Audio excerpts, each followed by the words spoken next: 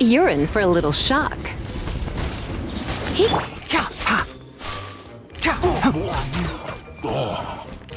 Enshroud!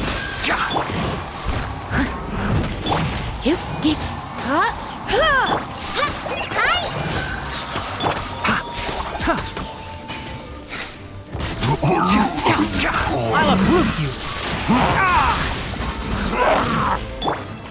Just like we rehearsed.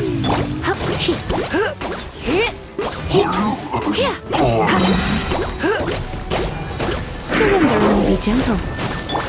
I hear everything! One with the forest! Steady as stone.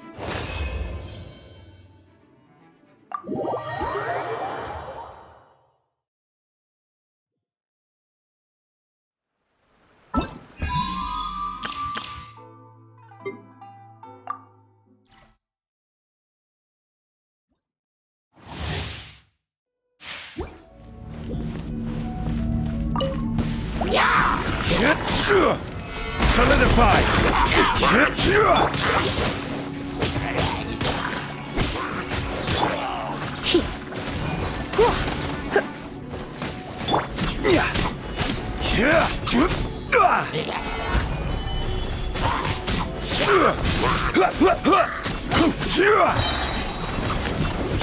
This is order.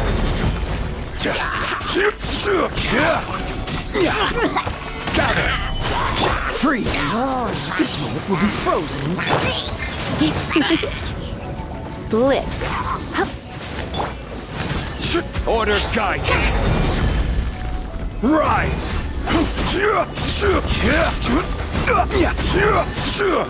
Stabilize!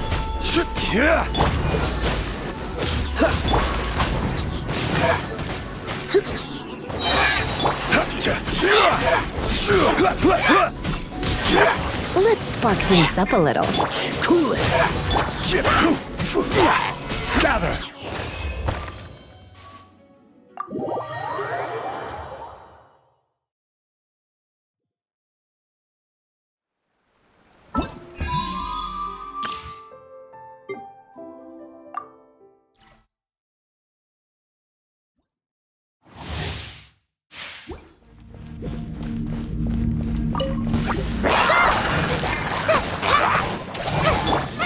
Frying pan into the fire.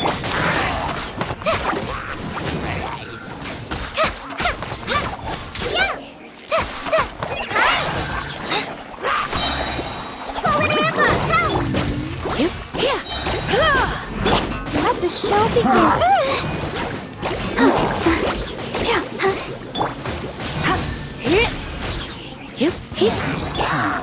Lola, get them!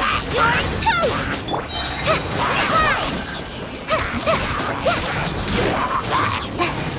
Try this on the side!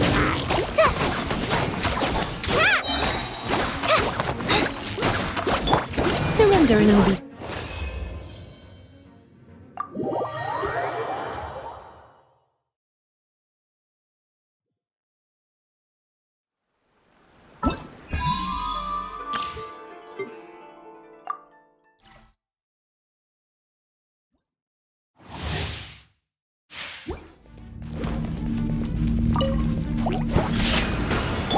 Dodge this! You're in for a little shock. Shaken and stirred! Look at you, booze hound! Don't get frostbite!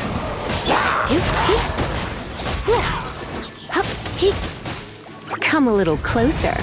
You've been a naughty boy. Try not to enjoy this too much.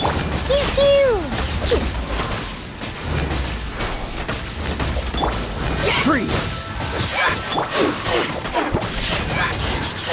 Can't handle your drink! Oh, so sorry.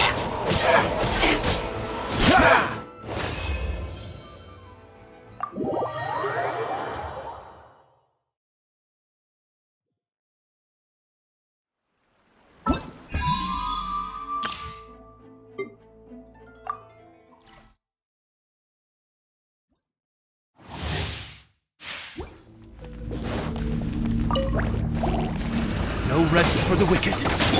Get it!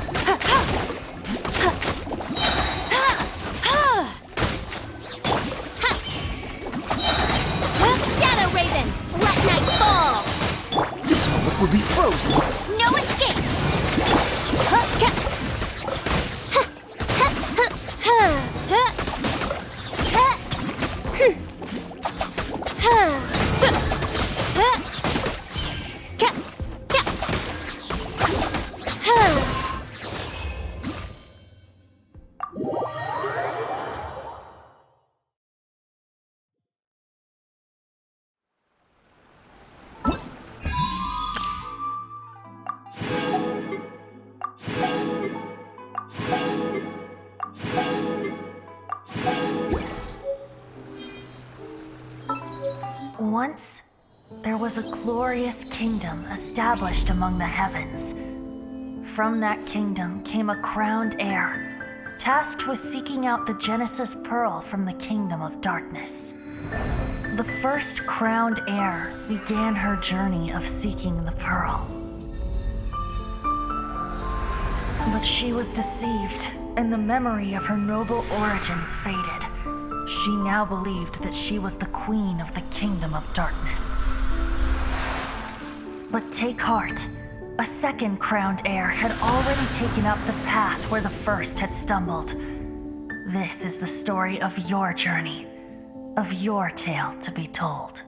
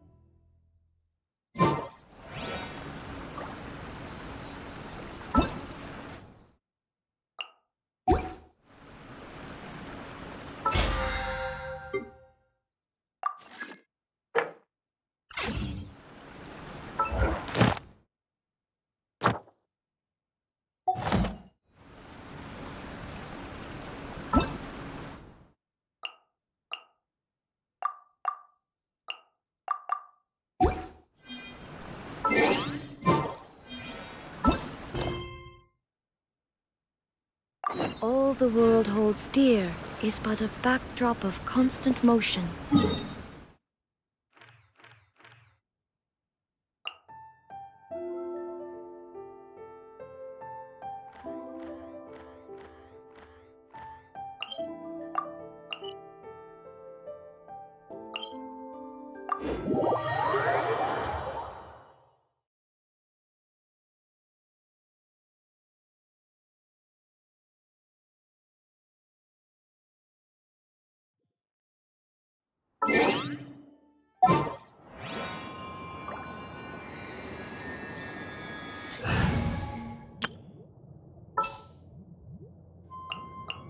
Didn't keep you waiting, did I?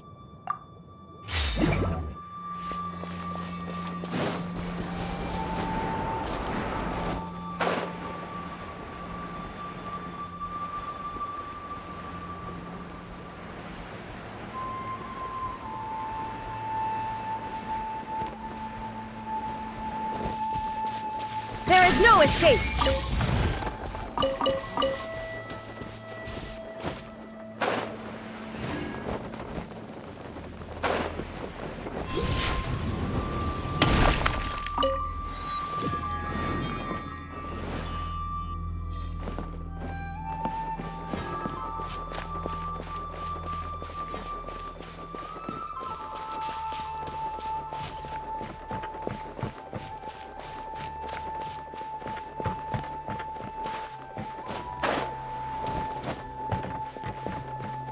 Shine down!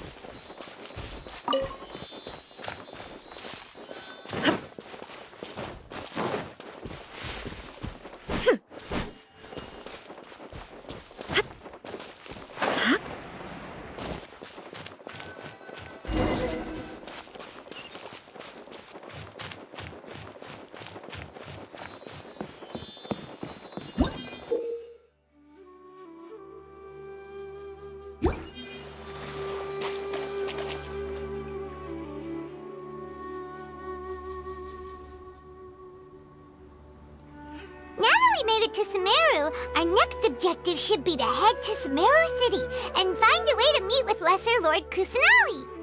And speaking of Lesser Lord Kusanali, even though we haven't heard too much about her, she doesn't seem to be the same deity who abducted your brother.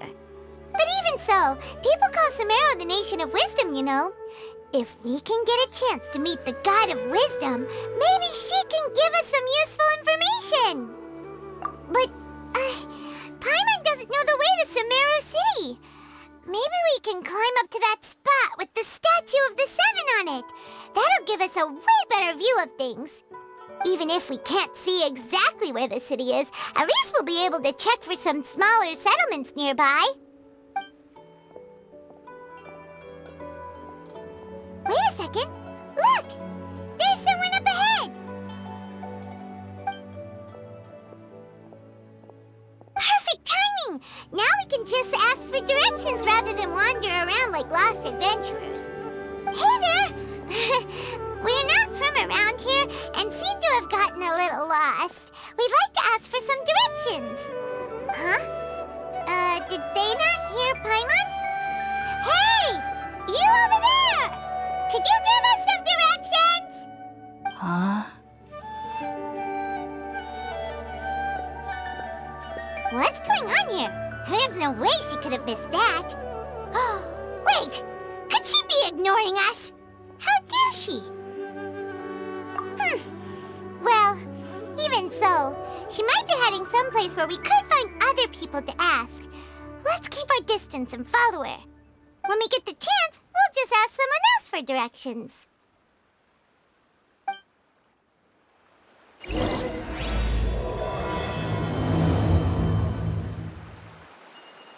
Come on, let's follow her. Just keep quiet and make sure...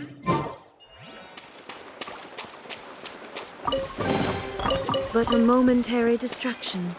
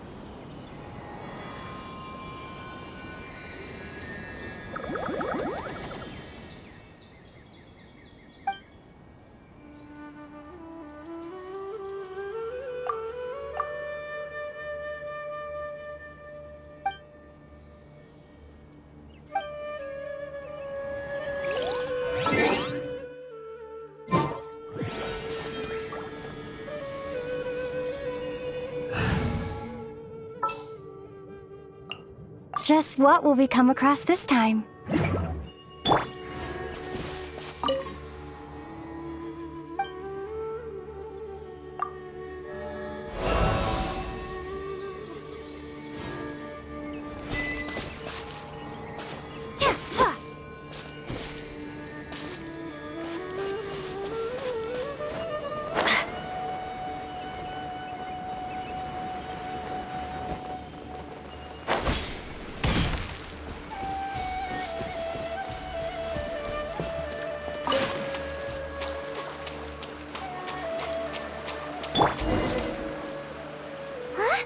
She just walked near that small waterfall and then suddenly vanished.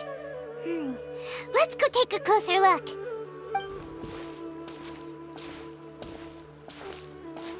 Paimon thought this cave would lead to a village or something, but it looks like that's not the case.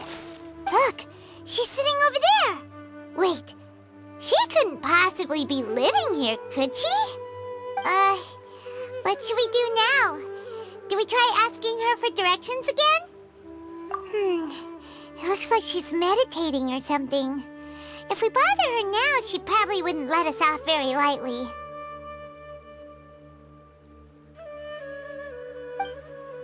Oh! What a lovely smell! It's coming from that sensor over there. This is definitely not your typical place to call home, but at least it smells nice. Maybe living here wouldn't be too bad after all. Huh? What's the matter? You don't look too good.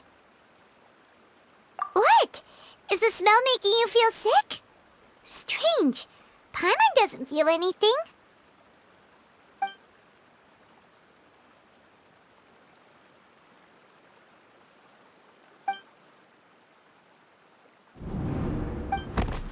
What's happening? Traveler? This is no time for a nap. Oh, come on, wake up.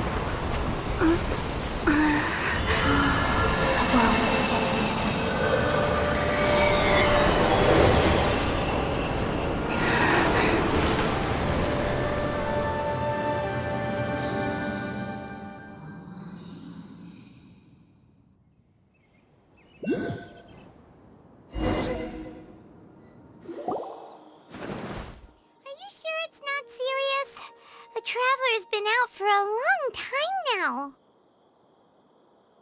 Yes, you can relax.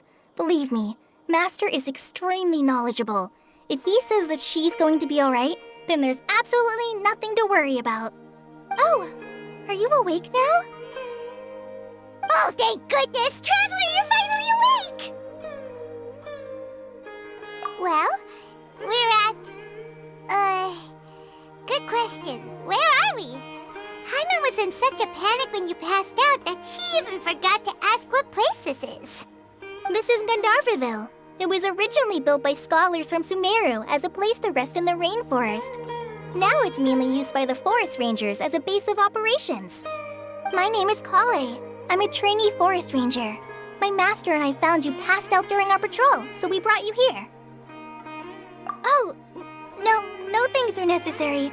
I didn't do anything really. By the way, how are you feeling now? Any discomfort? Oh, that's Master's herbal medicine you're tasting. He gave you some while you were unconscious. Before I forget, Master mentioned you should take more medicine once you wake up.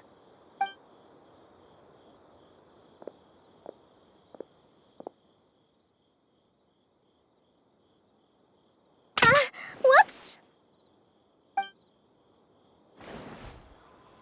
Kale, what's the matter? Were you trying to retrieve the medicine? As I've already told you, you must be careful with these. All right, I'll get it for you once I'm finished here. Sorry, Master. Now, the guide to Avidya Forest's edible fungi is clearly posted on our bulletin board. But if Farbode forgets which mushrooms to avoid one more time, I'll have no choice but to leave the guide somewhere a little more visible. Like right smack on his forehead so others can remind him to be careful. Right? This is the second time he's come down with food poisoning this month. I'll be sure to give him a good talking to. Yes, please do. If, on the off chance, Farbode simply enjoys having little imaginary fairies dance before his eyes, then we'll just let him be. But the next time he requires any of our medicine, be sure to charge him accordingly.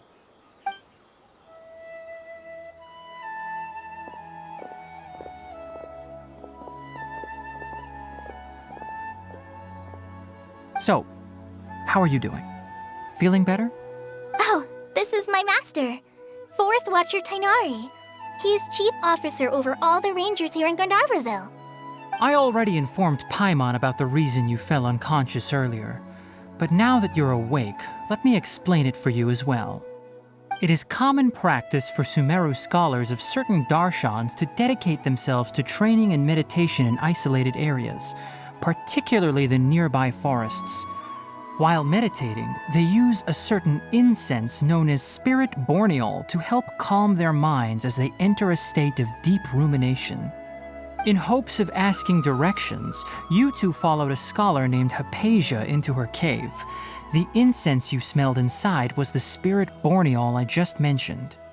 That incense typically has no effect on most people, but for a very select few, it can have profound effects on one's cognition, as you experienced firsthand. Does that make sense? Very good. Now, answer me this. Did you feel anything after passing out? Say, any out-of-body experiences? Or did you see anything while unconscious?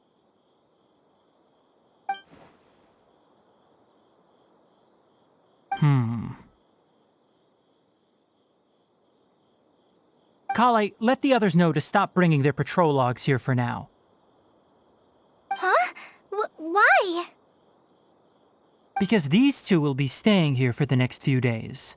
They can have my room and I'll bunk with Amir. Now get a move on and be sure to do as I've said. Yes, Master Tainari. Wait, hold on a second.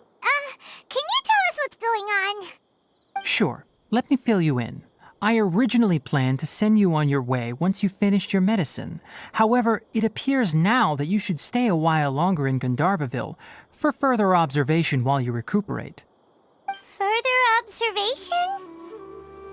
No need to be hasty. As long as you have the capacity to judge between right and wrong, I promise that you'll understand the gravity of the situation once I explain everything to you. Based on what you saw after smelling the incense and losing consciousness, we can conclude that you experienced a powerful hallucination, which suggests your mental state is not in the best of shape. If you're skeptical, have a whiff of this. Whoa! Are you okay? You're experiencing a similar sensation as when you passed out, aren't you? So even though your condition is stable as of now, if I were to haphazardly let you leave, it's highly likely that you'd suddenly pass out again somewhere else. The rainforest is home to many fierce animals and hazardous areas. If something were to happen to you again, I'm afraid you might not be so lucky. For now, I suggest you continue taking your medicine each day and avoid wandering off on your own. At least until you stop having adverse reactions to this kind of smell, okay? Good. Now continue resting while I fire up another bowl of medicine for you. Seriously? We just arrived in Sumeru and we're already having problems left and right! Paimon knows we're set on meeting Lesser Lord Kusanali as soon as possible, but you really don't look too good. It'd probably be best to let you recover first. Hey! Are you even listening to Paimon? Paimon's over here worrying about you, you know. What's weird? You mean how you're feeling now? You mean the vision of tree roots and red skies you saw? But if those weren't hallucinations, what could they be?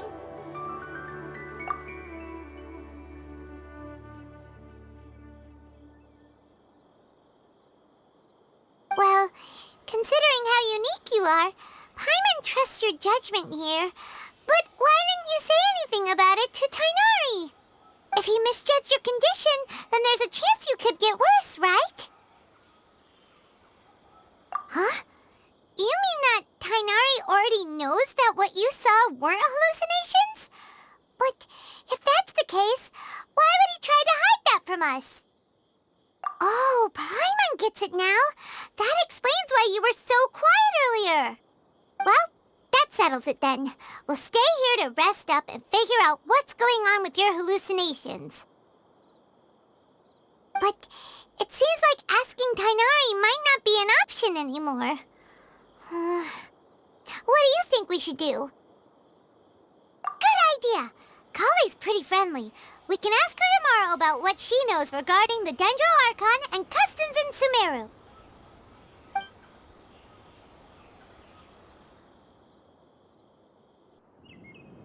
Rise and shine! Come on, it's time to go find Kale!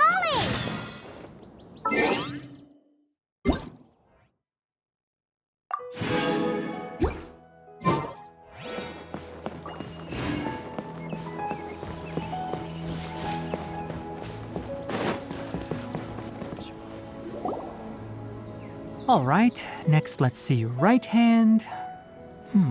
Yes, not bad. But please remember that you still need to be careful. Understand? Yes, I will. By the way, Master, I still haven't received the patrol route for today. Look, Kale, today's patrol will be a long one, so you won't be coming along this time. Besides, there's a chance we may encounter... well, you understand. But I have a vision too! Am I useless to everyone now? Don't talk like that, Kale. This is not something you need to be worrying about right now. Ah, there you are. Feeling any better? Yeah, since we'll be staying here for now, we thought we might as well try lending a hand around here. Seems you're not the type to sit back and take it easy for a while, huh? In that case, perhaps Kale could take you two for a patrol south of Gandharvaville for the day.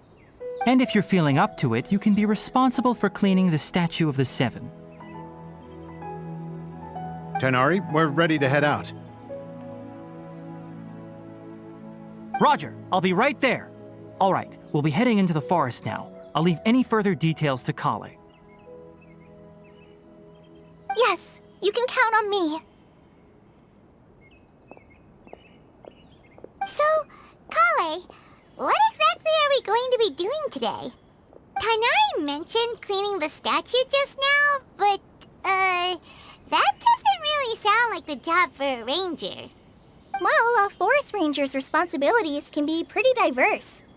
They handle a variety of tasks, like checking the condition of outlying roads, maintaining forest facilities, ensuring fire prevention standards are met, and providing assistance to travelers and locals.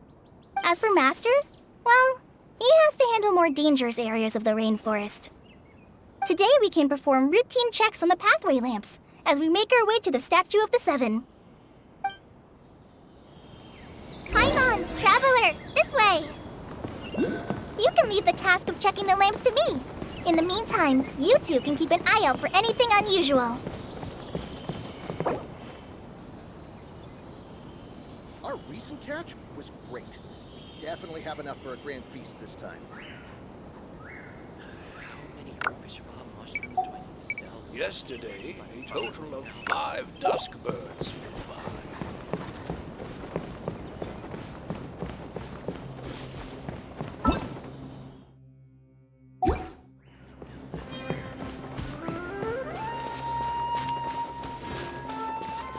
Nothing wrong with these two lamps. Let's move to the next ones.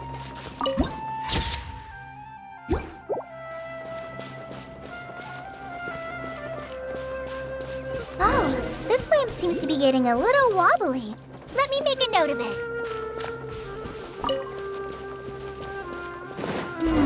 No problems with this lamp. Good.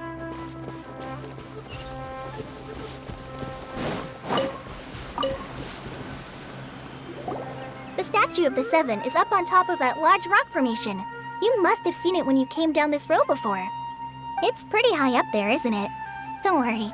If you're afraid you can't make it up there, I'm sure Master wouldn't mind if you don't clean the statue. Oh? I guess I'll leave it up to you then. There's not much footing once you reach the statue, so be careful up there. Paimon will fly up with you and help you with those hard-to-reach areas. By the way, Kale, do you know anything about the Dendro Archon? You know, what's she like? That depends. Are you referring to Greater Lord Rukkhadevata or Lesser Lord Kusanali? Huh? Greater Lord Rukkhadevata? Oh, is that the name of the former Dendro Archon? Uh-huh. Greater Lord Rukkhadevata was Sumeru's first Dendro Archon. She created the rainforest as well as the wall of Samiel around the desert. Her works provided a means of peaceful living for everyone. To the people of Sumeru, she's not only a symbol of wisdom, but also of power and kindness. Unfortunately, she disappeared in a great calamity that occurred a few hundred years ago. According to what Master has told me, the sages later found the newly born Dendro Archon and whisked her back to Sumeru.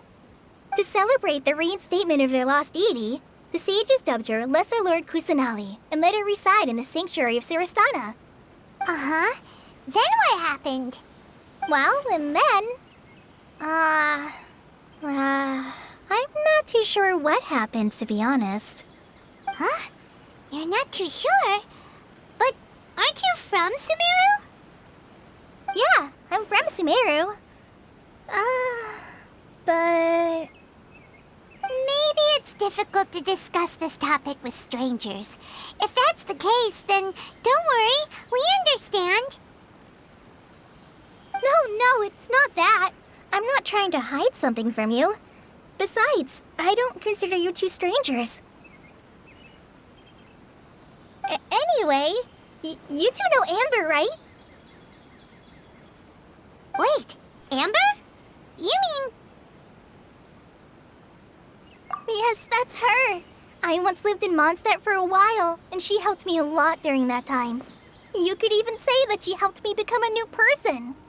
There's no one like Amber. She lives life to the fullest while always adhering to her strong sense of justice. She's ready to answer the call for action at any moment, but is also very understanding of others. She's like the spark that lights the fire in everyone's heart around her. If you ask me, she's a prime example of a true outrider. She's the first person anyone coming to Mondstadt will meet. You can't help but be enthralled by her charm and enthusiasm, causing you to fall in love with the lands of Mondstadt and...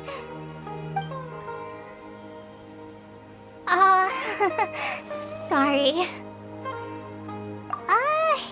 Paimon thought the work of Outriders was a little different from what you just described, but one thing's for sure, you really like Amber.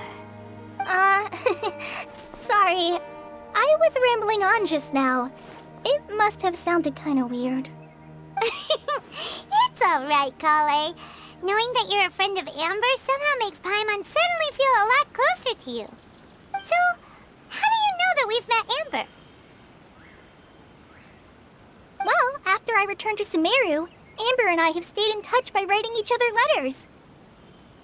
In one letter, she mentioned that Mondstadt was attacked by a fearsome dragon, but the city was saved by a mysterious blonde traveler and their floating companion. I knew you two were the ones she mentioned in the letter the moment I saw you. But, considering everything you've been through that day, I thought it'd be inappropriate to bring it up. Ah, so that's how you knew.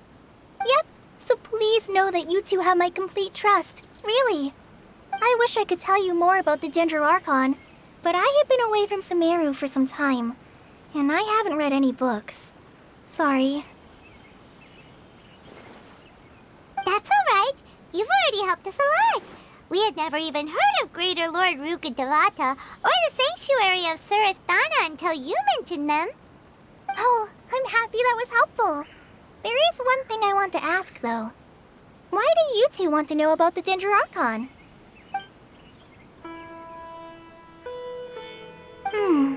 So that's why you're here. Thank you for telling me your story. Don't mention it. We are friends after all, right? Alright, we have a statue to clean. You both have my thanks. While you two are up there cleaning, I'll go ahead and inspect the forest canopy. Let's meet back here shortly.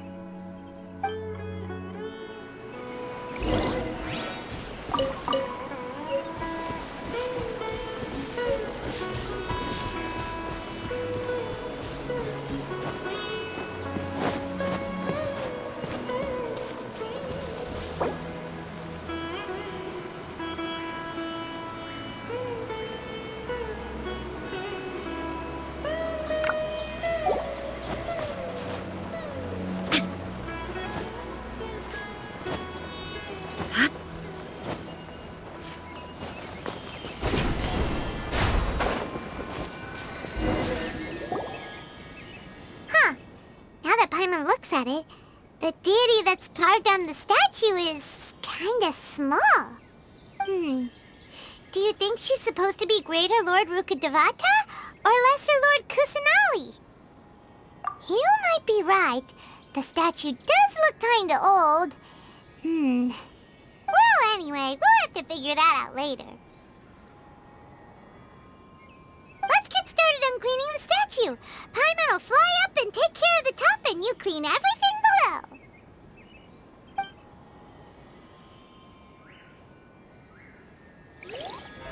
Nice work!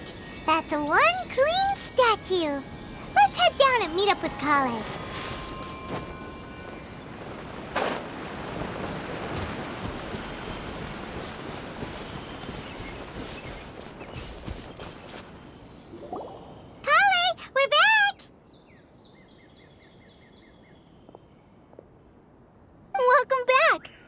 Be tired after all that climbing.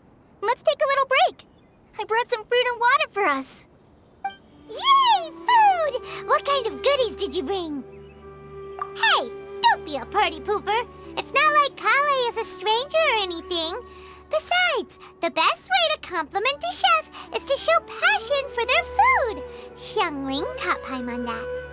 I prepared a nice portable dish that forest rangers like to eat called pita pockets.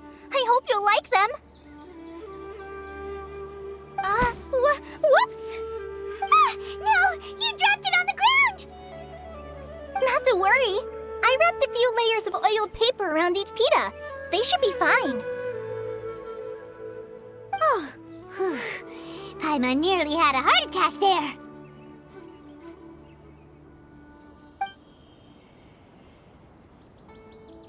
Those pitas are amazing! You're quite the cook, Kale.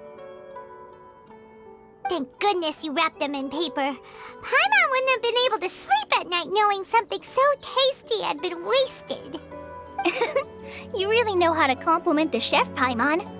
Since you liked it so much, I'll be sure to give you a copy of the recipe sometime. I'll even include all my personal cooking pointers, so you'll be making your own pita pockets in no time. Yay! Thanks, Kale! It's hard to believe someone as diligent as you could have clumsy moments too. Oh, I guess it happens from time to time.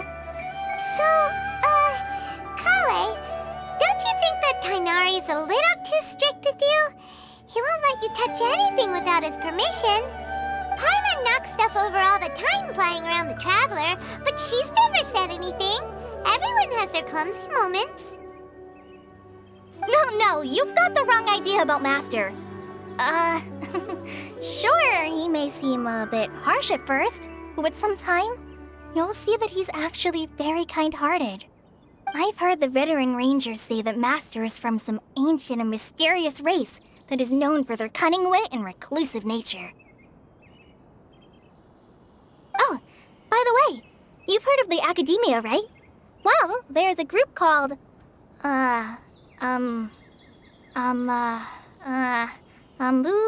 something? Well, anyway, because Master does a lot of research on plants, sages from the Academia have written him many times, inviting him to take up an official position there. But Master declines their offers every time, saying, Sumeru City is too noisy. It'd be bad for my ears. Seems you already know him well. Anyway, I'm sure the sages were not happy about his responses.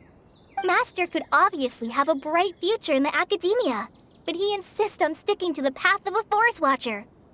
Every day he helps the locals of the forest and passes on his extensive knowledge to trainees like me. In fact, Master's the one who taught me how to make pita pockets. Really? Paimon would have never guessed that. Oh, speaking of Tainari, he was the one who took care of you after finding you passed out yesterday. He even carried you all the way here. Paimon's still kinda upset, though. He kept scolding Paimon the entire way here. Oh no, I'm sorry. Master might have been overreacting a little. But, it's mostly because Paimon wouldn't stop yelling, Why, oh why? Is she going to die? It probably started to get under Master's skin after a while. Hey! Don't laugh! Paimon was genuinely concerned about you.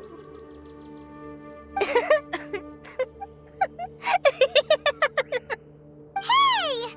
Now even Kale started to laugh. Ugh, that's it! Paimon won't forget this! It's time for some Paimonial wrath! No! Don't touch me!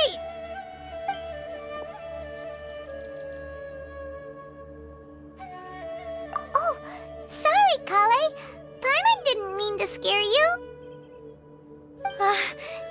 No, I just... I didn't mean that. Kale, are you okay? What's the matter?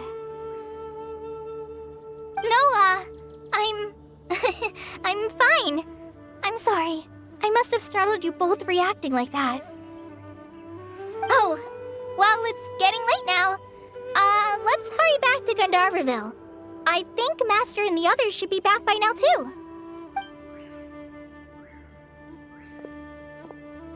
Huh? What was up with Kale just now? And why is she in such a hurry all of a sudden? Look, she's practically running back. Paimon can't even see her now.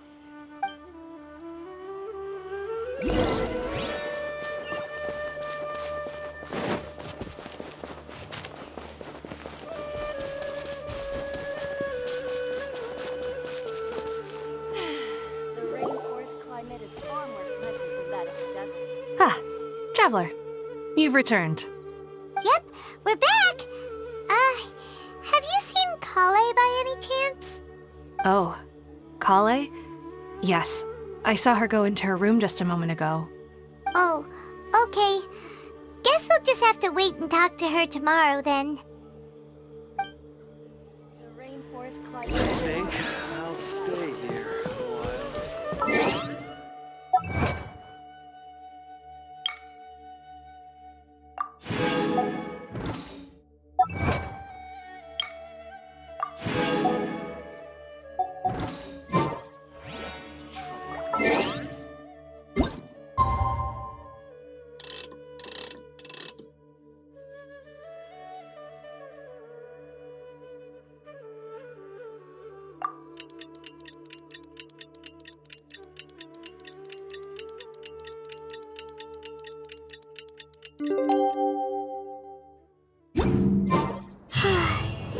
Paimon was thinking all night about what happened with Kale, and still can't figure out what the problem might be.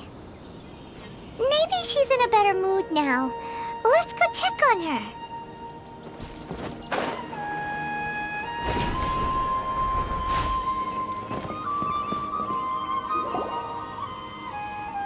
Ah, it's you two. I was just about to go look for you. Huh? Tainari? What are you doing here? Where's Kale? I came to check on Kale's condition. To put it simply, she's not well.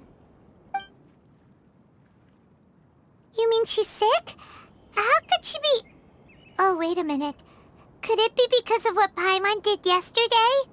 No need to worry. Something as small as you could never harm her. This sickness is something that Kale has been dealing with for some time. Kale has been more excited than usual since you two arrived. A little too much so, to be honest. She hasn't remembered to take care of herself. I suppose it's understandable, though. She hasn't been around anyone she considered a friend for some time now. It must have been refreshing for her to have you two here.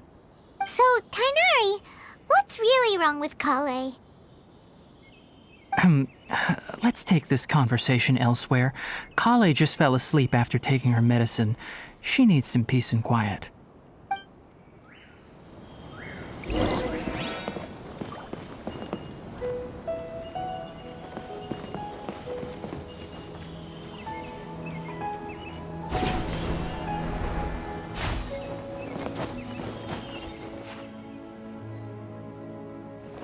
Yesterday, total of 5 dusk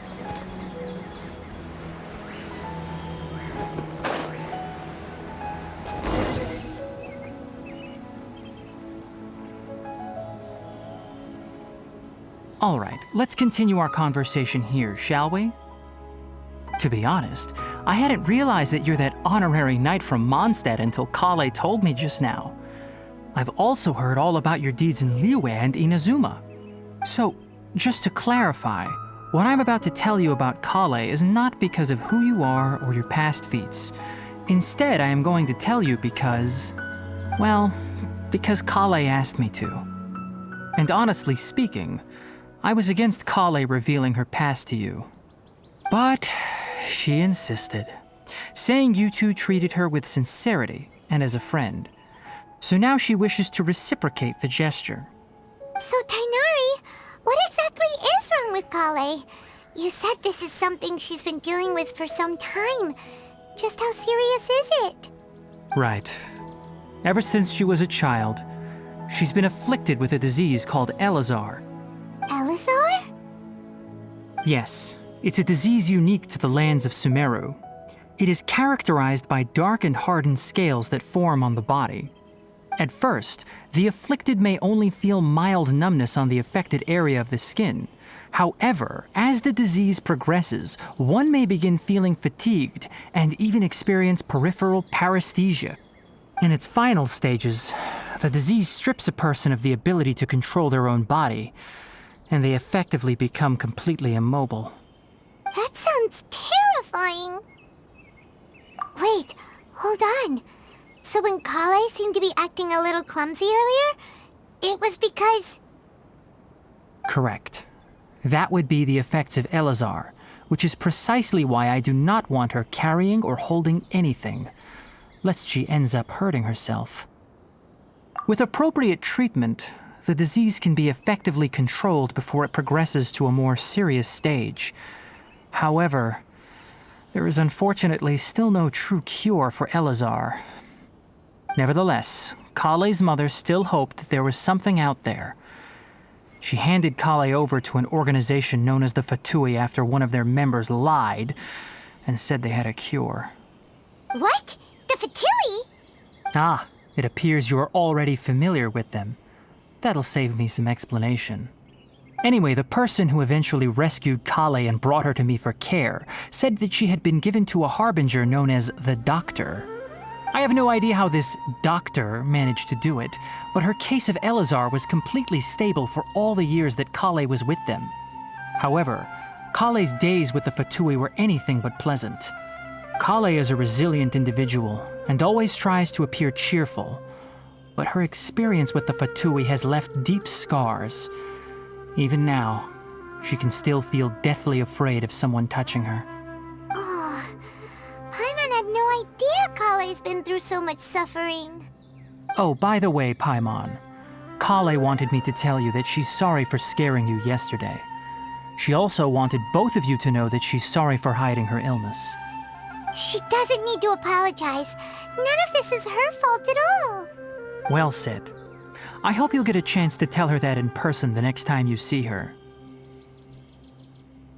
Kale once thought that it would be impossible for her to have any real friendships. I trust that you two will never let my trainee experience such emotional pain again. Don't worry, Tainari. We'll take good care of her. Well, it's not too serious at this point. She overexerted herself the last couple of days, which is what led to her breakdown this time. As long as she has taken her medicine and gets plenty of rest, she should get better. Though, I must admit that Kale's condition was much more stable when she first arrived here in Gandharvaville. She was interested in the work of the forest rangers the moment she saw us. I could see that she was serious about learning, so I felt compelled to ask her to join us. Her stamina has gotten much worse recently. Though a moderate amount of physical exercise is always necessary, I'm afraid the long-distance patrols are a little too much for her now. All right, now that I've told you about Kale's past, I think I'll head into the rainforest to find some ingredients needed for her medicine. I'll see you two later. Yeah, we'd like to do something to help Kale too. All right, but I must warn you two. The rainforest is a dangerous place, especially for someone who's still recovering like the Traveler. You must follow closely and listen to every instruction. No problemo! Let's go then. We'll be looking for a plant known as lunar lotus. It's often used to help those afflicted with Elazar recover their energy. Hey, Tainari? Where exactly are we going to find this plant? Lunar lotus can be found all over the rainforest, but it often grows right here around Gandharvaville. Given the name, it sounds like we should be looking for it in the water. You are correct. Lunar lotus grows in the water. When fully matured, they look like giant blue flowers floating on the water's surface. Quite an attractive species, if you ask me. The large petals are actually the plant's leaves and sepals, which surround a very small flower. You should note that many of the plants found in Sumeru have names that are contrary to their species. Take the Kalpalata, for example. The plant is not a lotus at all, but rather a vine. And then there's the Sumeru rose, which is not a rose, completely contrary to its name. Oh, okay then. Note to Paimon, never bring up the topic of flowers with Tainari.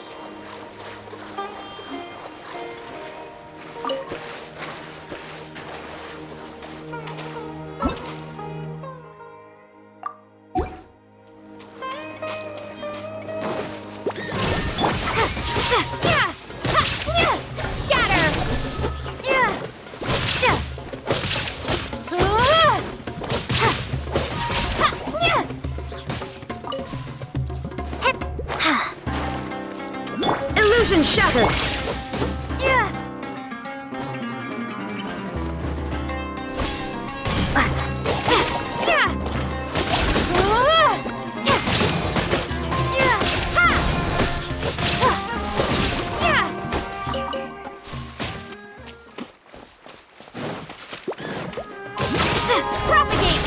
There is no escape!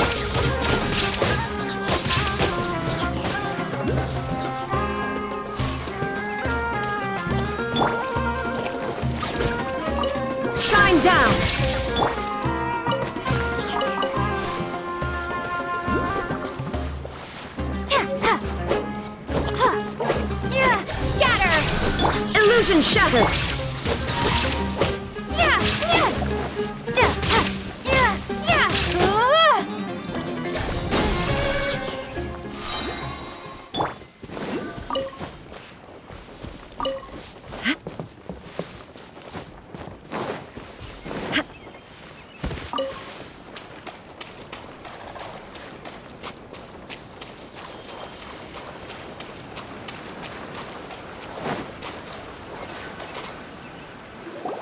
There should be lunar lotuses growing somewhere in this area. Let's split up and begin searching. If you could manage to gather 4 of them, that would be sufficient. We'll rendezvous here once you've gathered the needed amount.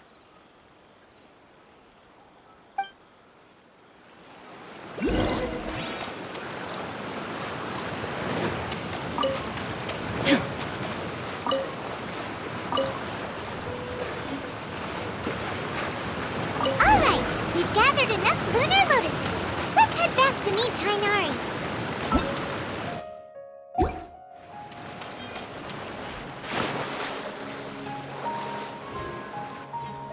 Hey, Tainari! We found the lotuses you requested. Let me take a look. Good, very good. These are all excellent quality. I'm quite glad you two came along. Your exploration experience helped save me a lot of time here. It seems we even have enough time to stock up on some other things I need. Hey, Tainari!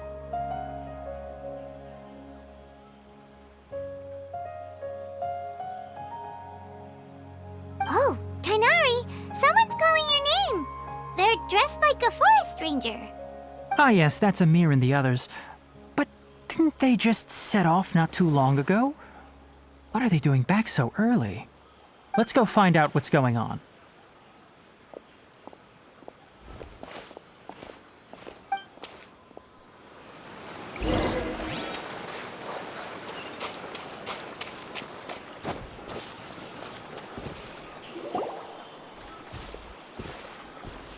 Tainari, thank goodness we found you here. We were just about to head back and find you at Gandharvaville. What's going on? We just discovered a withering zone. The withering is back? But the patrol route you were on should have been already clear just a week ago. It reappeared so quickly. Can you tell me the exact location?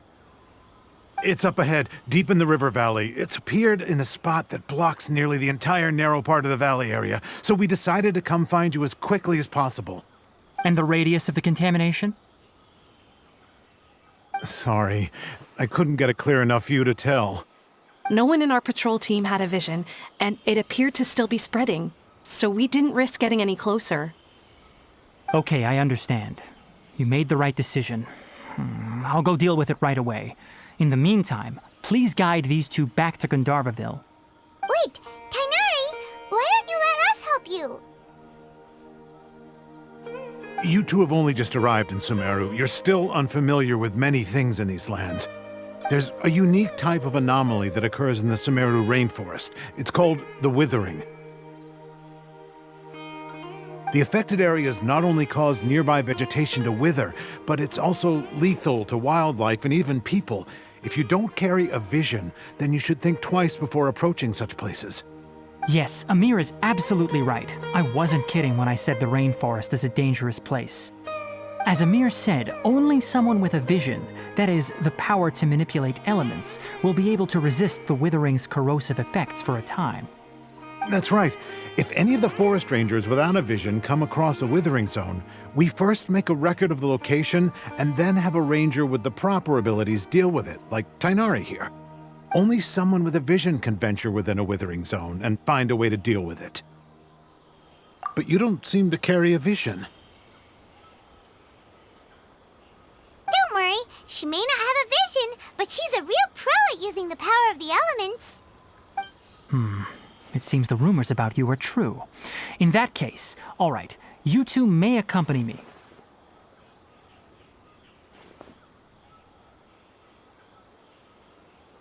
We typically only teach visitors how to identify the withering as they're about to leave Gandharvaville. We'll make an exception today and show you what it looks like up close.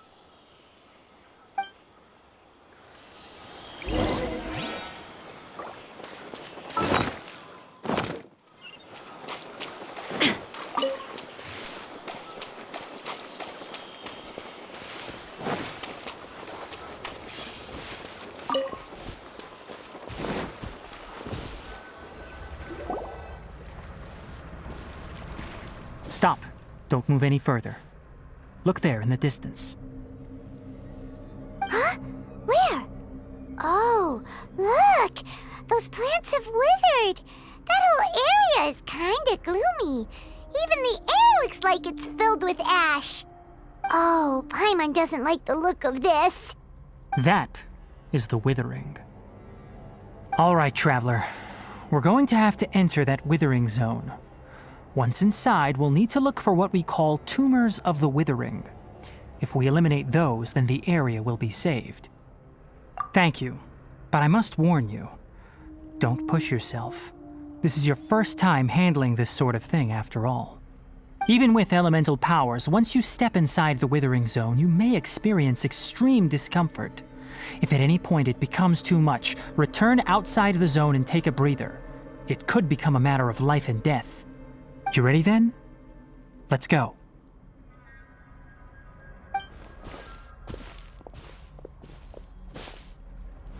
First, we must locate any branches sustaining the withering zone.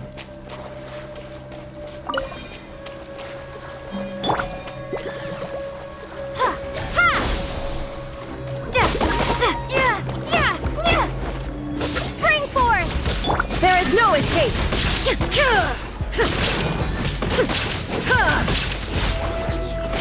I'll protect us.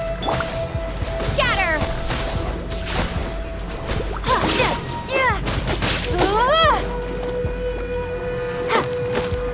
Propagate!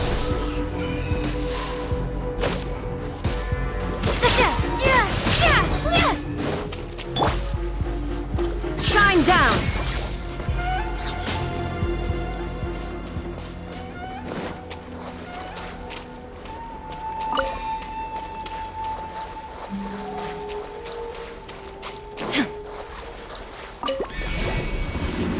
There is no escape!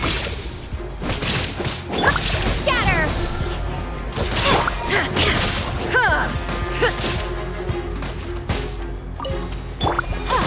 Propagate! Illusion shattered!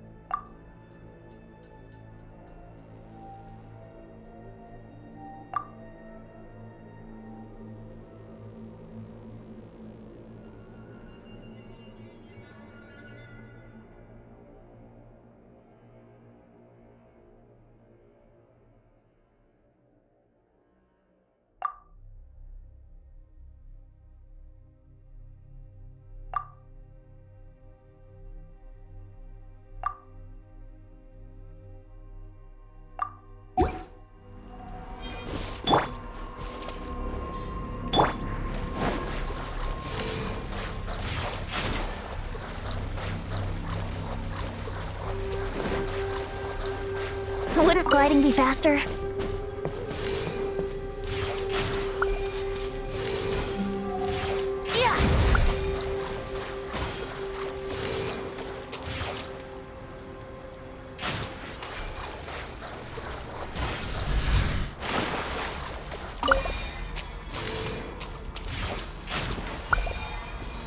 Great work. Now that all the branches have been cleared, we'll need to take care of the tumor.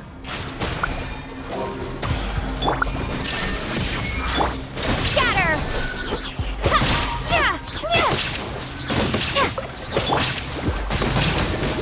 Here we go! There is no escape! Now, destroy the tumors of the withering.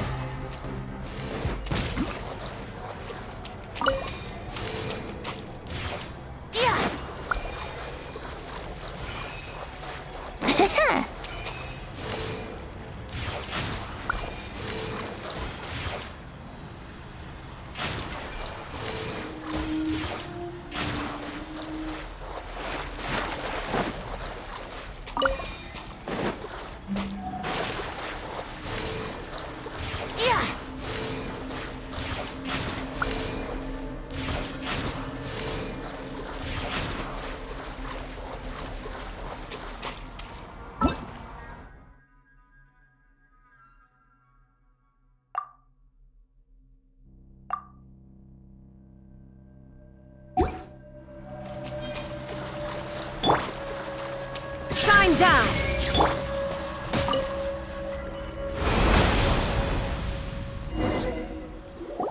We did it! Everything's returning to normal now!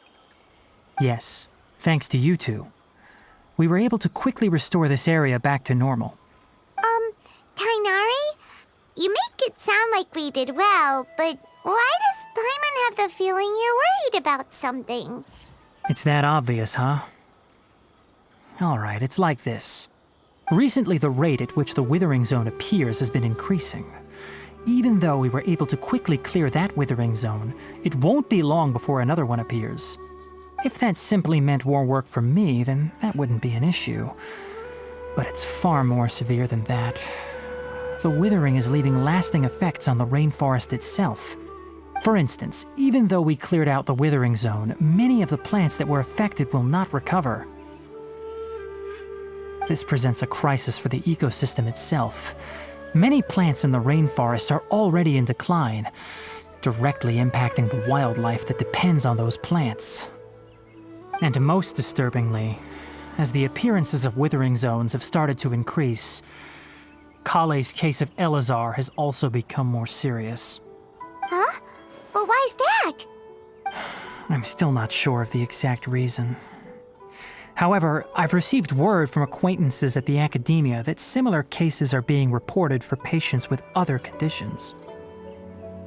No, none that we know of. The withering has been recorded in Sumeru for millennia. It's said that it originates from the depths of the world. By the way, have you heard of Irminsul before? Irminsul is a tree located deep beneath the surface. Although it isn't like any tree we know in a biological sense, you can basically think of it as a large tree that grows downwards rather than upwards. I'm sure you've heard of ley lines, right? They're like the roots of Irminsul, spreading and extending from a massive cavern deep underground all the way up to the surface.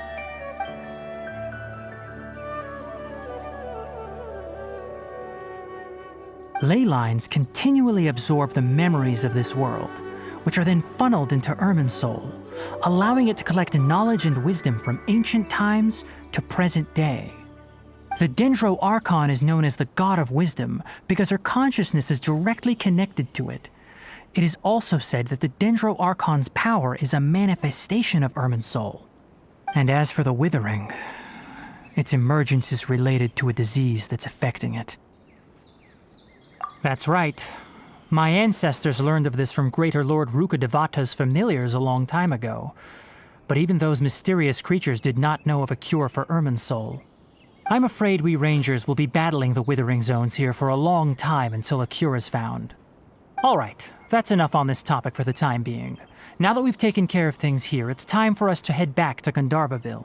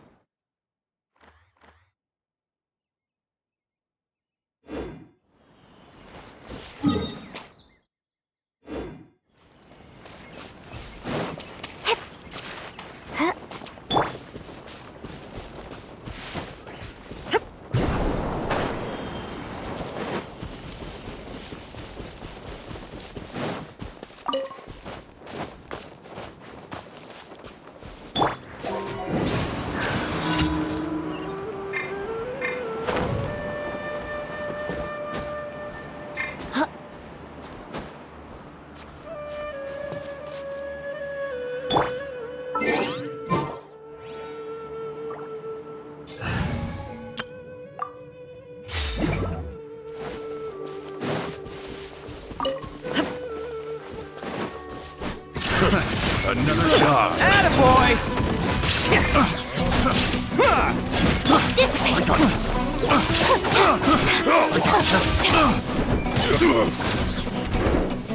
Illusion shattered! Let's roll! Test subject. I wasn't done.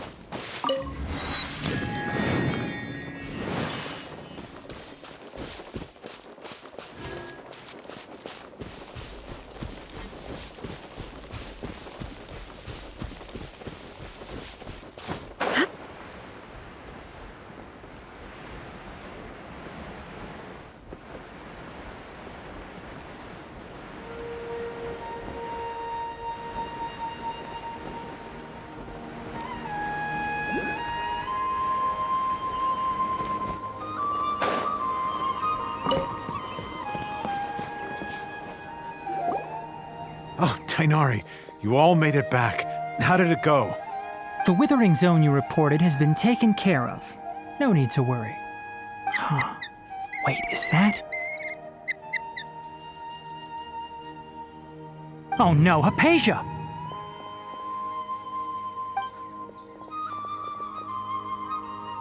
Huh? What's wrong, Tainari? This Duskbird is Hypatia's designated courier for urgent news. You do remember her, don't you? She's the scholar you and Paimon were following when you first arrived in Sumeru. Oh, her? How could we forget? So did something happen? Let me see what's written in the letter first. Oh. So what's it say? And what's with that weird expression on your face? Just let Paimon read it. Huh? All Paimon sees are 3 squiggly lines. Yes, allow me to explain. After we brought you from Hypatia's cave to Gandharvaville, Hypatia resumed her meditation. She must have just finished. It's been nearly 3 days since she's had anything to eat, and it appears she's forgotten to prepare some rations. This letter is her asking us for help. We need to go. What? You mean she's been sitting there for 3 days? Hey, wait, how did you know all that from just a few lines on the paper? Well, obviously because this has happened before. Last time she drew 5 lines, and by the time we found her... Well, I'd prefer not to remember that. Needless to say, Hypatia's been through worse, but we should still get to her as quickly as possible. I've got some emergency rations set aside for times like these. Paimon, Traveler, could you two bring these to her? Wait, you want us to bring her the rations? But will the Traveler be okay if her cave is still filled with that funny incense? Let's find out. Here, Traveler, take a smell and see. So, how do you feel? Huh? Really? You're not feeling even a little drowsy? But wait, how'd you know that she'd be okay this time, Tainari? Back when we were clearing the Withering Zone, I observed that she could adeptly manipulate the Dendro element. I knew then that she would be fine. And if I may ask, when I was telling you two about Irminsol's ley lines, was what I described similar at all to what you saw while you were unconscious? That's correct. Those weren't hallucinations at all. Though I don't intend to apologize for deceiving you. Because what you saw is of significant importance. Not just for the nation of Sumeru, but the entire world of Tevat. My forefathers were shown much favor by Greater Lord Rukkhadevata. We took an oath to protect this nation together with her. Now that that duty has fallen to me, it was part of my responsibilities to ascertain whether you could be entrusted with the fate of Sumeru. Now, after seeing you in action with my own eyes, you have earned my confidence, and I no longer feel the need to hide any secrets from you. When you passed out, your consciousness had connected directly with Irminsul. What you witnessed were actually real memories contained within Irminsul itself. I could try to tell you more, but it would be better if you went to ask Hypatia instead. Her focus on meditation and use of Spirit Borneol are aimed at establishing a connection with Irminsul, just as you did. That sounds nice and all, but will she really help us? Seriously, she completely ignored us the last time we tried talking to her. That was because when you ran into her, she was in a special phase of her training. During that time, she must avoid communicating with others. Please, wait here for a moment.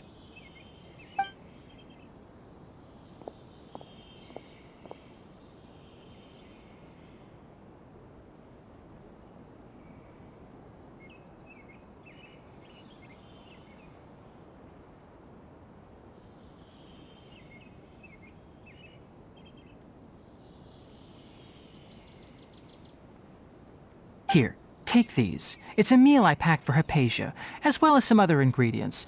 I'm sure it'll come in handy. Also, here's a letter that I would like you to give to her. Just show it to her and she'll answer any questions you may have. No. I should be the one thanking you. You've both been a great help these last few days. Hypatia should still be in the cave. Let's go inside and see how she's doing.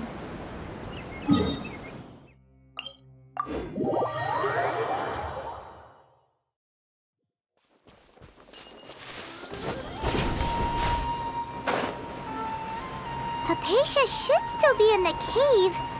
Let's go inside and see how she's doing.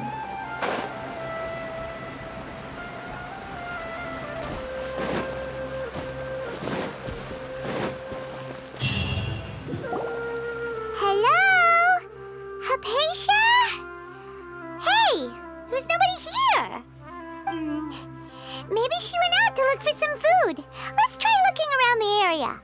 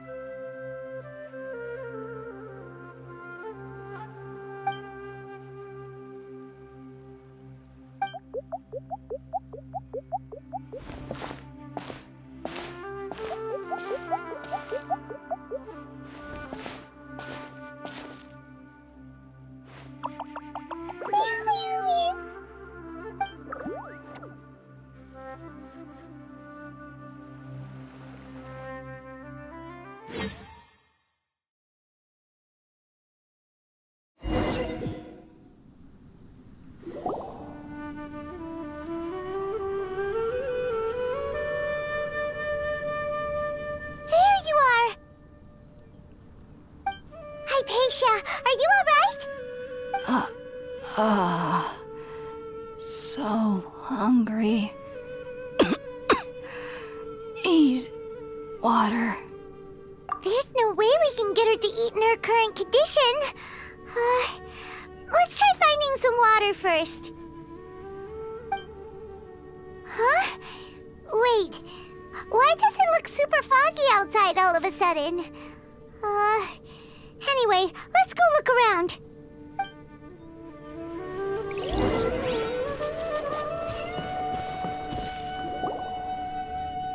Huh? How'd things out here end up looking like this? What happened? And where are we? Really? Oh, maybe you're right. Let's go investigate the area.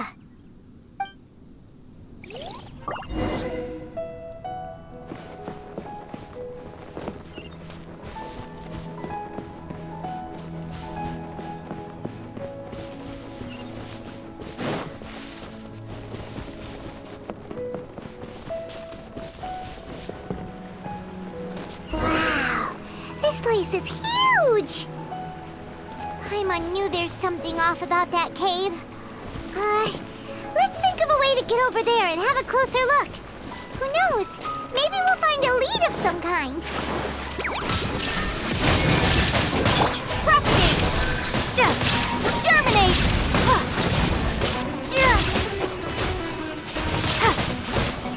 There is no escape!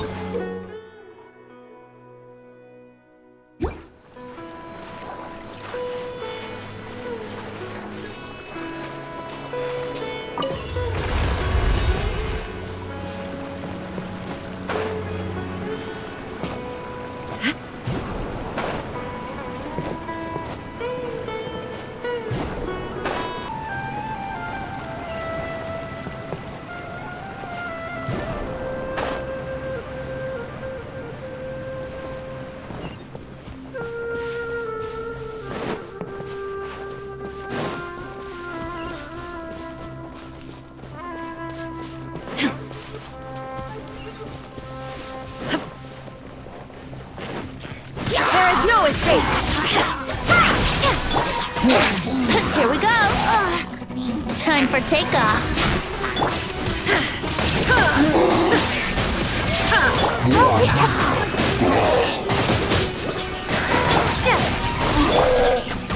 Let's play.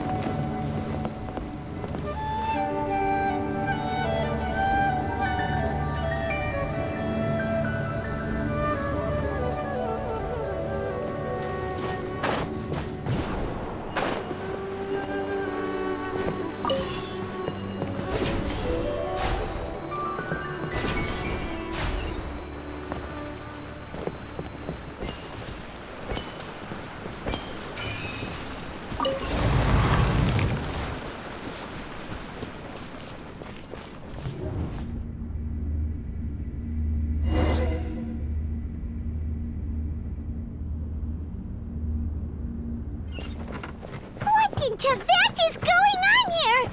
This place is getting weirder by the minute. Hey, what's the matter? You don't look so good.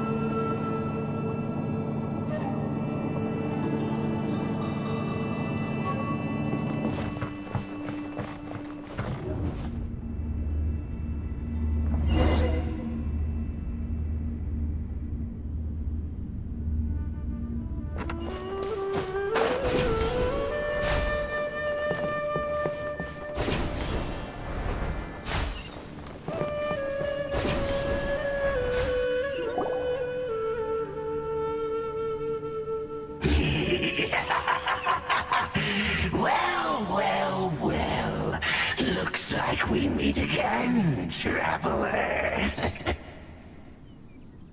Abyss Herald! What are you planning to do in this strange place? Strange place.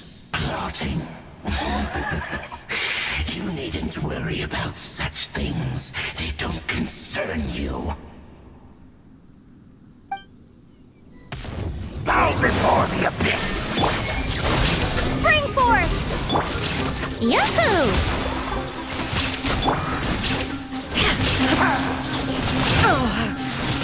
Shine down! Let's play! Let the show begin. Go, Barbara! There is no escape! Brace yourselves! Propagate!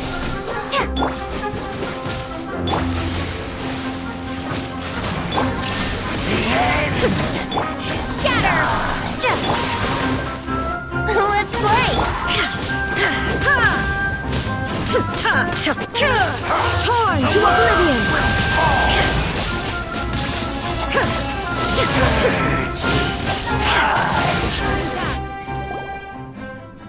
Huh? Why can't we beat this guy?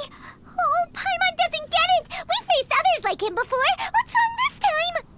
Traveler, though you may have managed to avert countless crises before, your good fortune was bound to end sooner or later. It's time you realize how weak and powerless you really are. Your brother. Oh, pitiful traveler. Are you really so ignorant? Or are you just living in complete denial? His Highness has long since forsaken you. Your meager existence in his eyes is that of an annoying bug, only to be stepped upon. The bonds of love and family which drive you to find your sibling are utterly gone. Your journey is meaningless. But don't you fret now. Today will be your last. Now die!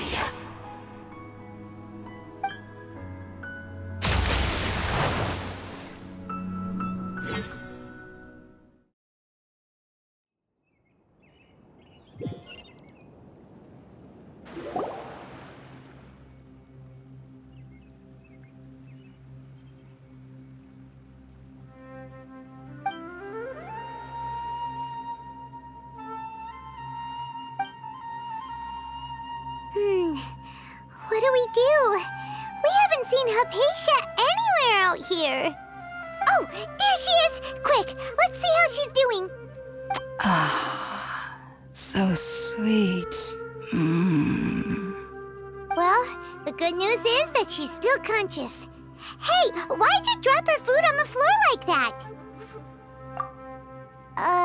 Are you okay? That's really not like you. Anyways, we can talk about this later. We better make sure she's all right first.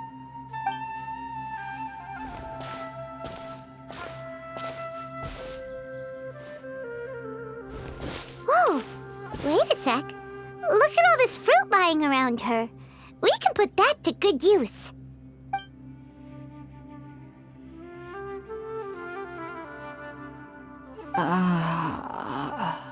Who is there? Tainari, is that you? Huh?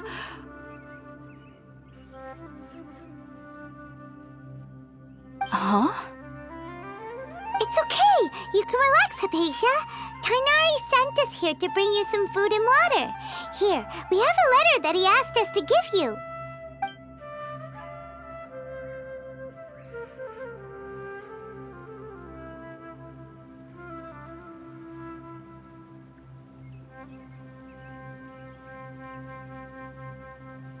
I see.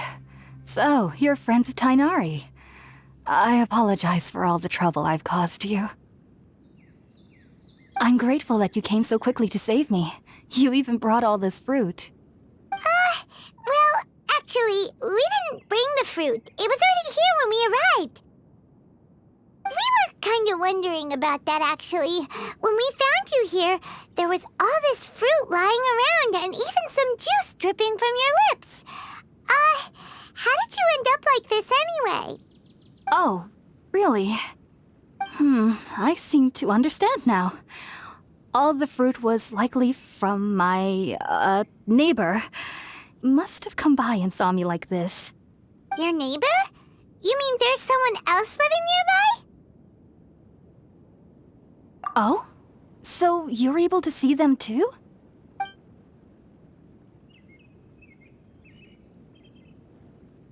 Wait, hold on a second, Traveler. You say that before we arrived, you saw some mysterious creature and suddenly had a strange dream? Isn't that a little too crazy to believe? No, I actually do believe what the Traveler is saying. I myself had a similar experience once before and ended up scaring my timid little neighbor here. You needn't worry. They mean you no harm. They only dragged you into the dream because they hoped to buy themselves a little time in order to scurry away. So, Hypatia, just what kind of creature is your neighbor exactly? I'm not sure what it's called, to be honest.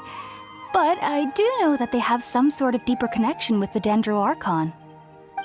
I know this because the first time I saw them was also the exact day my consciousness was able to form a connection with Irminsul.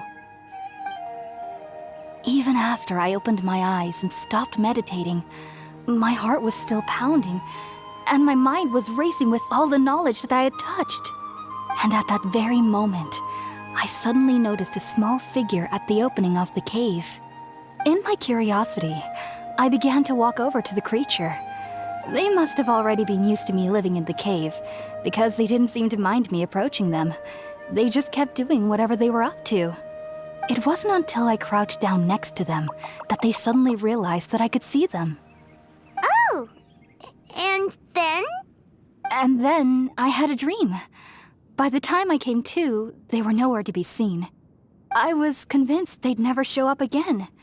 But sure enough, I saw them nearby a few days later. And they weren't alone. I feel like they aren't as afraid of me as the first time I approached them. But I never would have expected them to save me. Yes, no doubt about that. By the way, Tighnari mentioned in his letter that you had questions for me regarding Irminsul.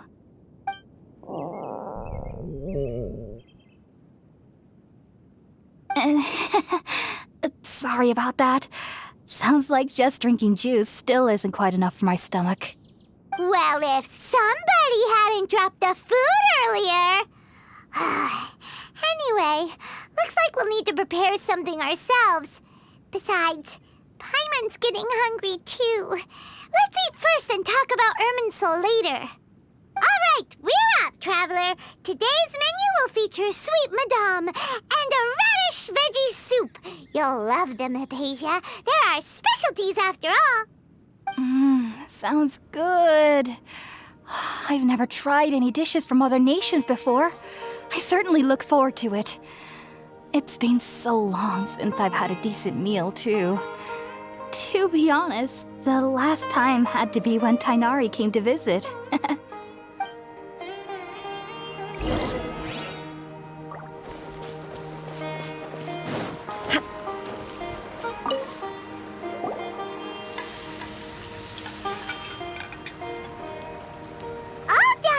Let's use the empty box that Tighnari gave us since we already washed it.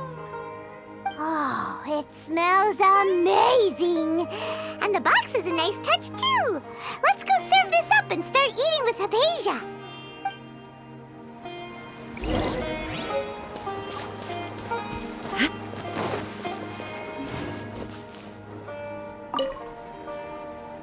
Are you already finished cooking? Smells delectable. I'm truly thankful whenever I can enjoy a proper meal like this. Cooking really isn't my forte.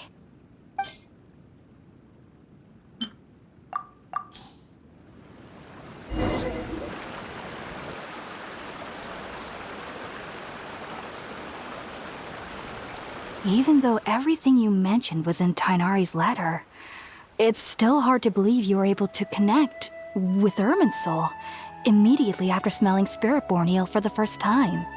It took me nearly 3 years before I could do so. And everyone at the Academia even lauded me as a genius. You should know that some researchers spend their entire lives without ever successfully connecting with Irminsul as you have. So why does this incense allow people to connect to Irminsul? The ingredients used to make Spiritborn Ale primarily consist of plants created by Greater Lord Rukkhadevata. These special ingredients are conducive to heightening our senses to the Dendro Archon's power.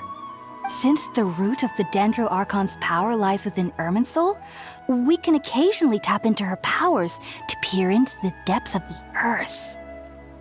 Naturally, anyone who can establish a connection with Irminsul in their first ever attempt must be a person of great understanding. Makes sense. But Paimon's got a question. Why was she sensitive to the smell of those plants for such a long time? That was primarily due to her body's unique constitution. Stimulated by the incense, she could perceive the Dendro Archon's power and experience the sensory overload, hence the adverse reactions. Taking in any scent similar to the ingredients of Spiritborn Ale would cause adverse effects. Not to worry, though. It appears you've already fully recovered. Technically, your body should still be sensitive to the powers of the Dendro Archon, but unless you're using intentional meditation techniques, the scent of Spiritborn Ale should no longer trigger such reactions. Whew. Well, that's a relief. I must admit, I am quite envious of your abilities. Even if it meant suffering from pounding headaches for the rest of my life, I'd consider it worthwhile so long as I could connect with Irminsul at will. Whoa, you're really serious about this whole thing, aren't you? I am a researcher after all. As a member of the Ritaoist Darshan at the Academia, my main area of research is the stars and their connection to the fate of living beings. But there is still so much we don't know, especially regarding the mysteries that lie in the starry skies. Which is why I must turn to the all-knowing Irminsul for answers. If only my perception wasn't so limited. Unfortunately, I cannot guarantee that my every attempt to attune with Irminsul will be successful, or that doing so will leave my consciousness intact. I am currently in the stage of training known as Satyavada life. Many researchers in Sumeru have lost their minds while seeking to attune with Irminsul during this stage. Sages have said that Irminsul contains divine knowledge, and touching such knowledge without the proper preparations and abilities will only lead to one's mind caving in on itself. That's why we meditate alone. We need to ensure that our minds will be calm while minimizing the possibility of involving anyone else.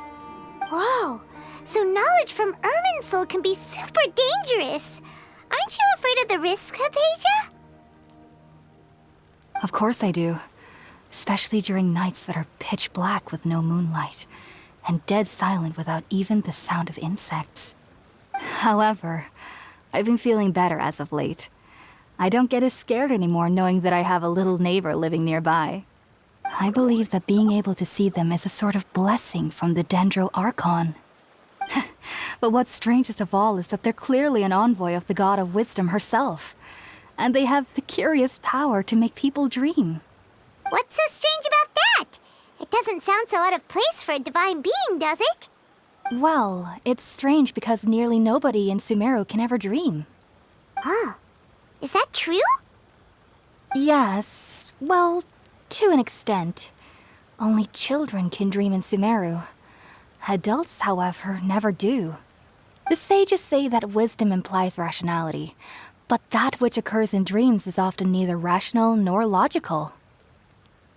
Yes, if one struggles with anxieties, those emotions could influence their dreams. The fact that the people of Sumeru do not have dreams is seen as a blessing by the sages. They believe that Greater Lord Rukkhadevata, the God of Wisdom, is keeping us away from the foolish delusions you encounter in your sleep. I was born into a family of scholars in Sumeru City. Ever since I was a child, my parents would always tell me that I'll know I've grown up once I stop dreaming. I studied hard, enrolled as a student in the Academia, and went on to become a researcher. Sure enough, I never dreamed again. But then, on the day I scared the little Aranara, I suddenly saw a dream again. It was incredible. Though I don't exactly remember what I saw, I clearly recall the feeling. I suddenly felt like I was a child again. Back then, I was foolish and ignorant as any youth would be, but I was free of fear. Maybe dreaming isn't as bad as we've made it out to be. Just be sure not to speak of this if you travel to Sumeru City. They'll look at you as if you've lost your mind. So, do you have any thoughts about the things she saw when she connected with Irminsul? Sorry. I'm afraid I don't have any answers as of now. All I can say is that what you saw is a memory contained within Irminsul itself. World Forget Me. What could that possibly mean? If only I could ascend past Satyavada life and begin Paripurna life. I might have some more answers for you. If you two are ever in the area again, please be sure to come and see me. There's no need to be thanking me. You two are my saviors. Besides, I'm already looking forward to tasting some more of your cooking.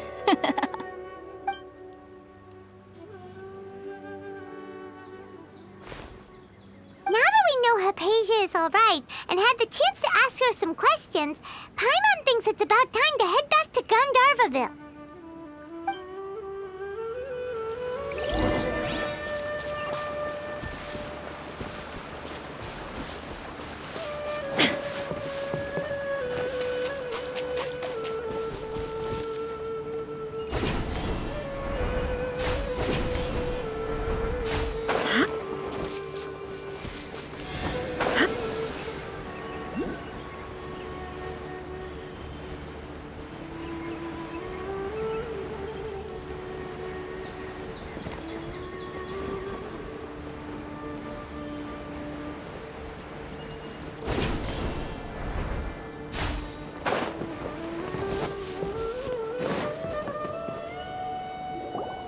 Think about it, Tainari. Refusing to join is tantamount to burying your head in the sand. I understand that you're a forest watcher and that it's your duty to combat the effects of withering zones, but isn't it evident that such work is not a lasting solution to the problem? As Sage Kage clearly stated, your presence and guidance in Sumeru City is pivotal in finding a cure for Irminsul. How could you possibly refuse? Keep your emotions in check, Gulam.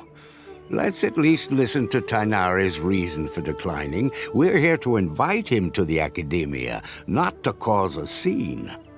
Sage Kage, I am truly honored that you came here in person, but I'm afraid I must still decline your invitation. I am merely a forest watcher. How could the great minds of the Haravatat have any need of someone like me? Well, it turns out that your refusal letter had some implications on your master's reputation. He is a renowned sage of the Immorta, after all. So now I've come here in his stead. I see. Huh.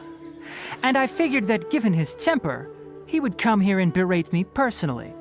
Tainari, your master is an integral part of this effort, and now he requires your assistance. And what exactly does my master need of me, Sage Kage? You'll know, once you've arrived in Sumeru City, that is. And how long will I be required to stay? There's no definite answer as of now. Do you mean to tell me that despite coming all the way here to Gandharvaville, you still can't answer the questions I laid out in the letter to my master? If that's the case, then I'm afraid I cannot give you a definite answer either. Tainari, but you... So be it. Come, Gulam, we're leaving.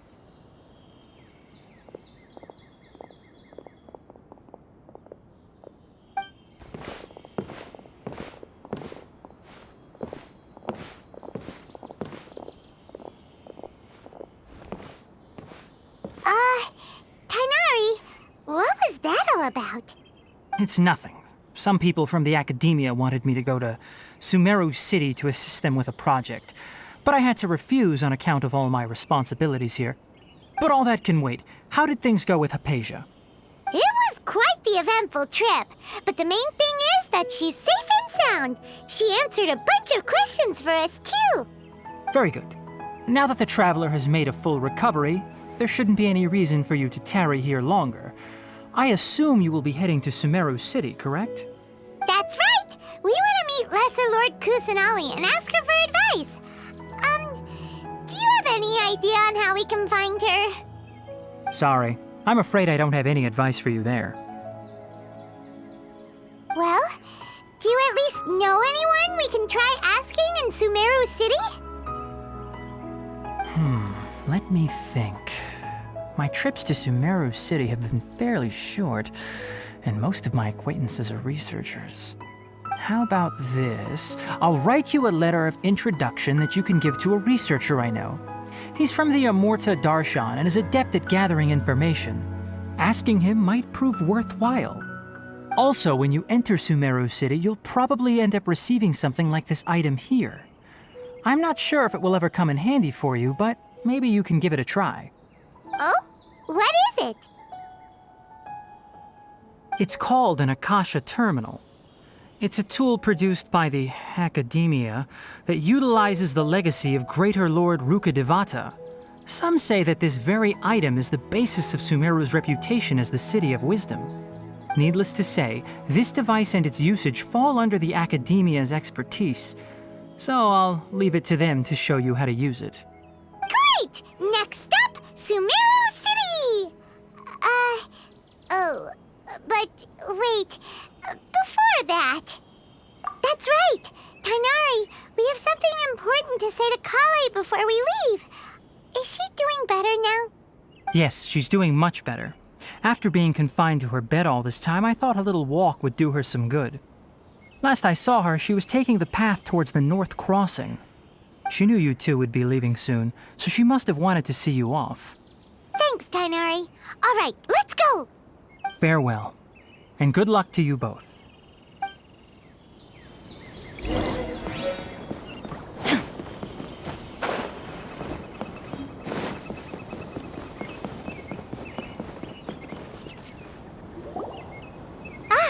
I've been waiting for you two.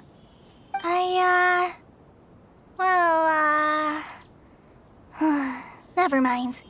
I guess I should just wish you two a safe and successful journey. Thanks for waiting here just to see us off, Kale. We're headed to Sumeru City. Don't worry about me. I can take care of myself. My condition won't be getting in the way of my duties. I want to be a forest ranger after all. It's up to me and the others to protect the rainforest here. And, I'm sorry. I should have told you both about my condition when we first met. I just wanted you two to treat me as a normal friend, not some girl that needs your sympathy. But I guess now I understand that the most important thing is for friends to be genuine with one another. There's no need to apologize, Kale. We should be thanking you for trusting us enough to be your friends and sharing your past with us. We're probably still gonna worry about your condition, but that's because we're friends and we care about you. Thank you. That means a lot. Before you leave, I have something for you. Oh? What is it?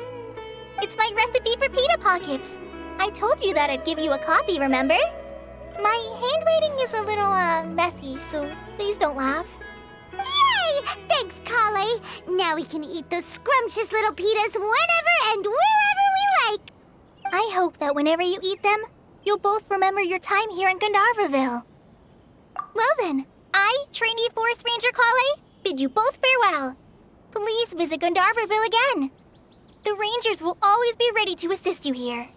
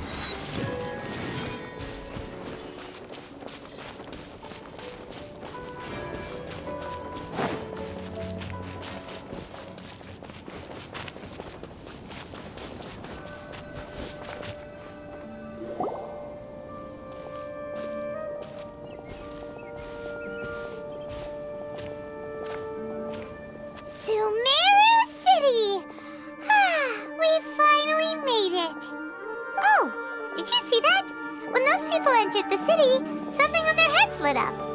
One moment, please, you two. It appears this is your first time visiting Sumeru City. Oh, yeah, that's right. But how did you know that? Because there's currently no information on either of you in the Akasha. But no need to worry, that won't prevent you from entering the city. In fact, the Academia conveniently provides each traveler to Sumeru City with a device. Perhaps you two have heard of the Akasha before. It's our beloved Greater Lord Rukkhadevata's lasting legacy, a treasure trove of collected knowledge. After centuries of tireless research on the Akasha, the Academia created one of its most ingenious inventions, the Akasha Terminal. As long as you are within Sumeru's borders, you may use an Akasha terminal to connect directly to the Akasha and access any knowledge you need. I should mention that due to technical limitations, the operation of Akasha terminals will be much smoother and more effective in large cities such as Sumeru City and Port Ormos. Oh, so this is the thing that Tainari was telling us about. It sounds pretty amazing. You two are quite fortunate. Until recently, it was standard practice to only issue Akasha terminals to outlanders who spent an extended amount of time in Sumeru. However, this policy was recently changed, and now all travelers are issued one upon arrival. Here are your Akasha terminals. Please handle them with care. It kinda looks like a leaf. To activate it, simply hold it in your hand and say the following phrase to yourself. May the mighty God bless us with their voice of wisdom. Oh, since this little doodad lets you access knowledge, maybe we can use it to find a way to meet Lesser Lord Kusanali. Let's give it a try. Ahem. May the mighty God bless us with their voice of wisdom.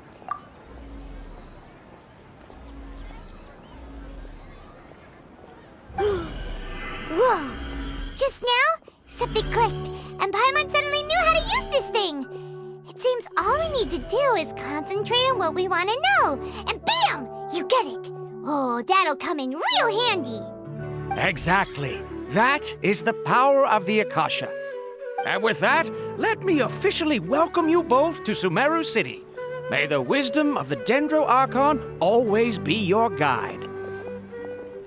Okay, now that we're in, we can check the Akasha about Lesser Lord Kusanali. Let Paimon try. 500 years ago, the sages found a newly born deity from within some scorched ruins. The deity now resides in the sanctuary of Surasthana. Seems pretty similar to what Kali was telling us. Okay, next, let's concentrate on asking how to meet her.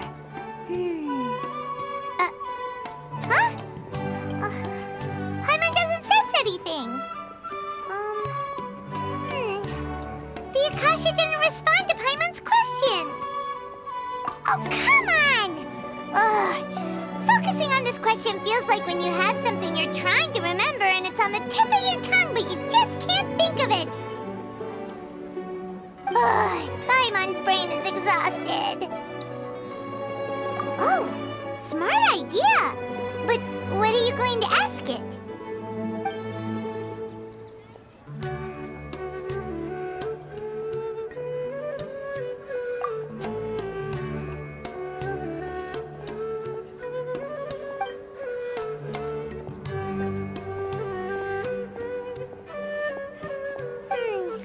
You too? Well, glad it's not just Paimon.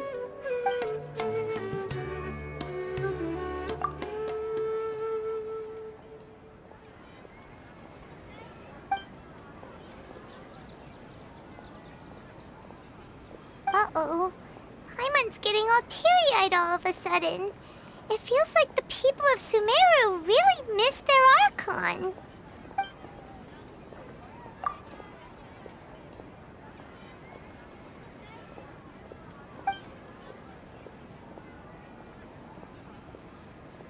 Huh.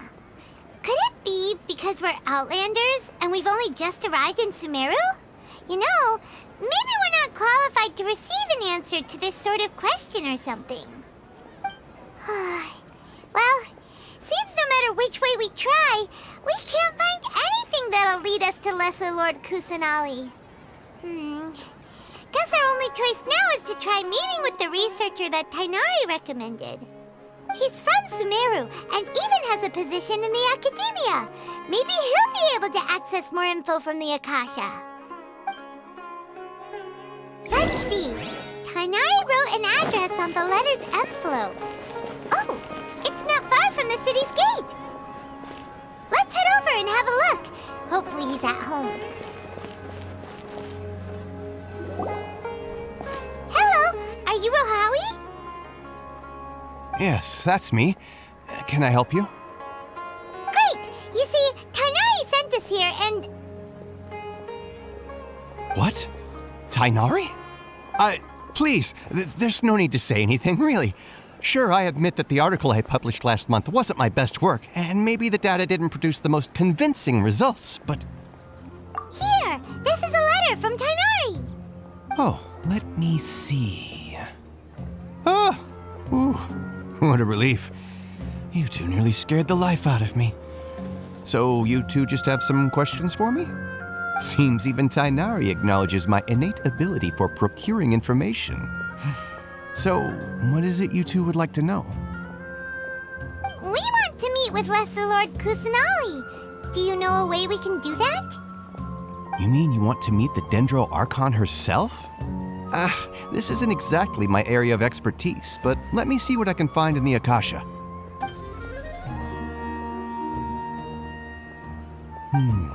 Sorry, the Akasha didn't respond to my query. What? You too? But what about your abilities for getting information and all that? Paimon was sure you'd be able to access more info than we did. Well, as I said, this isn't my area of expertise. I am but a lowly researcher, so the Akasha doesn't see a need for me to know more about the Dendro Archon. All I know is that ever since Lesser Lord Kusanali returned to Sumeru, she's never left the Sanctuary of Sorasthana or made a public appearance. Huh. Didn't expect her to be such a mysterious figure. The Dendro Archon is somewhat of a recluse. Perhaps she just doesn't want to entertain visitors, which would explain the lack of information in the Akasha. Aw, but then what can we do? No need to worry just yet. I'm only hypothesizing here. You could certainly try asking around and see if anyone else has ideas. And besides, you two should consider the bright side of things. Not being able to see Lesser Lord Kusanali may not be a bad thing. In this world, there will always be information you cannot obtain from the Akasha and things you can never accomplish. Knowing when to yield is a form of wisdom. Take me, for example.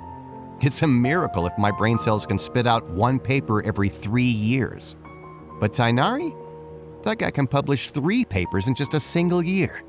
Okay. Thanks for your advice. Don't mention it. If you two ever want information about things like who's been promoted within the Academia or relations between the 6 great sages, come find me. Hey, come on! This is a survival skill at the Academia. Oh, Paimon's expectations were pretty low, but this is so low, it's like digging holes in the dirt. So what do we do now? Even if we want to talk to someone, we don't know anybody here. Huh? Like who? Oh, you're right! Catherine! The Adventurers Guild has its own intel network. Let's hurry and find her. All the cumbersome tests again.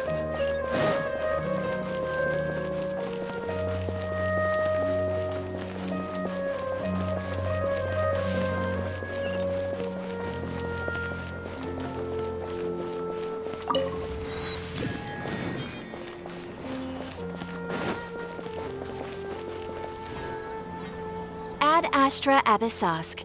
Hello, Traveler and Paimon. Catherine, we need your help with something.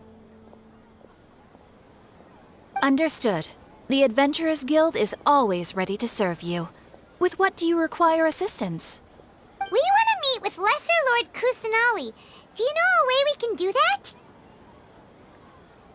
You two wish to meet with Sumeru's Archon. Understood. Please wait.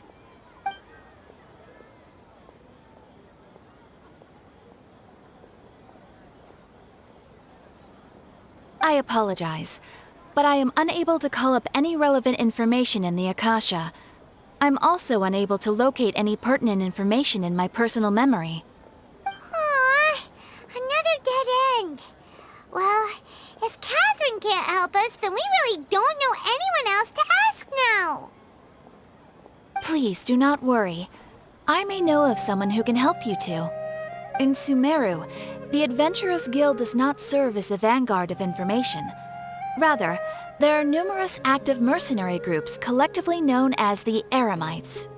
They take on various contracts and work all across Sumeru, so they naturally accrue intelligence. An Eremite brigade called the Corps of 30 is in charge of Sumeru City's defenses. Not only are they the oldest brigade, but they are responsible for managing and coordinating the affairs of all other mercenary brigades. Corps of 30? What a weird name. Supposedly, they are named as such because their ranks numbered 30 at their inception. Asfand, an advisor with the Corps of 30, maintains good relations with the Adventurers Guild. Though he's already retired, he and his words carry great weight within mercenary circles. If you'd like to get in contact with him, you can find him at the Corps of 30's headquarters, the Citadel of Rexar. You're welcome. I wish you two the best of luck. We look forward to your exploits in Sumeru. All right, off to the Citadel of Rexar we go!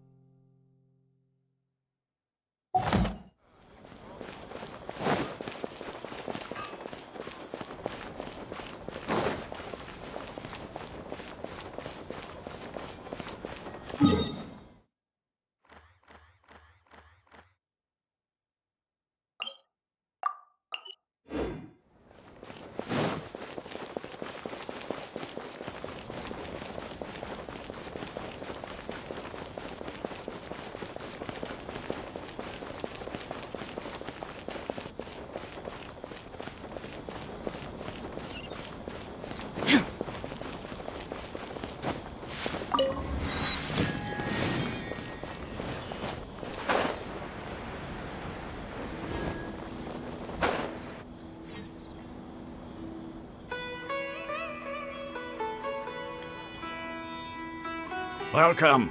The Adventurers Guild told me to expect you two.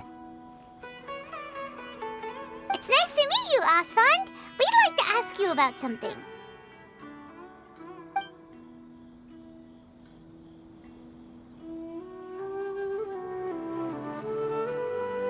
I see. So, Catherine's the one who sent you this way. Ha! It's true that the Eremites' network is vast, but even I can't help you meet the Dendro Archon. Wait, seriously? That's it? Afraid so. The Eremites aren't terribly religious, so we don't know much about divinities. As far as the Akasha goes, we can access even less than you. We originally came from the desert. The gods there died off long ago. Since those days, we've used our own two hands to carve out a living. We don't beg gods for their aid. It isn't just us, though. If you ask me, I think most in Sumeru aren't interested in Lesser Lord Kusanali. Oh? Why's that? Just take the Academia, for example. They're the ones who truly rule Sumeru. Although they believe in gods, most of them only care for the late Greater Lord Rugurdevada. In their eyes, she was the one who founded Sumeru and gifted us with the Akasha. Lesser Lord Kusanali just happened to inherit her legacy. Because of the Academia's influence, most citizens are more familiar with Greater Lord Rugurdevada and hold her in greater esteem. Not to mention that Lesser Lord Kusanali never makes an appearance, and the Academia never announces anything about her. As far as the people of Sumeru are concerned, she's just a god that exists. And that's all. Really? Aw. After hearing all of that, Paimon sort of feels bad for Lesser Lord Kusanali. Ha! But who knows? We're all just guessing when it comes down to it. Besides, I'm sure the God of Wisdom doesn't worry about her reputation among people like us. All right. Well, thanks for the info, Osfond. No problem. Always happy to help out the Adventurers Guild.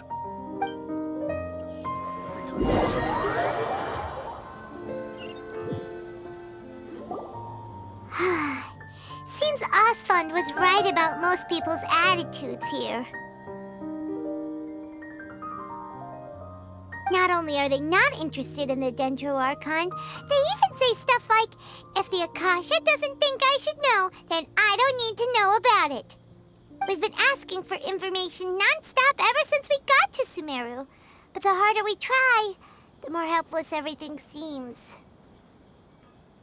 Isn't there at least one person in this entire city who cares about Lesser Lord Kusanali? Oh, you two are interested in Lesser Lord Kusanali? Huh? Who are you? From the sound of it, you two are Outlanders who recently arrived here. You've been asking around for information on Lesser Lord Kusanali, right? Oh, I'm sorry. I forgot to introduce myself. I'm Dunyarzad, one of Lesser Lord Kusanali's faithful followers. Whoa, really? Then do you know how we can meet with her? I'm afraid I can't help you with that. But your conversation earlier did happen to remind me of a legend about the Dendro Archon. Sure. It goes like this. Long, long ago, there was a man who heard a prophecy. It predicted that a great calamity was about to befall him. Panicked by what he heard, the man sought out the Dendro Archon in hopes that she would bless him with the wisdom to help him escape his predicament. The man journeyed across deserts and through rainforests and experienced tribulations of every kind. However, he still couldn't find any trace of the Dendro Archon. In despair, he thought, alas, the Archon has abandoned me. He then had no choice but to sorrowfully resign to his fate. Okay, and then what happened? And then, the calamity came. But to his own surprise, the man felt somehow emboldened by the trials of his journey. By relying on his own strength, he managed to overcome the adversity. At that moment, a bird perched upon his shoulder. This bird was, in fact, an avatar of the Dendro Archon. She said, "O Archon Seeker, do you now understand? She and her wisdom have long been found by you. Along your journey, we were in every flower and blade of grass, every ray of sparkling sun, and every breath of dancing wind. So long as you continue to think and ponder, we'll be wherever you go." Yeah, thanks for the story! Paimon feels all warm and fuzzy inside after that. In a way, it seems like this story is also one of the Dendro Archon's avatars. Dunyarzad, since you worship Lesser Lord Kusanali, can you tell us anything else about her? Of course. So did you two know that, I'm terribly sorry, but it seems something's come up now. Let's chat another day.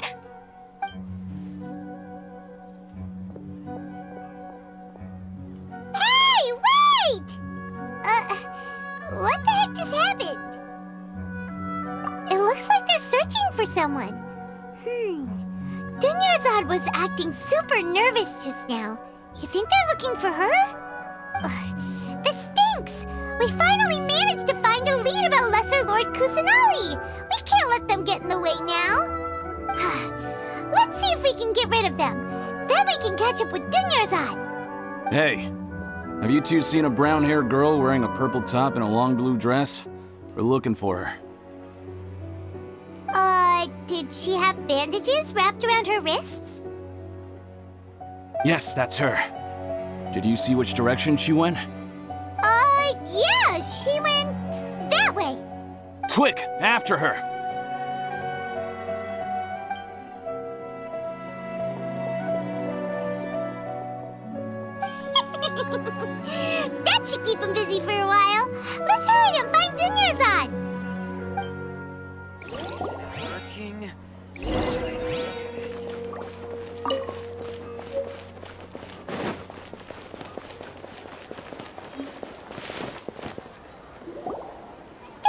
Dunyarzad. We thought you might have been long gone by now. Oh, it's you two. Oh, you startled me there. You can relax now. We threw those people looking for you off the trail. Really? Thank you so much.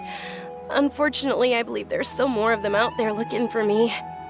Uh-oh, looks like there are some coming this way. Huh? More of them? Then what are we standing here for? Run! No, wait, my body isn't in the best shape. It's difficult for me to run. Okay, sounds good. There's a tavern on the other side of the port we can go to. They probably wouldn't expect me to hide in a place like that. All right, let's move out. Stay behind us. We'll keep an eye out for anyone looking for you.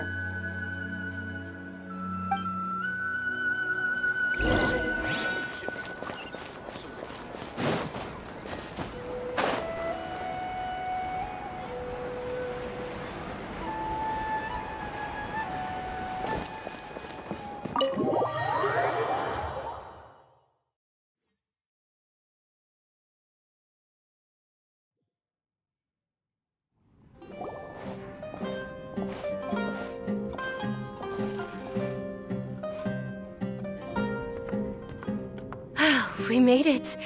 Oh, they shouldn't be able to find us now. Wait, stand down, Dia.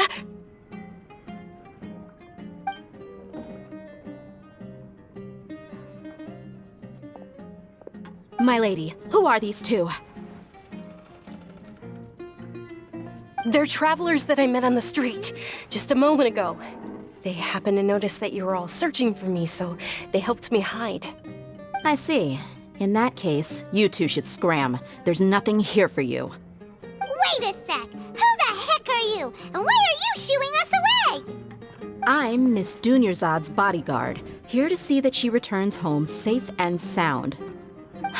My lady, let's get going. You've been gone for so long that your parents are worrying themselves sick. And if I refuse to go with you? It'd be easier for the both of us if you cooperated. But if you insist on not going, then I'll have to carry you like a sack of potatoes. Hey! Dunyarzad already said she doesn't want to go back. Why are you still pushing her? Stay out of this. You don't understand the situation. Sorry, my lady. Even though I'm your bodyguard, your parents are my employers. I have to answer to them. How much? Wait, what? How much more do I have to pay you to become your employer? So you never listen to my parents ever again. Double? A triple?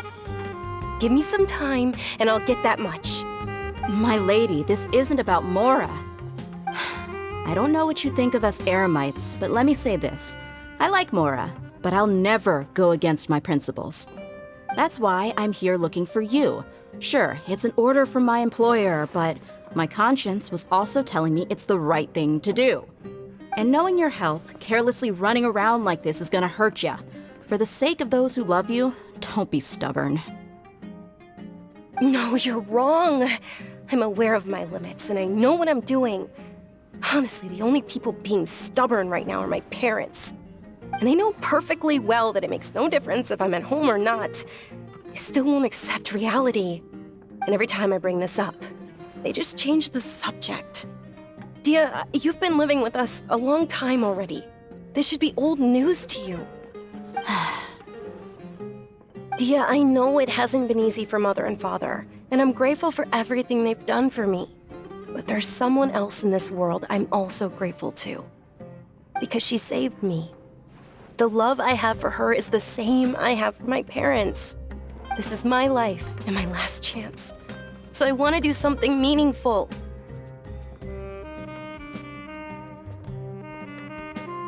My lady, are you sure what you're doing now is meaningful? Yes, I'm sure. At least, it is to me. Fine, I won't ask you to return home anymore.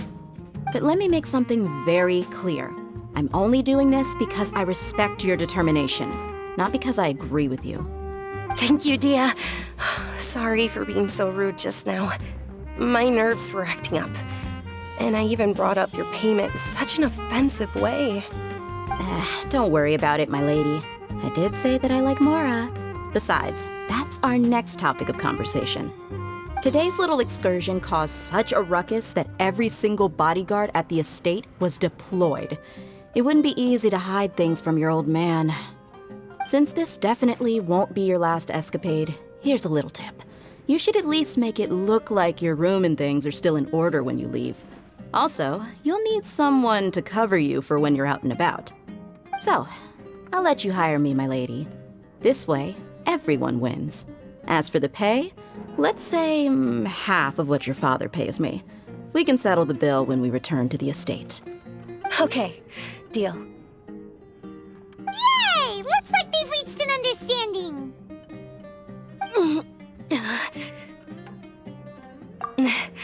I'm fine, really. I just feel a little tired now that things have calmed down. My lady, stop trying to look tough. We're already in a tavern, so let's rest up and grab some grub. I'm sorry for worrying you two. If you don't mind, I'd like for you to join us. Sure! After you rest up, we want to hear more about Lesser Lord Kusanali.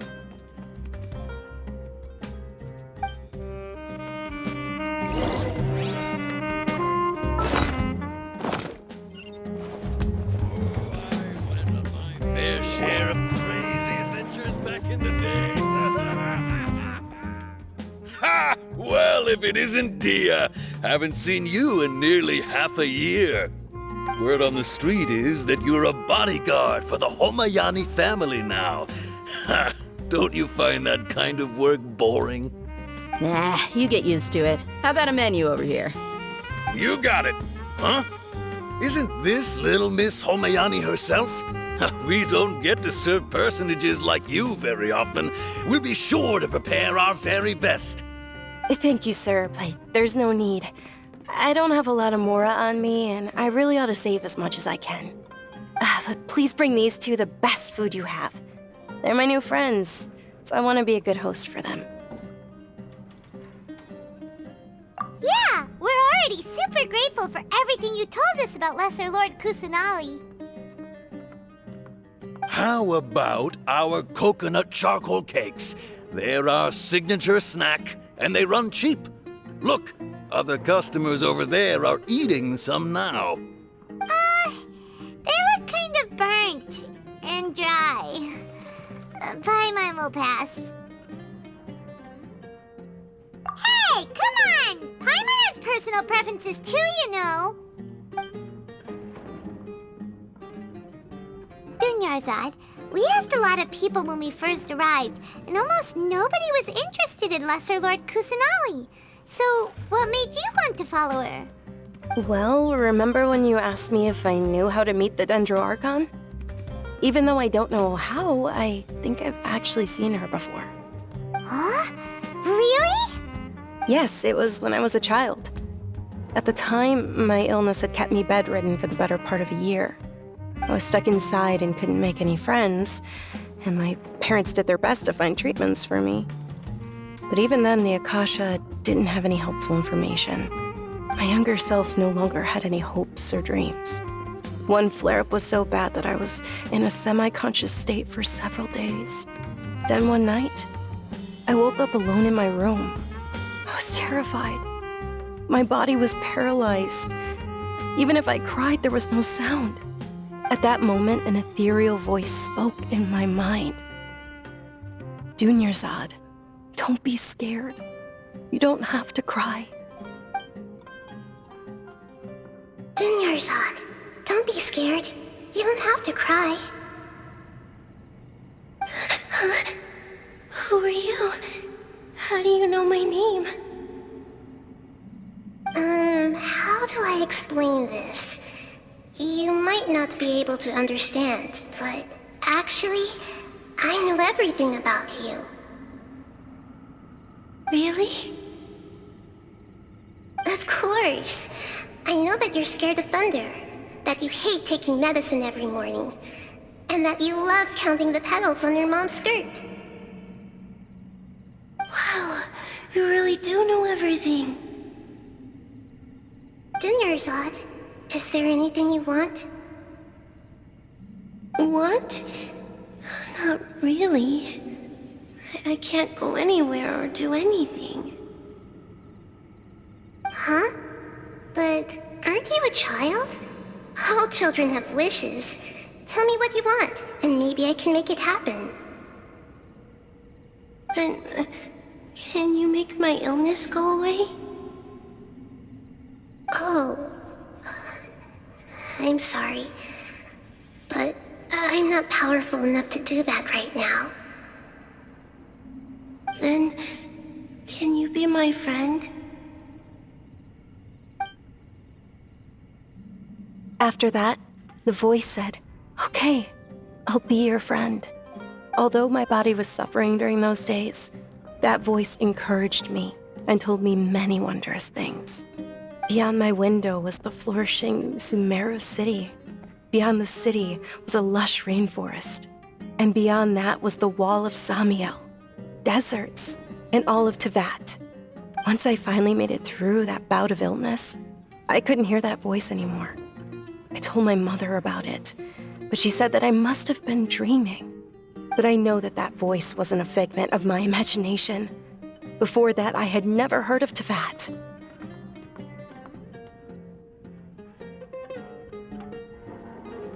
Yes, for sure.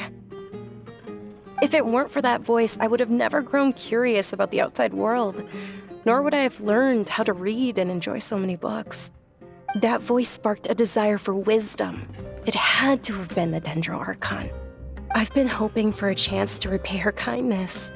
In fact, I was running around today to help prepare the Sub-Zerus festival for her.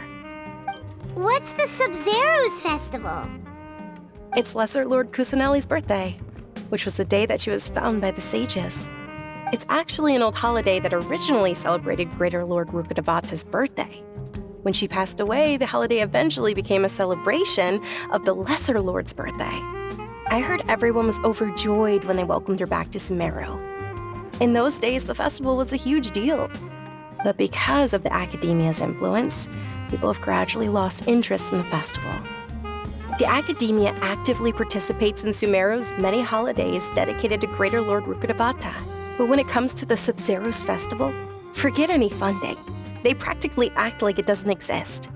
Maybe they see Lesser Lord Kusanali's birth as confirmation of Greater Lord Rukkhadevata's death, so they're reluctant to celebrate it. Aw, but that's awful.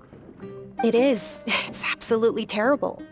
Sure, the Greater Lord founded Sumeru, but hasn't Lesser Lord Kusanali been the one quietly protecting us for the past few hundred years? Just remember that we're still out in public. Don't get too carried away now. I know that people over by the Grand Bazaar still hold the Sub-Zerus festival to this day, but I hadn't met any of them before, so I was never able to contribute. But recently, I made a friend there who also follows Lesser Lord Kusanali. I gave her my savings because I want her to throw a wonderful festival this year. That's the least I could do for Lesser Lord Kusanali.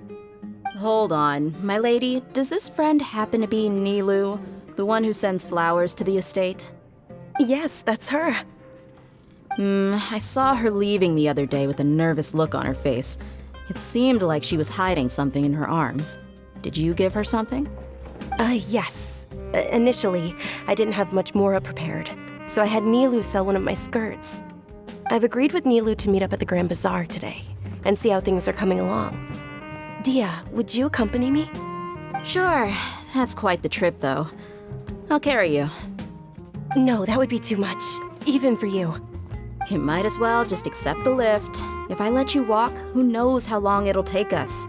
And if anything happens to you, then I'd really never hear the end of it from your father. But of course. Nilu will be thrilled to hear there are more people interested in Lesser Lord Kusanali.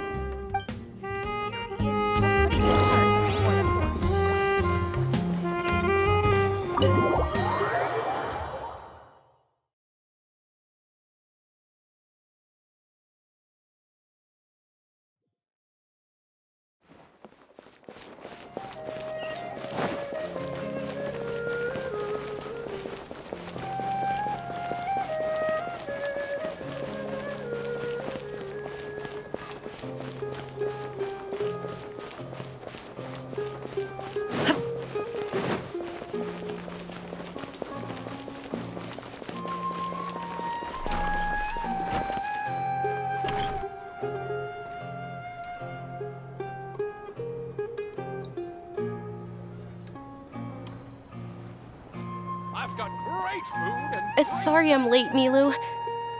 Oh, Dunyarzad. It was taking you so long that I assumed you got trapped at home, but you made it in the end. Uh-oh. But if Dia's here, that means you got caught, right? You could say that, but everything worked out. She's on our side now. Not completely. Oh, and who are these two? Oh, meet the Traveler and Paimon, my two newest friends. They're visitors who just arrived at Sumeru City and are looking for information on Lesser Lord Kusanali. So you're followers from another land? Oh, really? Well, that's okay. You're still invited to the Sabzeruz Festival. By the way, Dunyarzad, we've already started decorating the Grand Bazaar. It looks spectacular, thanks to your generous contribution. You're very welcome. It's the only thing I could do. Do you still have enough Mora? Probably? But don't sweat it. We've already finished renovating the stage. Come on, I'll show you.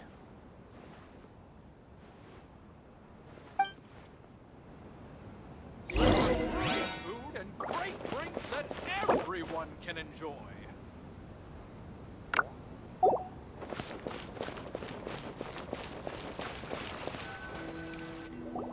Wow! This place is amazing! Not bad. Last time I was here, the stairs were full of holes. The stairs were nothing. A little while ago, we discovered that the tree above the stage had a huge chunk of bark ready to fall off. Mr. Zubair was worried sick. We reported it to the academia many times, but they never sent anyone to deal with it. We didn't want anything bad happening, so we were going to cancel all the stage performances. Oh, probably because it was the theater asking. The academia looks down on performers like us. They probably think it would be best if the theater closed down completely. We can't let that happen, though. Not only would everyone involved in the theater go hungry, but then we wouldn't be able to hold the Sabzeruz Festival anymore. Thank the Dendra Archon for Dunyarzad. With the Mora she gave us, we hired someone to patch up the tree, and we also gave the stage a much-needed makeover. The stage is going to be even prettier when it's festival time. I can't wait for you to see it. And I can't wait to see you on the stage. You've been practicing so long already. It's almost time for your dream to become reality. It's our dream. I'll do my best for the two of us. Nilu, what are you gonna be doing at the festival? She'll be dancing the dance of Sabzeruz, the most important performance at the Sabzeruz Festival. Dunyarzad, have you told him the origin of this holiday? I only told them about the Greater Lord and Lesser Lord so far. Okay, then I'll tell you two about how this holiday came to be. According to legend, the Sabzeruz Festival was originally the Goddess of Flowers' birthday celebration for the Greater Lord. A long, long time ago, on one of Greater Lord Rukkhadevata's birthdays, her friends threw her a celebratory banquet. Some of the gods got drunk. One started playing music, and the Greater Lord started singing, so the Goddess of Flowers began to dance. As she danced upon the grass, countless beautiful parisaras began to bloom wherever she stepped. Those brilliant purple flowers became her dazzling stage. All the gods clamored, "Oh, if only time could stop at this very moment." Huh? Really? Oh, you probably mean because all the gods in this story are no longer alive. Although they aren't around anymore, they're preserved in our tradition of dance. This outfit I'm wearing is apparently based on how the Goddess of Flowers looked. Though we're just tiny people compared to the divine, we still have to do our best to make sure that the birthday girl feels loved on her special day. Nilu, you of all people will definitely be able to convey our well wishes to the Dendro Archon. I also noticed that you went the extra mile and scattered parisaras around the stage. They symbolize the Goddess of Flowers, after all. It's just a shame that all the real parisaras went extinct after her death. Yeah. The Greater Lord brought forth Patisaras in memory of the goddess of flowers, but she ultimately could never truly replicate that beautiful purple. Thinking about the Goddess of Flowers dance makes me wish I could have seen it. If my stage were anything like that, I'd be thrilled if I had just 2 real Patisaras on the stage. So, Traveler in Paimon, what do you think? Interested in the Sabzeruz festival? Will you two be coming? All of Lesser Lord Kusanali's followers will be there for her birthday. It'll be a good opportunity for you to learn more about her. Ooh, Paimon thinks that's a great idea!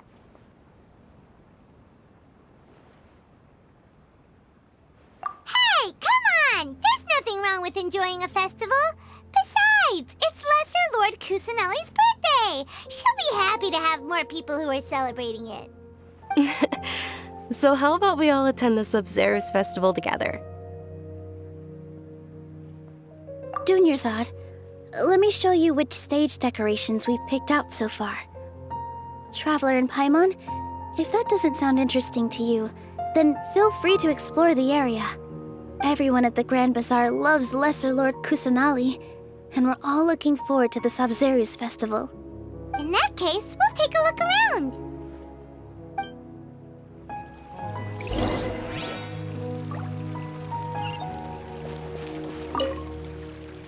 Whoa!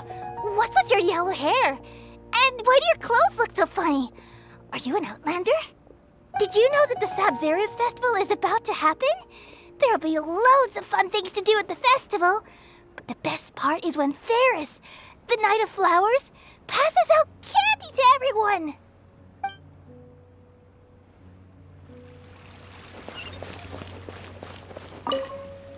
Ah, dancing at the Sabzeruz festival. You know, I also danced when I was younger. As a child, I even asked my grandmother why we performed the dance for the Lesser Lord when it was originally done to honor the Greater Lord. My grandmother said that Greater Lord Rukkhadevata is a beloved deity and honored by all, and Lesser Lord Kusanali is too. If the Goddess of Flowers ever knew Lesser Lord Kusanali, then she would certainly have wished to be her friend and hold celebrations for her too. The Sabzeruz festival has been losing its appeal over the years. That is, until a wealthy benefactor stepped in this year and brought the festival back to life. I heard she forked out a lot of mora to make it all happen.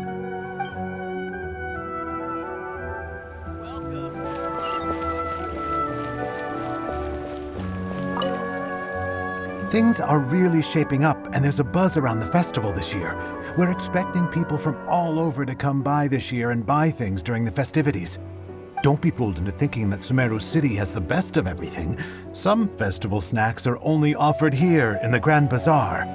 And when it comes to musicians, dancers, or singers, the Grand Bazaar's got the best of the best. Sure, those folks at the Academia might not like it, but what's a festival without song and dance?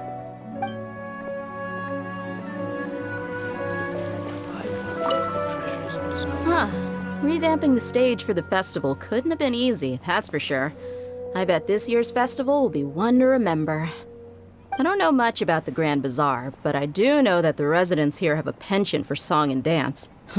2 things that the Academia doesn't particularly approve of. Oh, and the perfume sold around here is a lot better than what you'll find elsewhere. The fragrances are longer lasting and they're gentler on your skin and... I mean, that's what I've heard at least.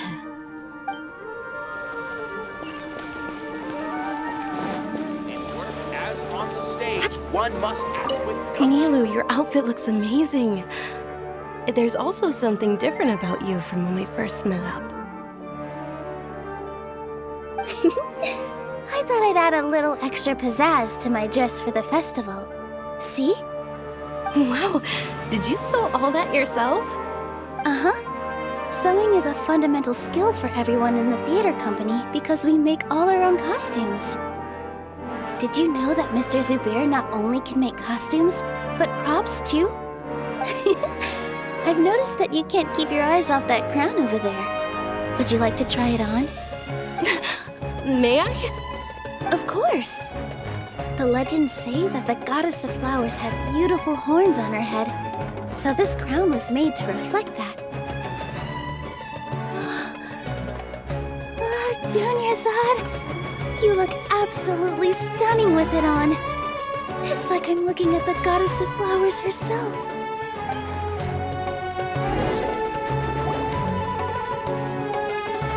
Hey!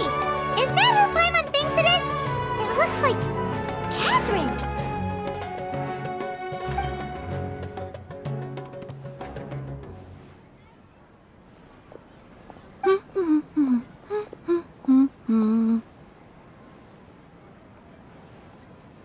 Huh. Come to think of it, Paimon's only ever seen her behind the counter at the Adventurers Guild. This is the first time we've ever seen her taking a break. Hey, Catherine! Huh? Oh, hey! It's the Traveler and Paimon! What's shaken? Whoa. Break time Catherine sure sounds a lot less formal than usual. Paimon was still waiting for her to say Ad Astra Abyssosk. Sure. Standing behind the counter at the Adventurers Guild doesn't require any complicated functions. But saying and doing the same old things over and over again can get pretty monotonous. Like watching the same Fontaine movie day after day. But take you two, for example. You travel across Teyvat to enrich your lives and gain new experiences. Well, we enjoy traveling across Teyvat and all that, but we're mainly looking for clues about her brother. Yes, you should keep searching. Sometimes the answers we're looking for aren't necessarily at our intended destination.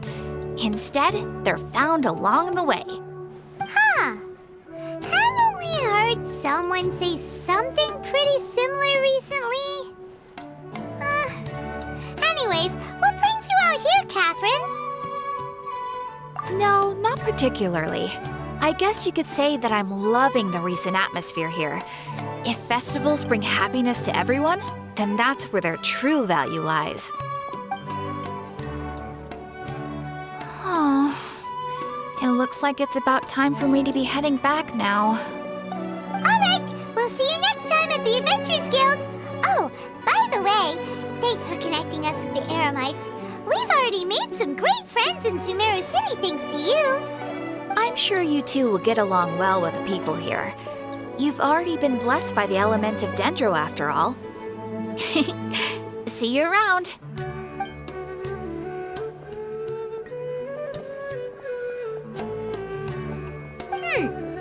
There's something really different about Catherine today. Hey, Traveler. Paimon. Oh, hey, Dia. What's going on? I've got something to tell ya. My lady knows you're looking for ways to meet Lesser Lord Kusanali, and she's been trying to come up with a way to help you. Well, I have an idea that might help. Are you serious? We'd love that! It might not necessarily pan out, so don't get your hopes up too much. I'll need to take you two somewhere and ask someone some questions. My lady is feeling a little worn out at the moment. Nilu's found a place for her to rest. After I take my lady home, let's meet in front of the Citadel of Regzar. Sounds like a plan! Let's head over to the Citadel of Regzar and wait for Dia! Welcome!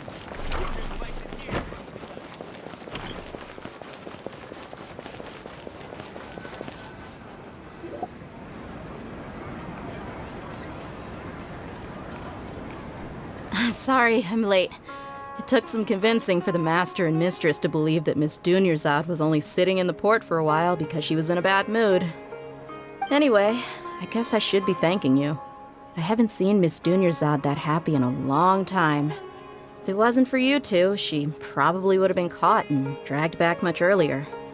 You sure sound a whole lot nicer than when we first met, Dia. Who would have thought you had such a soft spot for Dunyarzad? It's called being a professional. I'm a bodyguard, and I work for whoever's paying. Look, Dia's blushing. Listen, you two. I don't expect to be working for Miss Dunyarzad very long, but I hope to finish things on a positive note if possible. Let's cut the chit-chat and head into the Citadel. We'll see if the person I know has a way for you two to meet with the Lesser Lord.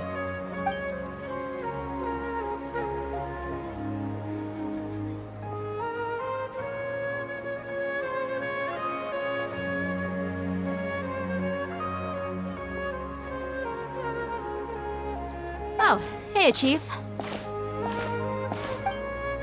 Ha, Dia! What are you doing here? And well, didn't expect to see you three together. I take it you all know each other already? Mm-hmm. We met this morning after the Adventurers Guild pointed us to Ozfon for more info. No kidding. Huh. So, where's Ruksha? I thought I'd help these two out by asking about the theft. Anything you can tell him? Rukshaw's gone over to the Academia. The Grand Sage recently ordered Sumeru City to begin bolstering its defenses, so people from all over have been called back to the city. Since you've already mentioned the theft, I suppose I might as well tell him what we know. Appreciate it, Chief. Theft? Sorry, what the heck are you guys talking about? Just recently, the Academia lost something, and there's a chance the item is connected with the Dendro Archon. This case might just somehow help you in meeting her. I suppose that's one way to look at it. But if you ask me, the case is more about the Academia than anything else. Let me fill you in. The Academia recently sent a convoy to pick up an important package from Aru village. Word got out, and the convoy was robbed on its way back. The Grand Sage took the whole matter very seriously. Not only did he dispatch the Matra, but also enlisted our help in the search for leads. All we know so far is that whatever was stolen is currently in Port Ormos. You two have heard of Port Ormos, haven't you? It's the largest commercial port in all of Sumeru. You can travel there by leaving Sumeru City and heading south along the river. The Academia's grip isn't long enough to reach all the way to Port Ormos, so the city's a little more laid back, meaning the population's also a mixed bag. You never know who you'll meet there. Apparently what was lost has a great deal to do with the Akasha, knowledge, and even the gods. I'm afraid I don't have any other details for you, though. If you're interested, maybe you could head to Port Ormos and ask around yourselves. If you want my advice, try introducing yourselves as students of the Academia once you're there. Are you serious, Chief? All the Academia students are in Sumeru City, you know. Why should they pretend to be students in Port Ormos? If you're also interested, just go there and see what happens. Count me out. I've got plenty of work to do here for the Homayani family. And take it from me, if you two really do decide to visit Port Ormos, you'd best watch your backs. Let's just say that the Eremites there aren't nearly as friendly as those here in Sumeru City. There are even some extremists who go around shouting slogans like, "Retake Sumeru for the Scarlet King." Word is that more and more are joining their movement. They're becoming a real headache for Chief and the others. You bet they are. The Scarlet King's been dead for thousands of years. Now they start spreading rumors of his return. Ridiculous. Not everyone's like you, Chief. Even the desert natives who abandoned their homes in the wilderness still wish to have a god of their own. Well, Traveler, that's about all the information we have for you. Thanks, Dia! And you too, Osfond! Since we've gathered all we could for the moment in Sumeru City, let's head to Port Ormos and see what we can find next. Miss Dunyarzad is looking forward to seeing you both at the Sub-Zeru's festival, so be sure to get yourselves back here in time for that. Good. Then we'll see you both at the Sub-Zeru's festival.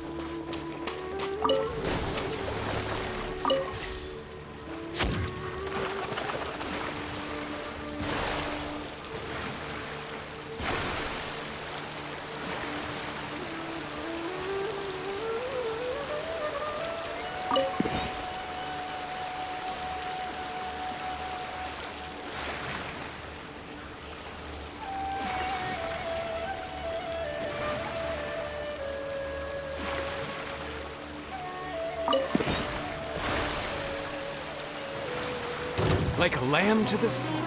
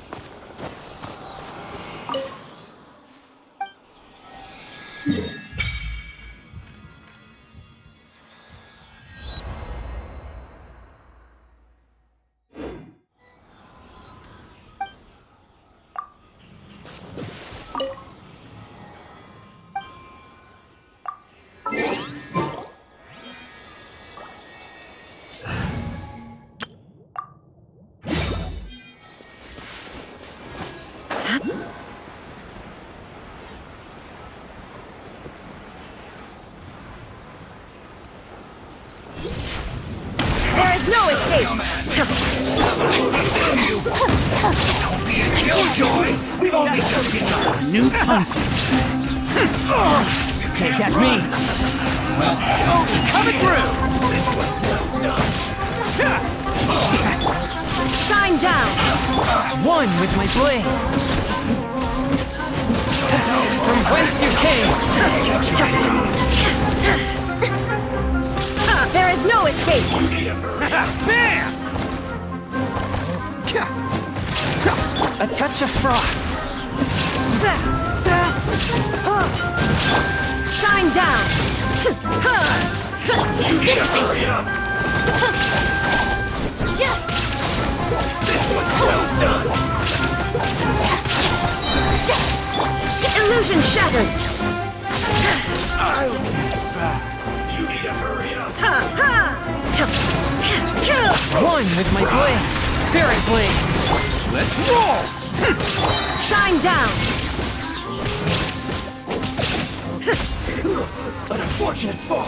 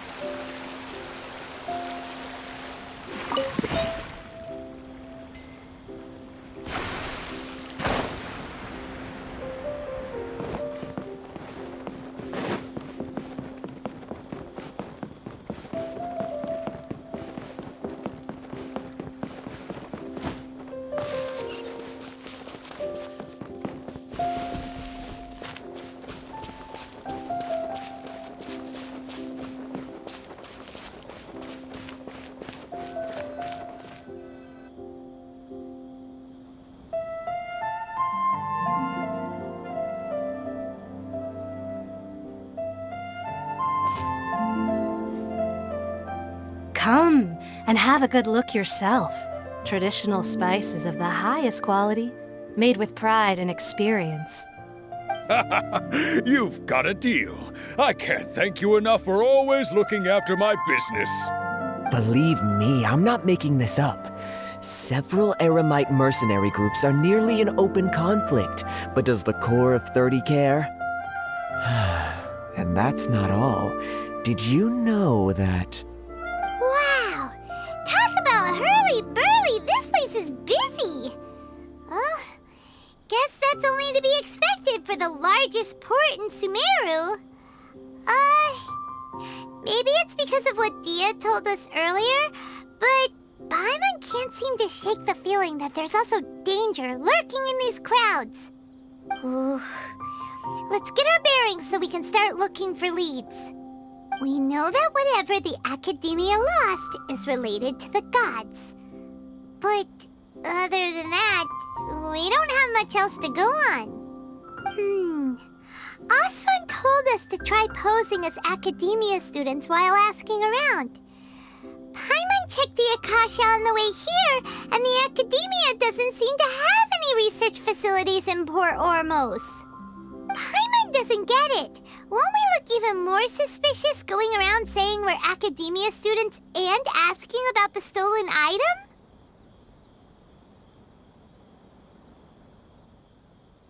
Well, given all the people that come through here every day, if there's any information to be found, Paimon bets we could find it in the market. Let's ask around and see what we come up with.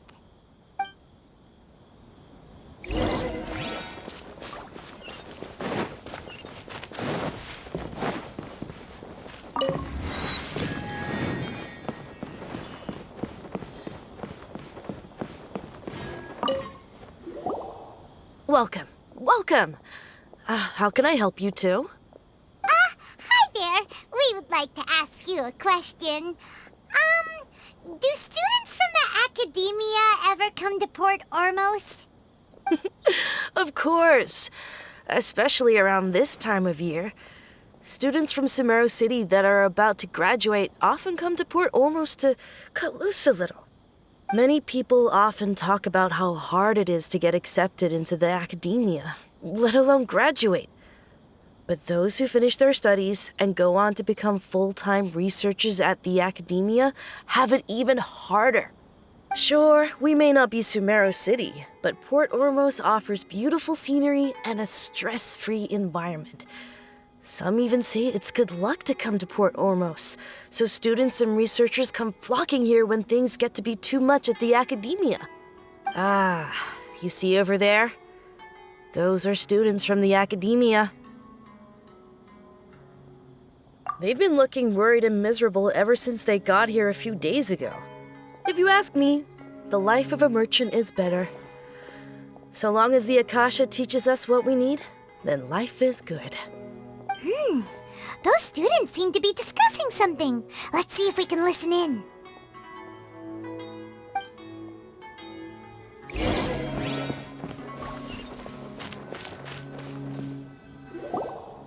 It's no good. I've tried asking around, but I haven't been able to learn anything useful. Not to mention that a bunch of scary-looking Eremite mercenaries have been posted along the streets now. There's been a lot of fighting between the different Eremite factions in Port Ormos. If we choose to move on our own, then it would be wise to steer clear of them. Especially the group that's constantly shouting some stuff about the Scarlet King and some resurrection. I've even heard that the Citadel of Regzar is starting to get fed up with them. What was that group called again? Ein something or other?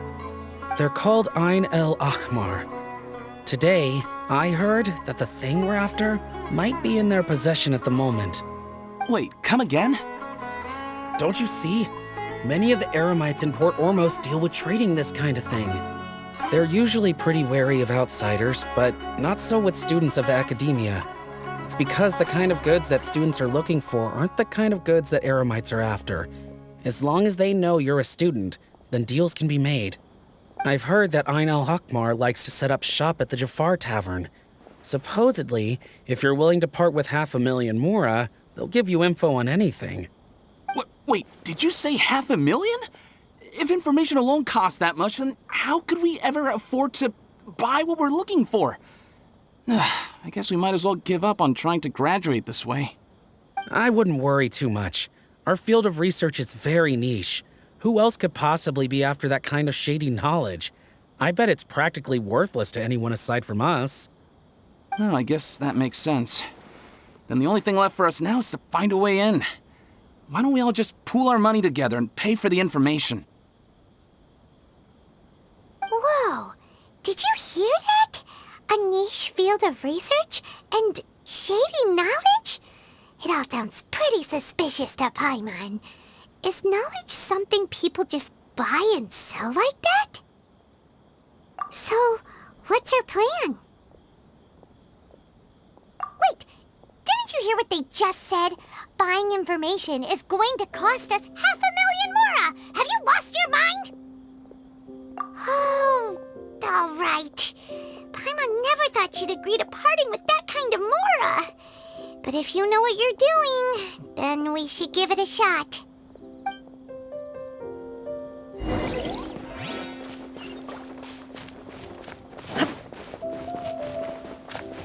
Hello there, my friend. Fate must have brought us together.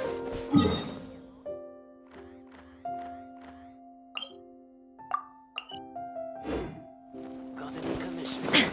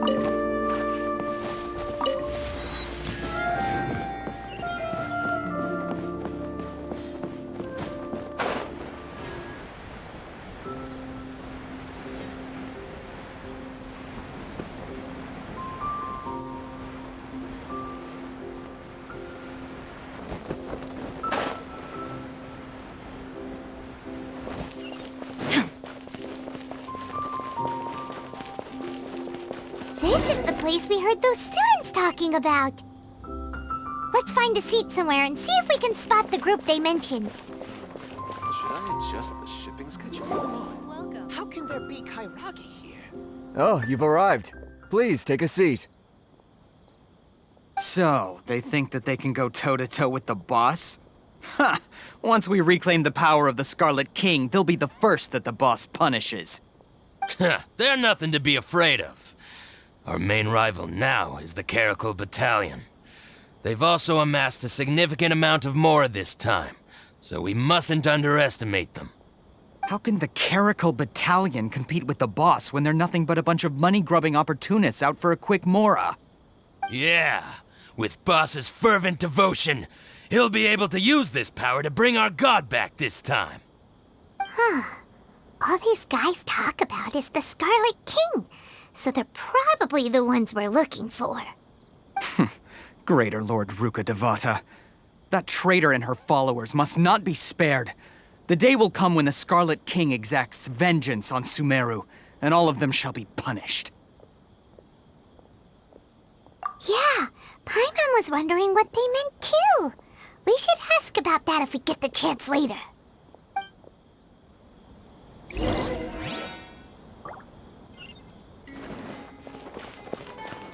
Should I adjust the shipping schedule? Huh? Who are you? What do you want? A student? Huh. What's a student from Sumeru City doing in Port Ormos? Ah, well, if it's info you want, you've come to the right place. The question is, can you afford it? Oh, Paimon can't stand to see so much more go. But there's no other choice right now. Here, this is the merchant's address.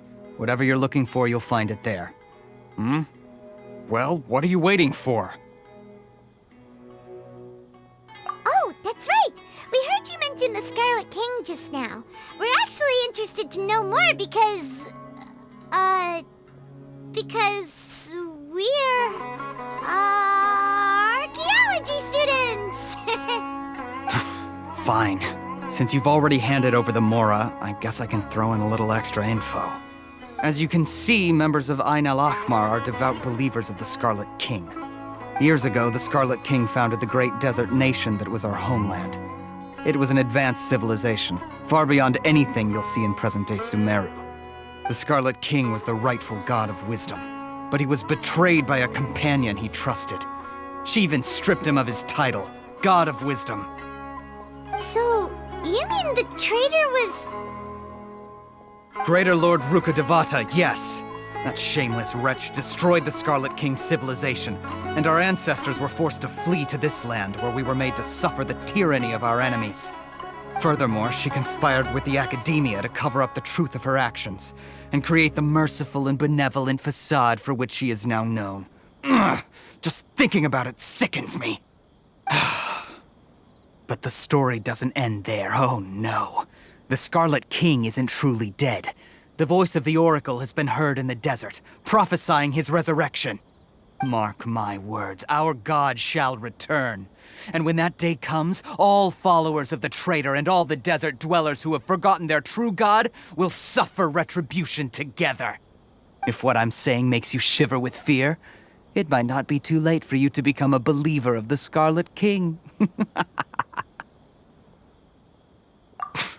I don't have anything to say to you Academia people about that. I think this conversation has reached its end. Not just yet. This man is a fraud. Huh? You again? Deranged Academia lunatic. Yes, it's me again. I already warned you that if you weren't willing to sit and discuss things with me, I'd take measures to make things uncomfortable for you. Listen to me. That address he gave you is fake. Or at least, you won't find a merchant waiting for you there. This group has been boasting all around that they can provide information on a certain item as a means of luring people into their territory. Once you show up, they keep up the act until they have hard evidence that you want to purchase said item. Then they use that to squeeze you for all the Mora you're worth. Hey! Shut it, Al-Haytham! What are you playing at, trying to ruin our business like this, hmm? I told you the other day. I wish to discuss my terms with your boss. Ha! The boss made it perfectly clear that he won't negotiate with you. Yes, and in no uncertain terms. But that was then. It does not preclude him from changing his mind in the future. I'm warning you, don't push us, or this could get ugly. We don't usually get rough with people from the academia because it just complicates things. For a lunatic like you, though, we might just have to make an exception. If you're suggesting that we escalate this from a verbal exchange to a physical one, I accept. After all, even the Archons used war to negotiate the ownership of Teyvat. If, on the other hand, we can't agree on any means of negotiation at all, then I'm afraid my next course of action will sting a little more than the mere falling through of a few business deals. I will jeopardize the Eremite's reputation, which I know you value above all else. I am quite confident that if I began to take such action, your boss would willingly approach me himself. However, I fear that by then, some things will have happened that cannot be undone. Also, a word of advice. I suggest you tell your boss exactly what happened here today. Otherwise, he might blame you for not telling him in the future. What did you say? Consider this. Have I ever failed to follow through on my word in the past? This guy is really out of his mind. Okay then. If you really have a death wish, let's meet a week from today. The pier in front of the Pharos Lighthouse, 4 o'clock in the afternoon, sharp. Don't expect us to hold back. Not so fast. First, you return the 500,000 mora to them.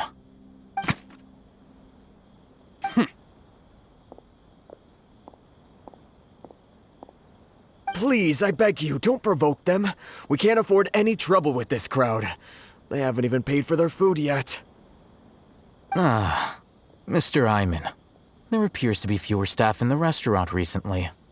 This wouldn't happen to be because they're all busy spreading the word to the students, would it? Well...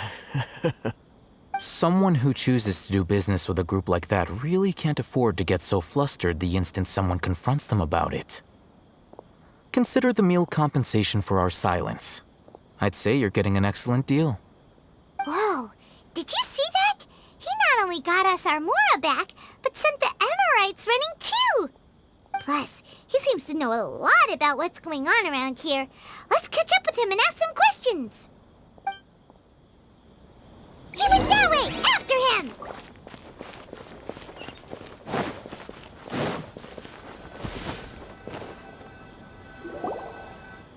Wait up!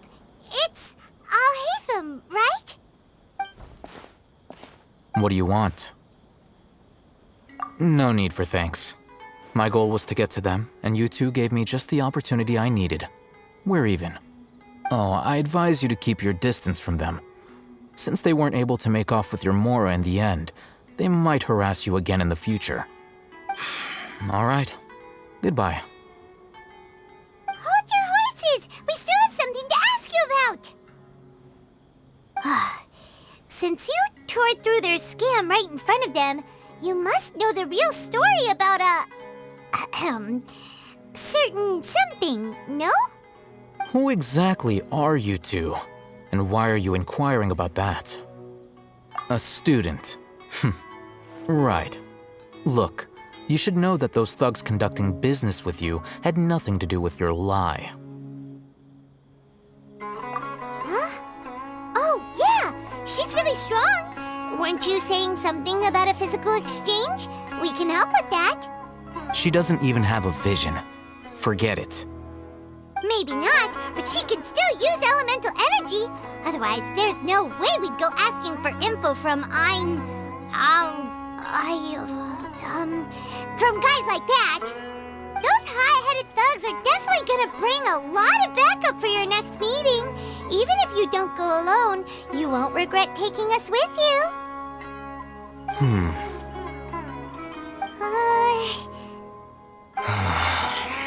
All right, I accept. Got a pen and paper?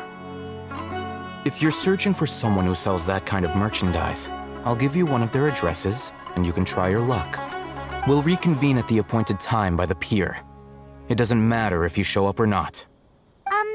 So, since you were happy to give us this merchant's information, does that mean you can tell us exactly what we're after? You were willing to part with 500,000 mora for something and you didn't even know what it was? Okay. Well, if you truly are as skilled as you claim, then you can beat the answer out of them when they become hostile. Look, if you've been making inquiries, then you have to know something by now. Tell me what you know so far, so I don't waste time repeating information. We know it's connected to the academia somehow, and that not only do the Eremites deal in it, but some students want to get a hold of it too. What else? You know almost everything there is to know, but you're unable to compile this information because you've never seen the object before. This is what you've been looking for. Huh? Paimon can't tell what it is. It looks like some kind of ornament. This is a knowledge capsule. To put it simply, it's a vessel that can store a fixed quantity of canned knowledge. It's like a miniature Akasha. Anyone who links it to their personal Akasha terminal instantly becomes privy to its contents. Correct. Anyone. Unlike the Akasha, which heavily regulates who can access what information, knowledge capsules confer their contents without any requisites. That's amazing! It's essentially a convenient and harmless vestibule for knowledge. Unfortunately, it's illegal in Sumeru to privately possess or trade them. They were created as a means for scholars to transfer knowledge gained from Irminsul into the Akasha, and are intended to be destroyed immediately after use. But despite strict regulations, some of these knowledge capsules will always escape destruction. After all, there will always be those in this world who are dissatisfied with life as designed for them by the Akasha and wish to change their fate. Over the past century, a wide variety of canned knowledge has been leaked from the academia. Now, in Port Ormos, the valuable ones are a means to Mora for the Eremites. Meanwhile, those which the Eremites deem to be useless to them occasionally prove useful to the common citizens and hapless academia students. Well, I think that about sums it up.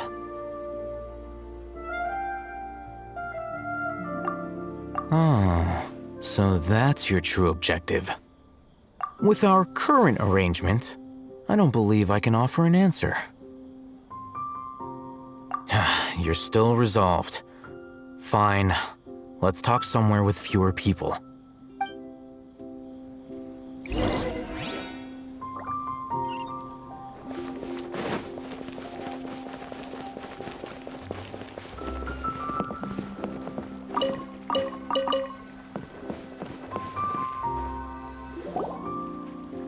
Let's continue our conversation here. If you wish to learn more about the knowledge capsule that the Academia lost, then you must help me with something. I need you to find someone named Dory, a traveling merchant. Unlike the peddlers who hawk inferior knowledge capsules, she often has quality goods in stock. Some say that as long as there is profit to be made, there is nothing she won't dare to sell. She's guarded against people from the Academia because most of her wares don't comply with Academia regulations. I think she blacklisted me. I met with her informant, but it soon became clear that they had no intention of letting me get any further. Become one of Dory's customers and earn her trust. This is my condition for further collaboration. Why do you want us to meet with her? Until you complete this task, you don't have question privileges. Fine. So how do we go about doing this? You two are outlanders who haven't been here for long, so Dory should view you as safe clients. I'll give you the informant's address and their contact password. Beyond the password, though, I have no way of knowing what other tricks she might have up her sleeve. You'll have to improvise. This is kind of nerve-wracking. The true challenge begins after you meet her. She has a keen nose for Mora and a shrewd eye for wares, and she only likes customers who she deems to have good taste. I'll prepare some funds for you. Buy her highest quality wares and earn her approval. But we only just saw a knowledge capsule for the first time. We don't know how to tell which ones are good and which ones are bad. Is that something we can learn quickly? That's true. Have you two heard of elemental sight? Oh, that's a surprise. Guess I'll have to hold you in higher regard. Anyway, that ability should resolve your issue.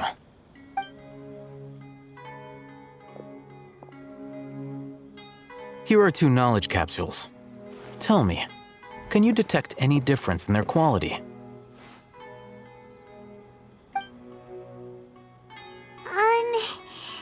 They look the same to Paimon. Try inspecting them with elemental sight.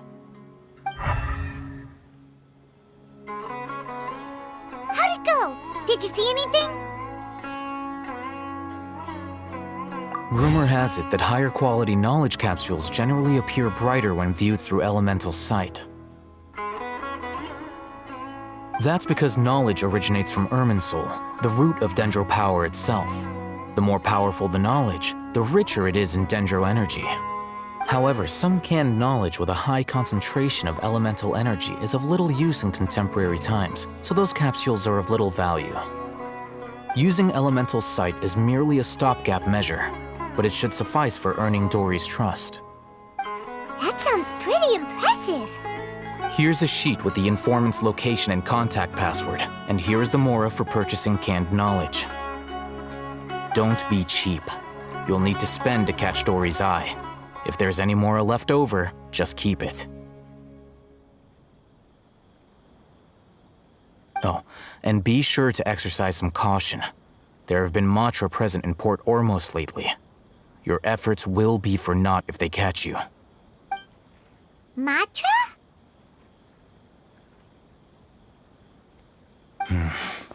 They belong to the Academia's regulatory body. They also handle cases of illegal canned knowledge transactions. Like I said, the Academia has banned both their trade and possession. The Matra are razor sharp. You're in for nothing good if they lock their sights onto you.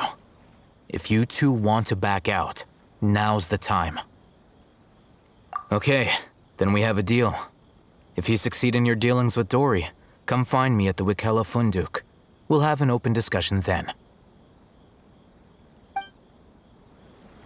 Looking at what Al-Haytham wrote, Dory's informant is a trader near Old Ormos. Let's follow these instructions and try to get in contact with him.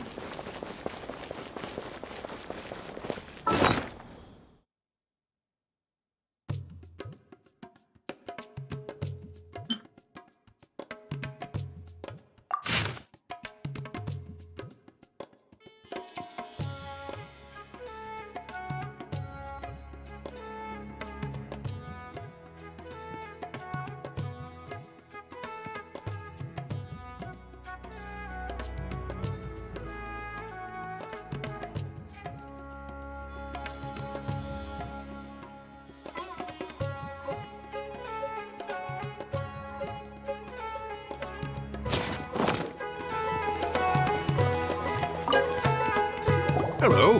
What are you two looking to buy?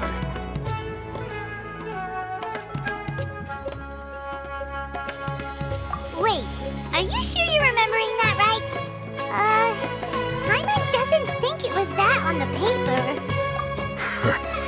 What a unique palate. We have unripe horror fruits, but we usually keep them in the back. I'll have someone escort you. Following the paper got us past the first round.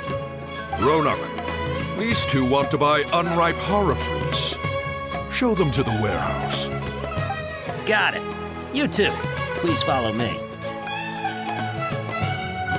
You two have a fascinating fashion sense. We haven't seen a customer wearing a Sumeru rose for quite some time. Hold on. Let me think. Sumeru rose means common merch. No, look again. We're obviously wearing morning flowers. Ah, my mistake. I do apologize. Whew. That pop quiz sure was scary. Ah, the warehouse is up ahead. Please follow me.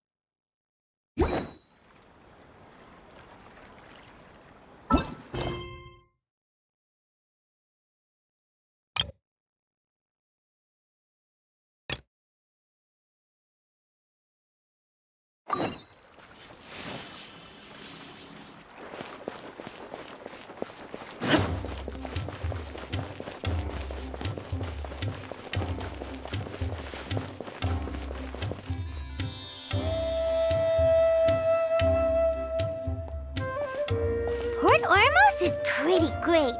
There's so many new and interesting things, not to mention all the tasty food. Sumeru's largest commercial port sure lives up to its name. Look at all the merchants, and everyone seems excited just to be here. How did things end up like this? All thanks to your artistic license. That's how. I should have made you wait until we got an update from Tanja. But when I finished the prototype Aranara yesterday, you agreed that the kids would like it. That's why we tried bringing it out for a test run today. Well, I never thought they'd dislike it so much.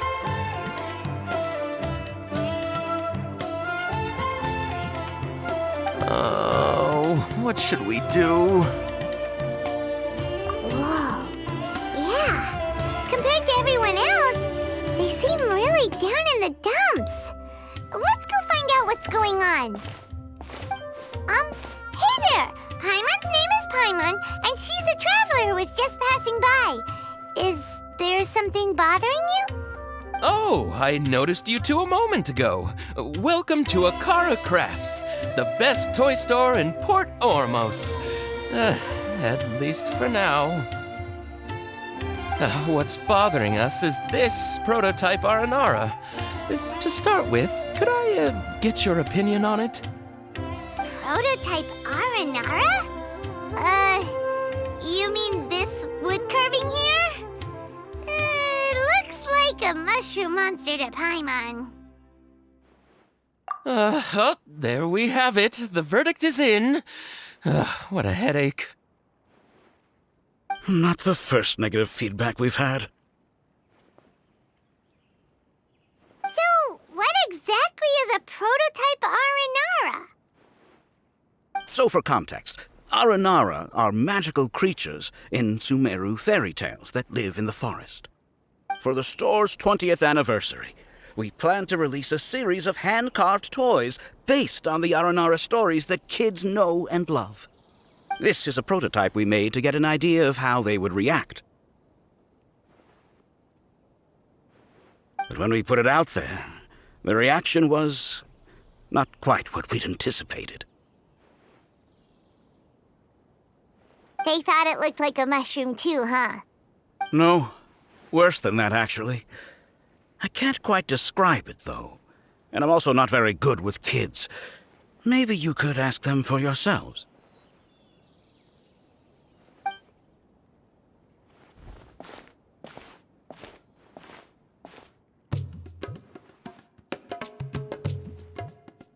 This is not an Aranara. No way. I've read Uncle Tanja's Aranara and the Ill Little Fungus. It says that Aranara are supposed to be chubby and squishy. The carving looks nothing like that. Toys do look better when they're round and chubby. Uncle Tonder said in Aranara's vow that you can deceive the eyes, but you can't deceive the heart. This carving makes me feel lost and confused inside. I don't think the creator put his heart into it at all. It's nothing like an Aranara. Ooh, didn't put his heart into it, huh? Oh, sounds like one of those things that's easier said than understood. Kasid and Alia didn't like this carving, but I think it's okay. It doesn't look too happy, so it's kind of pitiful in a cute way. Oh, a positive review! Yeah, so I would totally ask my dad to get it for me, if it wasn't meant to be a Nara. Oh, well, that took a sudden turn for the worse. We asked the children for their opinions. Oh, how did it go? Has it maybe, grown on them at all? Oh, this is such a shame. Why isn't Tanger back from Gandharvaville yet? Oh, the kids kept mentioning an Uncle Tanger, too. Who is he exactly? Uncle Tanger is a famous children's author here in Port Ormos. He wrote quite a few stories in the past, but none of them were popular among children. just like our prototype Aranara. But around a year or so ago, he suddenly had a eureka moment or something, and suddenly the children loved every one of his stories. That's right. My little Ghaffari loves his stories too. The whole reason we decided to make these carvings was because we saw just how popular the Aranara are among children. We asked Tanja for guidance, but right after he agreed, he went off to Gandharvaville with his son to look for inspiration. They haven't returned yet. We were running out of time, so we had no choice but to carve an Aranara based on our own imaginations.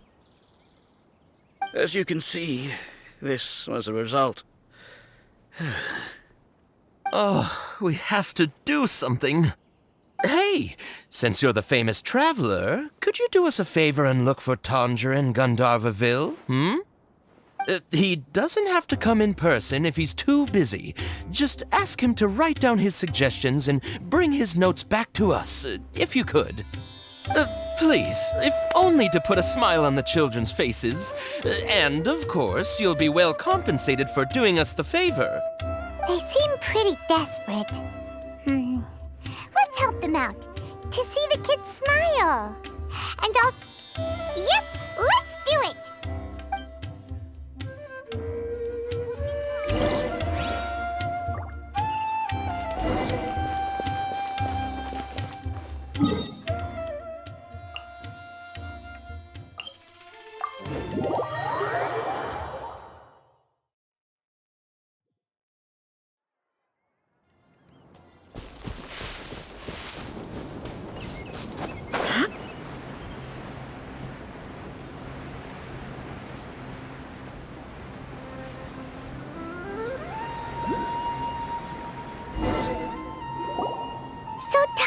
Supposed to be here in Gandharvaville looking for inspiration. But how do we find him? Should we yell his name at the top of our lungs? Hey, buddy. What's your name? What are you doing here all alone? Do you live in Gandharvaville? Regardless, don't worry. As a trainee forest ranger, I'll do everything I can to help you. Hi, Miss Forest Ranger. I'm Rozzy. Don't mind me. I know the way back to Gandharvaville. When people say, don't mind me, what they really mean is don't worry about me. That's all the more reason not to leave you alone.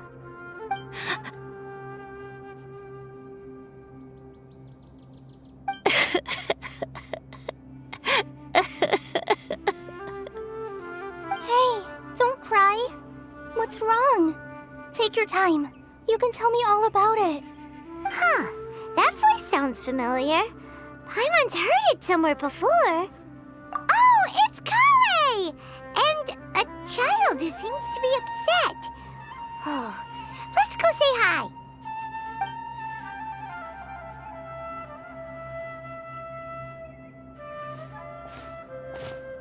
Hi, Kale.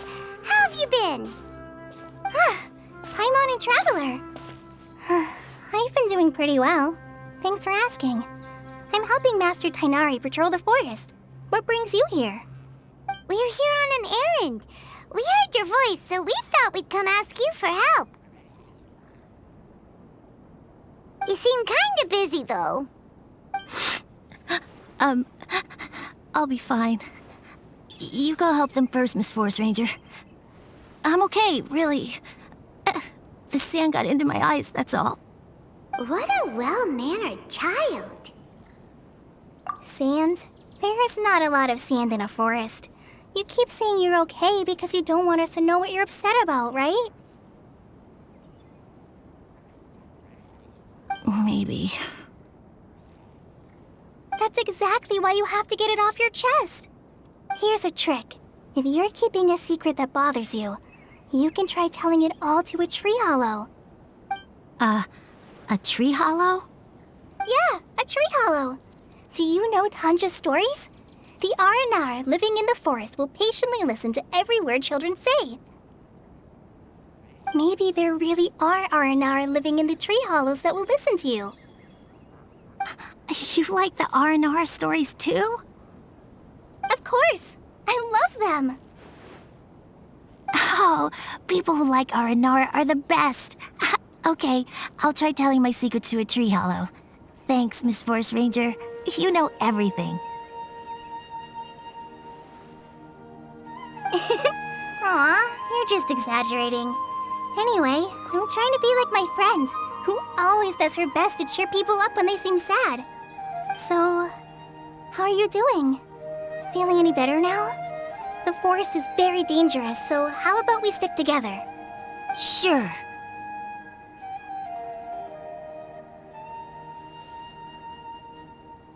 Wow, Cully's so good with kids. Well, helping children who are lost in the rainforest is all part of a forest ranger's duty. So, what was it you wanted help with? You're not lost too, are you? Okay, so you're looking for a children's author from Port Olmos called Tanja. And he's here in Gandharvaville, looking for inspiration. Wait, when you say Tanja, do you mean the Tanja? That's right, Uncle Tanja. So he's in the area, looking for inspiration for a new story as we speak? This is amazing. Could you wait for me for a second? I'll run Rossi back to Gandharvaville and then I'll be right back. I've always been curious what the man behind those incredible stories is like in person.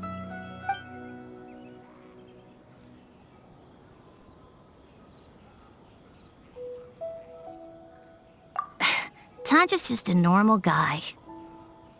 Even so, he must be more creative than most people. Wait, hold on. Rossi, do you mean you've met Tanja before? Mm-hmm. He's my dad. Your dad? Tanja's your dad? As in you're Tanja's son? Uh-huh. Ah, Paimon sees. That guy at Akara Crafts told us that Tanja brought his son along with him. So he meant Rossi. Why are you here on your own, though? Did you and Tanja get separated? We had an argument. I was upset, so I ran off here by myself. Oh, in that case, we should take you back to Gandharvaville first. Then we'll look for your dad and tell him where you are. No, I'm good. Thanks for your advice, Kale. I'm not so upset anymore. Come with me. I'll take you to him. Yay! Thanks, Rossi! Paimon thought we'd be spending the whole day looking for him. Oh my gosh! I can't believe I'm actually gonna meet the Tanja! Oh.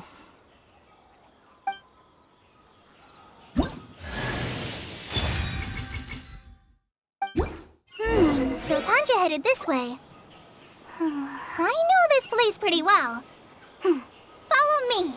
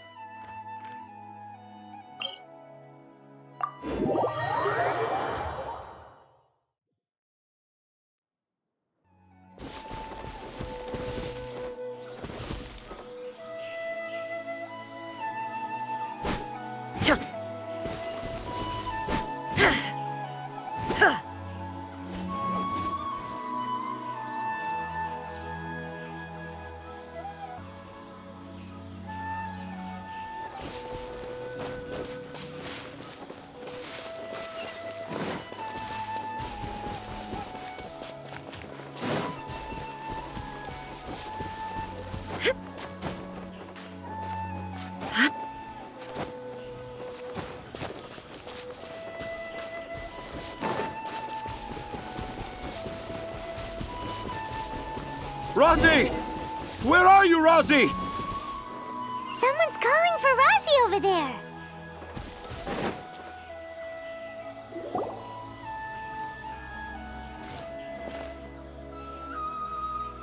Oh, Rosie! Thank goodness I finally found you. What would I do without you, my son? Were you in danger? Did the wild beasts scare you? Did the stars guide your way? I'm okay. All thanks to their help. Thank you. Thank you all. I dare say that even the most cold-hearted Spino crocodile would be moved to tears by your kindness. Oh, it's nothing. It's all part of my responsibility as a trainee forest ranger. I'm the one who should thank you for creating so many wonderful stories for the children of Sumeru. I love them too. Really? I didn't know anyone read my stories apart from young children. That must mean you're still in touch with your inner child.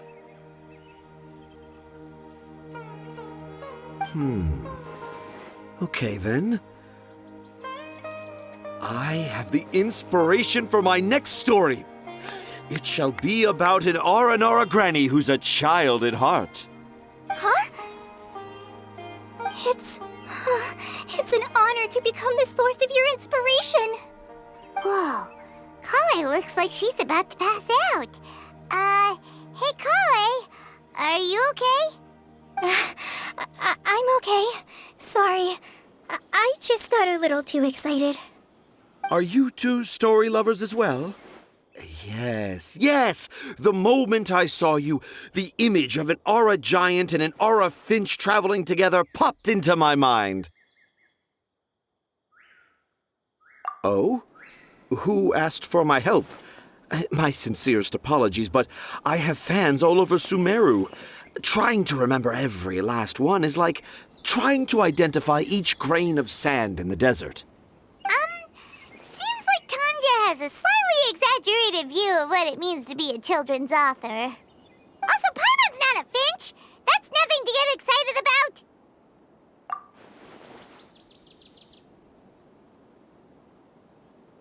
Akara Crafts. Oh, right. I remember now. That small boat once sailed into the sea of my memory, but before long it floated away over the horizon, never to be seen again. Perhaps for the best. After all, a wild tempest was a-raging in Tanger Harbor. What? Paimon has no idea what he's saying. What should we do? Do you think we should get Tainari to take a look at him? Dad's saying he forgot about helping the people at Akara Crafts learn more about Aranara because right now he has something more important to do. Oh, that's what he meant! Well, there it is! All the proof you needed that this kid is definitely Tanger's son. Wait, no, this isn't the time for all that. Tanger, your help is pretty vital to the toy makers. You gotta do something! But the garden that blooms before my eyes is of greater importance, for therein lies the beautiful Patisara that all the children of Sumeru dream of. I, Tanger, have found evidence of Aranara activity right here in the Avidia Forest, conclusively proving that Aranara not only exists in stories, but in real life too. If I manage to document the first real-life Aranara sighting, the petty problems that perplex Akara Crafts will be untangled in no time. Meanwhile, I may well be able to leverage this to assume leadership of the academia. Then all across Sumeru will know of the great Tanger living in humble Port Ormos.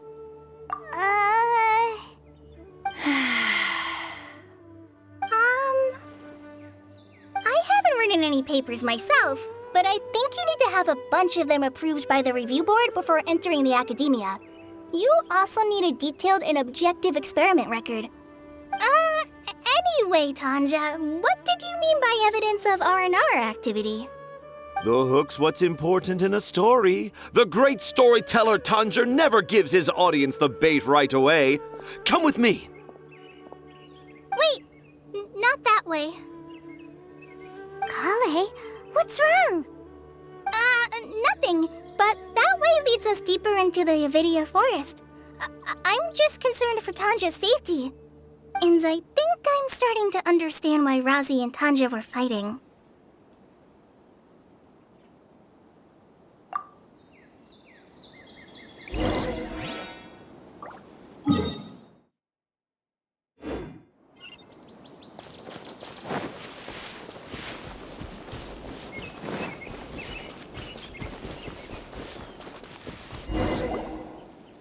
Just as I expected, the promise of one of my stories has kept you hot on my heels. But this is just an ordinary tree hollow. Paimon's not seeing any evidence of Aranara. You can deceive the eyes, but you can't deceive the heart.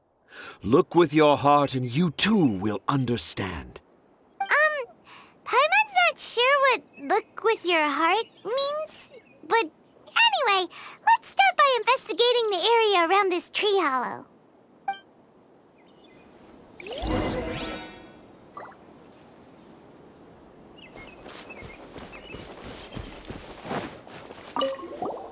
Hey, look! There's a note here! Could this be the evidence that Tanja was talking about? The handwriting's so hard to read. It's too hard. I can't remember the names of all these mushrooms. Do Aranara need to learn about mushroom classification?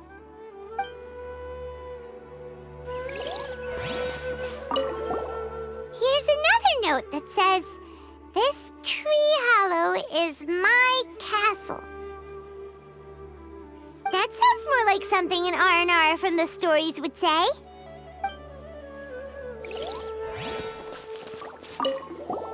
There's another one here! If only I were a clever Aranara. A clever Aranara. Is the emphasis on clever or Aranara?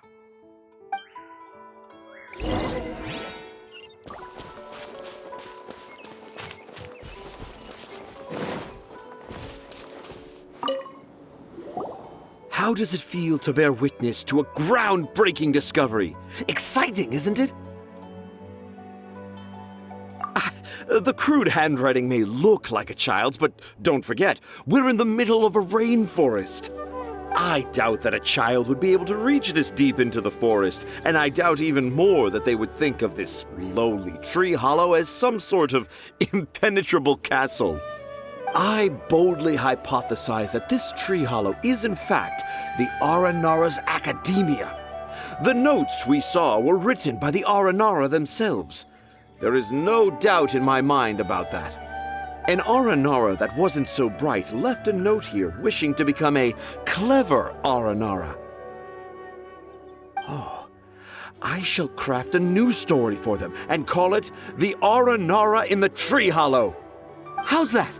Don't the very words just conjure up images of Aranara in your mind's eye? Nope. Well, many an adventurer knows how to take to the skies with their easily visible wind gliders, yet they do not possess the invisible wings of imagination, making it hard for them to keep up with my train of thought. How about you, Miss Forest Ranger?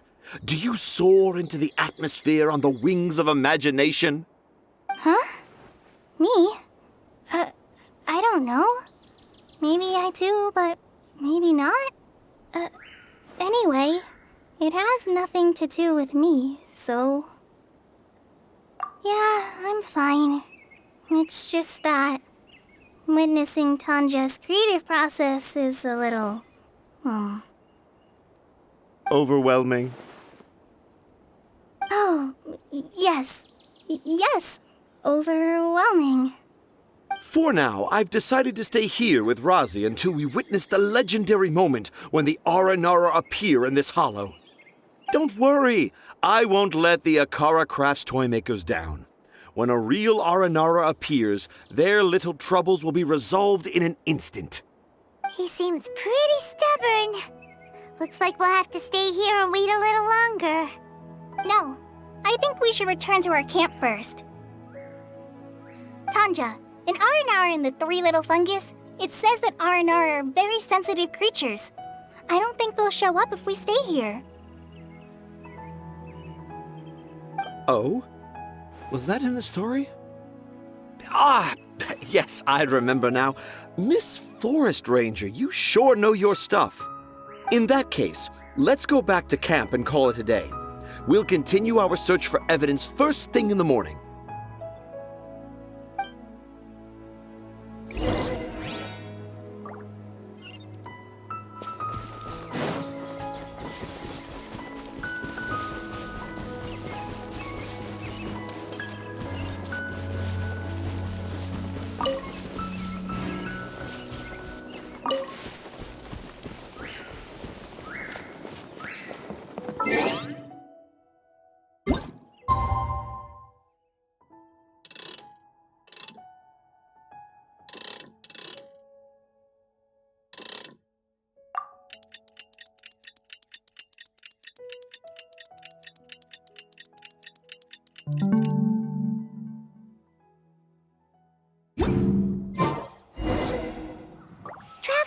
Traveler, wake up!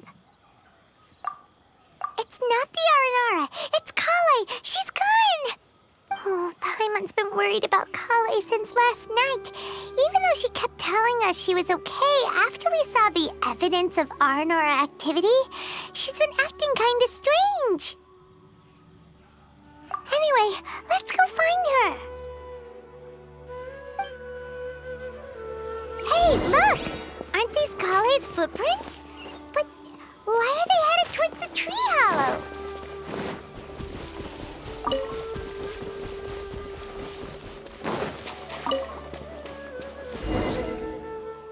So Kale came back here alone.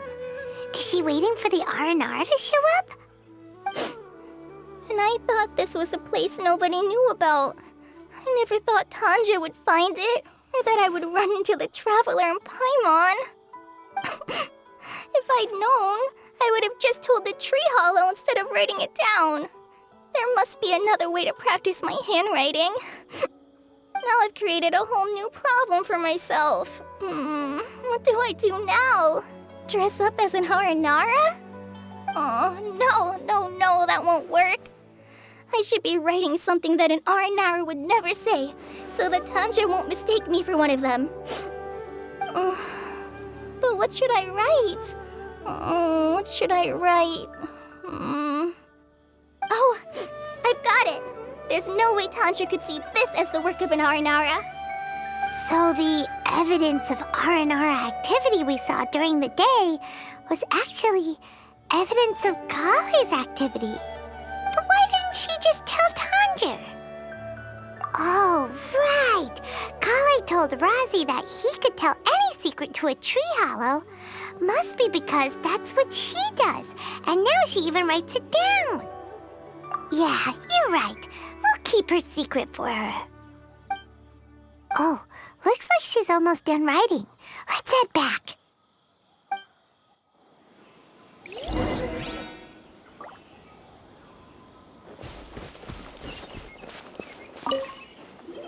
Aha! There's a new note just as I expected. Yes! It's the same handwriting, which means it must have been written by the same Aranara. Let's see what it says.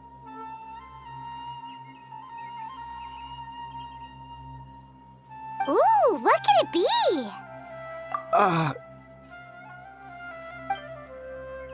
I want to visit Mondstadt during the Ludi Harpastum again? No, that's impossible. This must be some kind of mistake. How could an Aranara go to Mondstadt for the Ludi Harpastum? Even I would never write that into a fairy tale. So, in other words, the notes can't have been left by an Aranara. Yeah. If you ask me, they were probably left by a passing merchant from Mondstadt or something. Definitely not an Aranara. No, I refuse to believe it.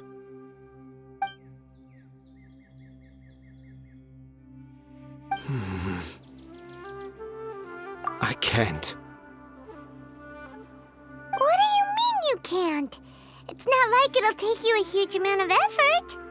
You've written so many stories beloved by the children. I'm sure you can help create carvings that are just as successful. No! I can't do it! I thought that if I could find an Aranara, I'd be able to help Akara Crafts. But it was someone from Mondstadt all along.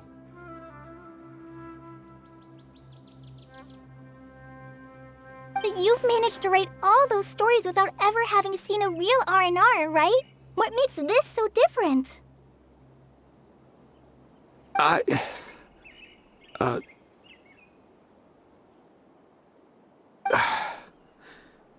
Rosie, you tell them. Really? Can I? Yes, it's fine. Tell them. I know this is the moment you've been waiting for. Okay. Kale, Traveler, Paimon, do you remember when I said that there was a secret I didn't want to tell anyone?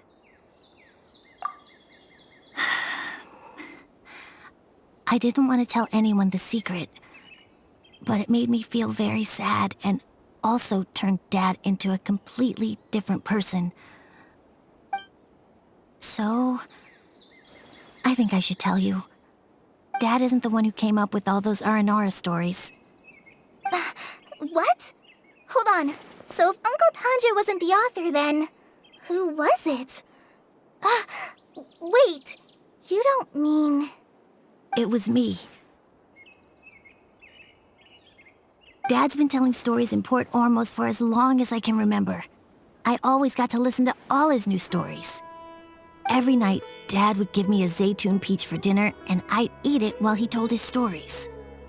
The Zaytun peaches were delicious, but Dad's stories were really bad.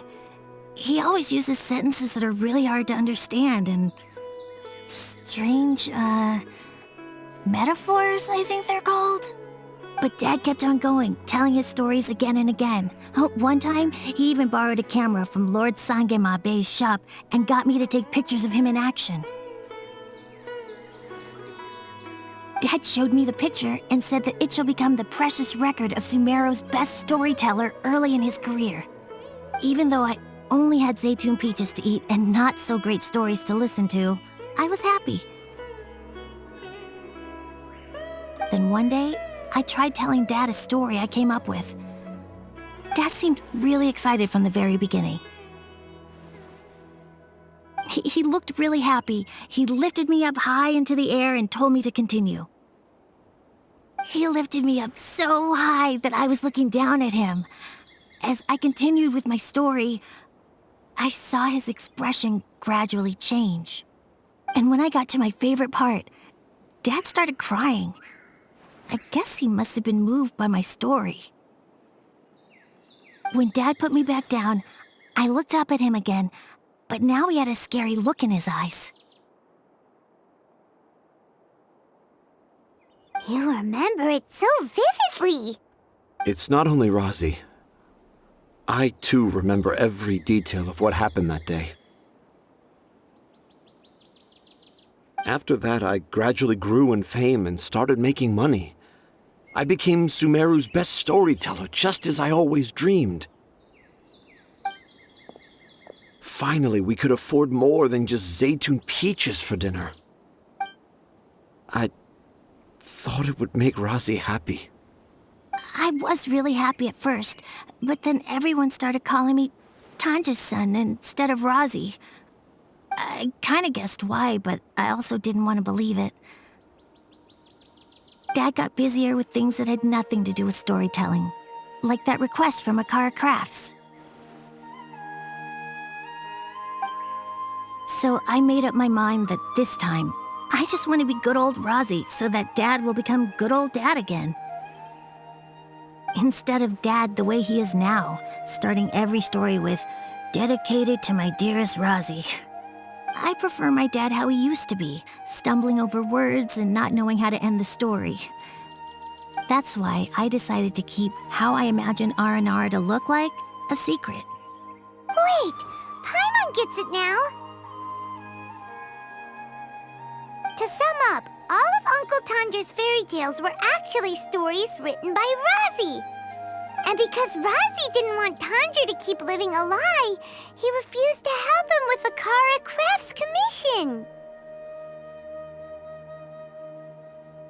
Yes. That's why I tried looking for possible evidence of Aranara.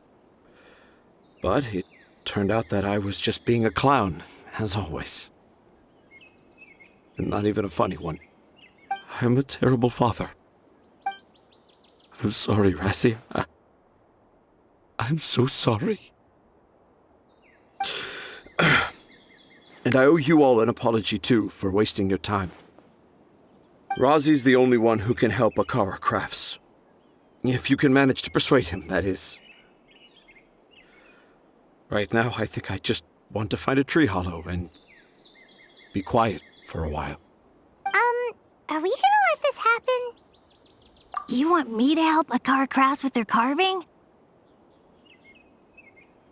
Well, I did mention what the Aranara look like in my stories, but to make a carving, we might need more details.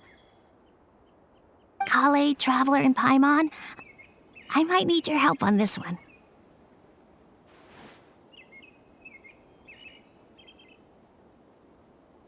I've never really left Port Ormos before. This is my first time in Gandharvaville. Well, it's my first time being so far from home. Sumeru is so much bigger than I thought. Seeing new places has given me loads of new ideas for my Aranara stories. So I want to visit more places in Sumeru. That way, I can help Akara Crafts create an Aranara carving that everyone will love. And I also want to take pictures of Dad everywhere that we travel to. You still want me to come with you? Even after all I've done? Yeah, of course. Come on, you're the best dad ever. This is the happiest Razi has sounded since we met him. I want to thank you, Kale.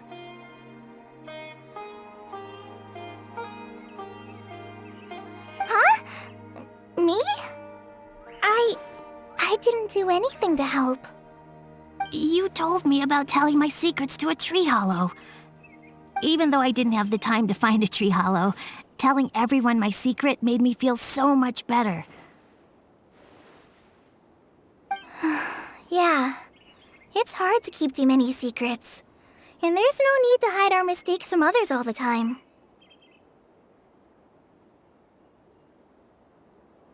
I made a lot of mistakes back in Mondstadt, but when I look back on them, it all feels more like a new beginning. I'm sure this experience will be the same for Tanja. Yes. I'll do my best to become a good father again. Wait. Did you just say you've been to Mondstadt?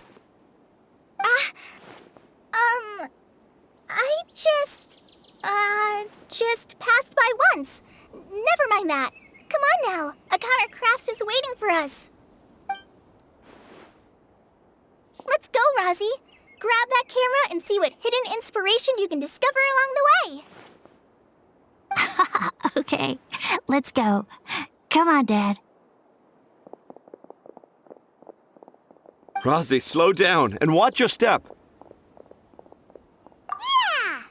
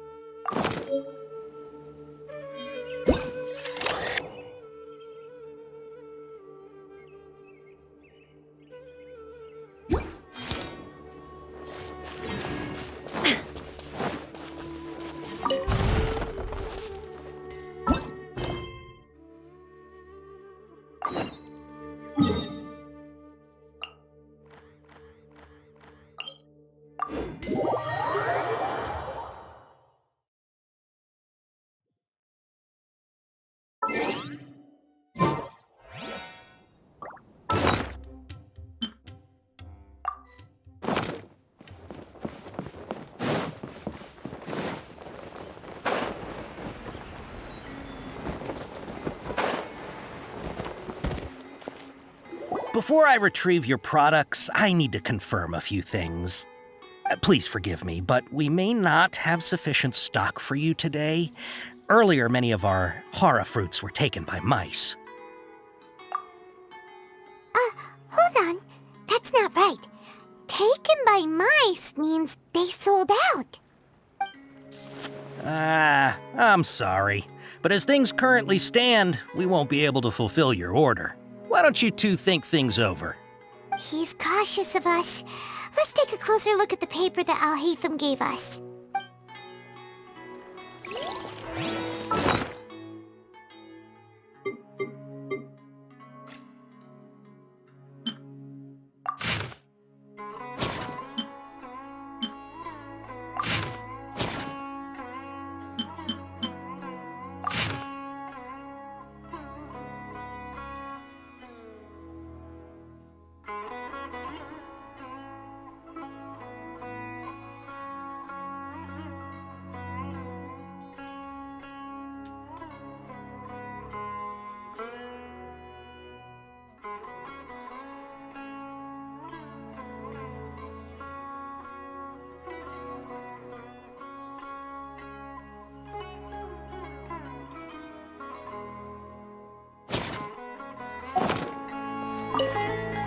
Before I retrieve your products, I need to confirm a few things. Please forgive me, but we may not have sufficient stock for you today. Earlier, many of our hara fruits were taken by mice. Thanks. If better goods come in, you'll be the first to know. You look like you have some skill. Why don't I pick out some fruits that'll make you dizzy?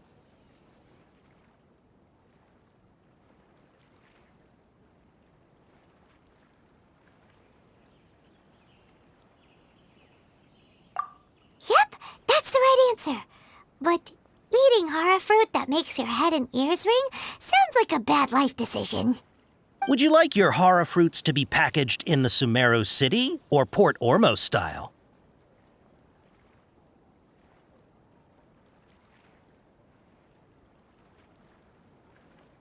Wow, you two sure are generous customers. We'll be sure to package your products beautifully. Okay, everything has been confirmed. Miss Dory is waiting for you up at... Shoot! It's the Matra! Run! What? The matcha? Where? Al-Haytham said we're done for if they catch us. We gotta get out of here. We don't know this area, so let's follow that informant.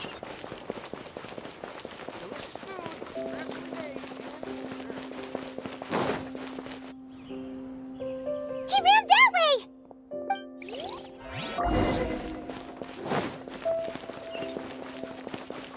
I think a creepy crawly got into the cooking pot.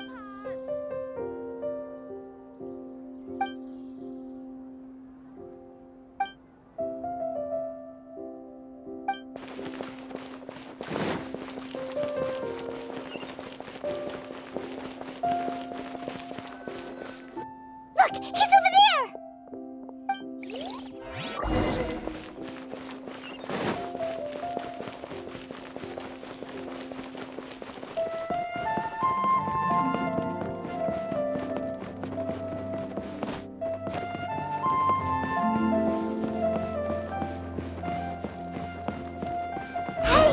If you're hiding from the Rishbalan tiger, come this way! Another password! Huh? Oh, that voice came from behind the building on the right! Here, over here. You can stop running now.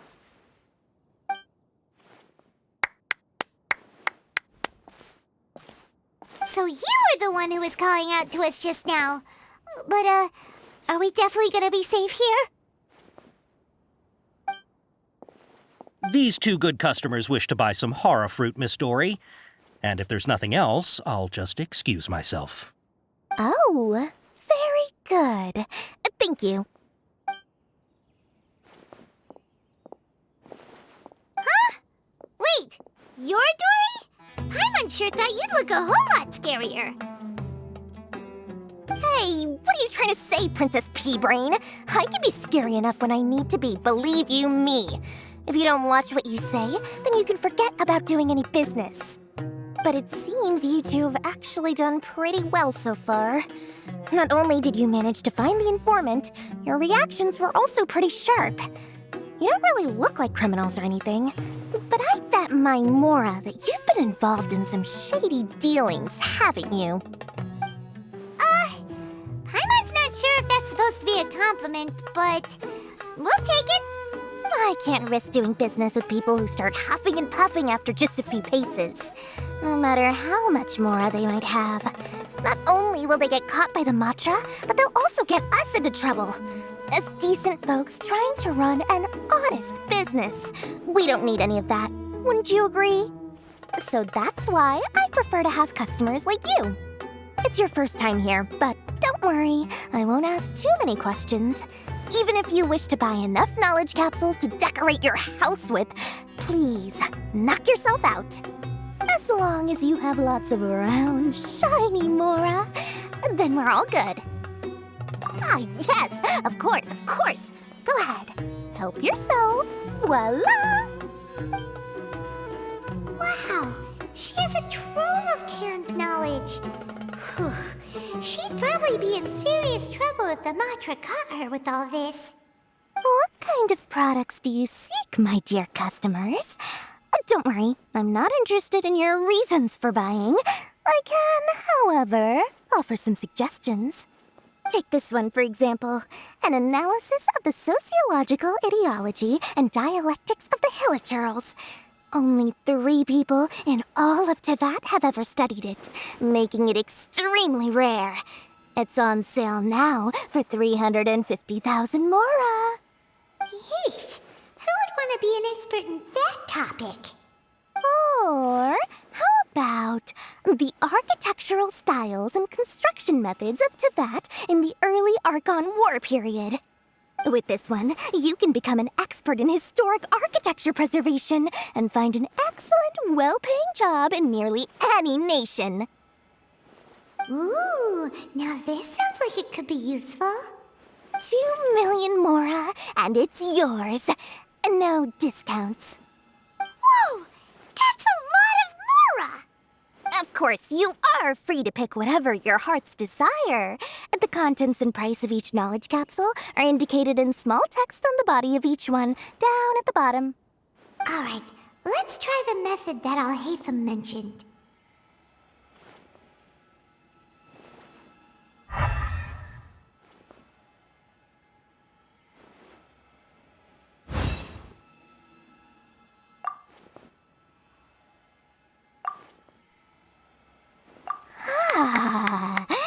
You've really got a good head on your shoulders, and quite the eye for quality.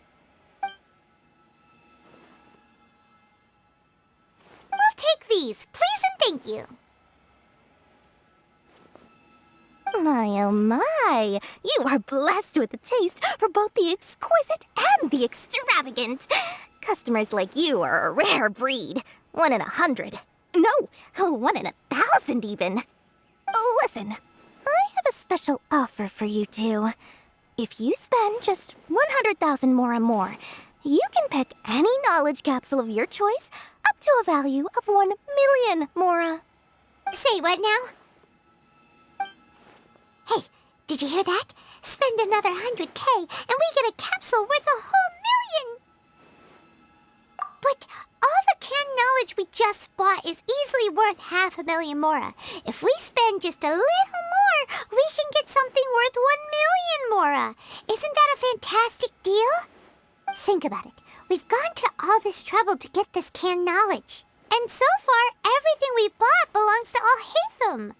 Aren't you even the least bit curious about how this whole canned knowledge thing works? We're talking instant knowledge here. Don't you want to try it yourself? Come on, come on! We still have around 100,000 of Al-Haytham's Mora left, so let's put it to good use by finding something useful for you. Ahem, you've got a deal, Dory! We'd like to spend an extra 100,000 Mora. Excellent! Then please, select from this fine collection of canned knowledge over here. Hold on a second. Paimon thought we could choose whatever we wanted. Why can't we choose the ones from over there? Oh, but my dear customer, the knowledge capsules over here are worth 1 million mora each. I'm sure discerning customers like yourselves will be able to find something to your liking. Please, take your time. Uh-oh, Paimon has a bad feeling about this. Let's use Elemental Sight again to check these.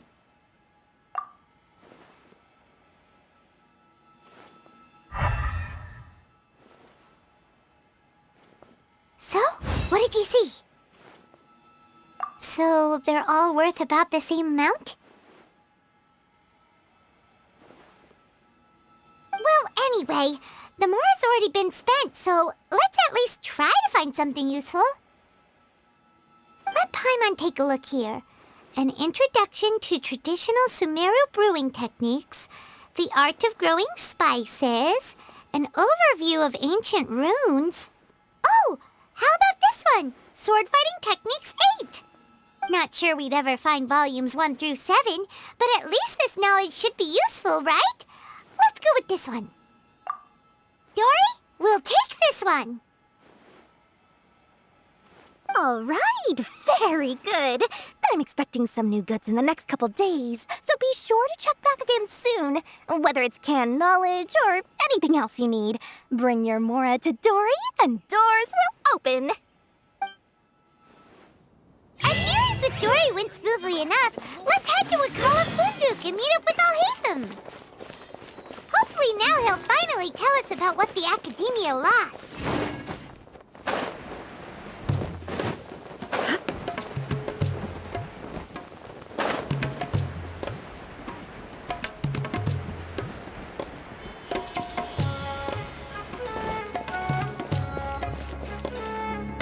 Ha!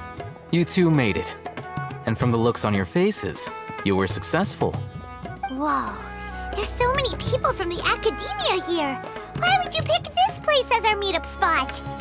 Well, Wakela Funduk is under the Academia's control, so naturally the Academia has people working here.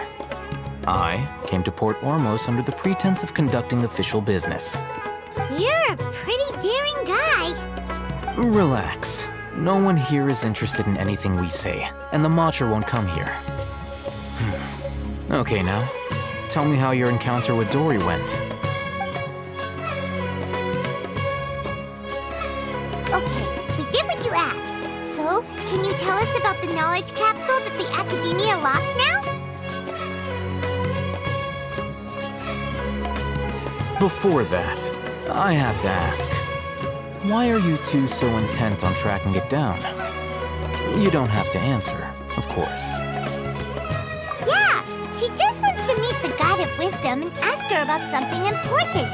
We've been in Sumeru for a while now, but we still haven't found a way. When we heard that the Academia had lost something that might be related to the gods, we came here in case it turned out to be our lucky break. In that case, you're on the right track. A short while ago, the Academia lost a knowledge capsule in the desert. It's supposedly a divine knowledge capsule. Use it, and you'll gain the wisdom of the gods. Wow, there's really such a thing as that? Hey, if we find it, do you think we could learn how to meet the Dendro Archon? Ooh, or even how to find your brother? I highly doubt it has any mystical properties, but it does indeed exist. And it's right here, in Port Ormos. So, where exactly? That's what we need to find out next. I won't deny that. I am investigating because I'm curious as to what the divine knowledge capsule truly is. As you know, the Eremites in Port Ormos also have their eyes on it. It is an extremely precious item. The knowledge contained within may bring great power or wealth to whoever has it in their possession. Several brigades have been vying for ownership of it as of late, but there is still no victor. My personal finances and connections cannot compete with those of the Eremites. After attempting various methods, I finally managed to reach a tentative agreement with several brigades. I agreed to forego ownership of the divine knowledge capsule in exchange for the opportunity to study it. After all, there's no harm in understanding what it is. However, there are those who are less amenable to negotiation, such as those from Ain al-Ahmar. They adamantly believe that the Divine Knowledge Capsule contains the Scarlet King's power, and that he will return to this world when they obtain it.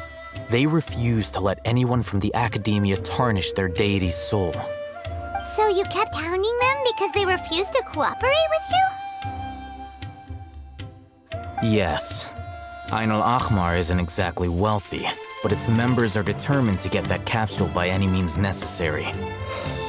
To that end, they've resorted to many methods more foul than fair in order to amass sufficient funds.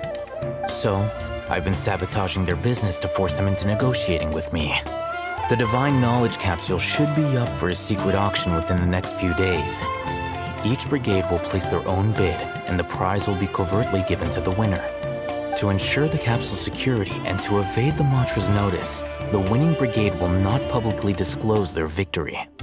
Unless I know whose hands the Divine Knowledge Capsule ends up in, my agreements with them will fall through. Dory is the most reliable source of information, but that avenue was previously closed to me. With you on board now, the situation is different. In other words, you wanted us to befriend Dory so you could find out where the Divine Knowledge Capsule is. Yes, you can say that. But this arrangement harms none of us. The day after tomorrow, go back to Dory and try to purchase information on the Divine Knowledge Capsule's whereabouts. If she has no information, wait 2 days and approach her again. If I get the opportunity to study the Divine Knowledge Capsule, I will relay my findings to you. Will that suffice as compensation? Okay, then we'll meet up in 2 days. Alhaitham, before you go, we actually bought a knowledge capsule for ourselves, but we're not sure how to use it. You two want to try using a knowledge capsule? Sure, I can teach you. Doing so right under the Academia's nose is a bit problematic, though. What do you say we head to the outskirts of town?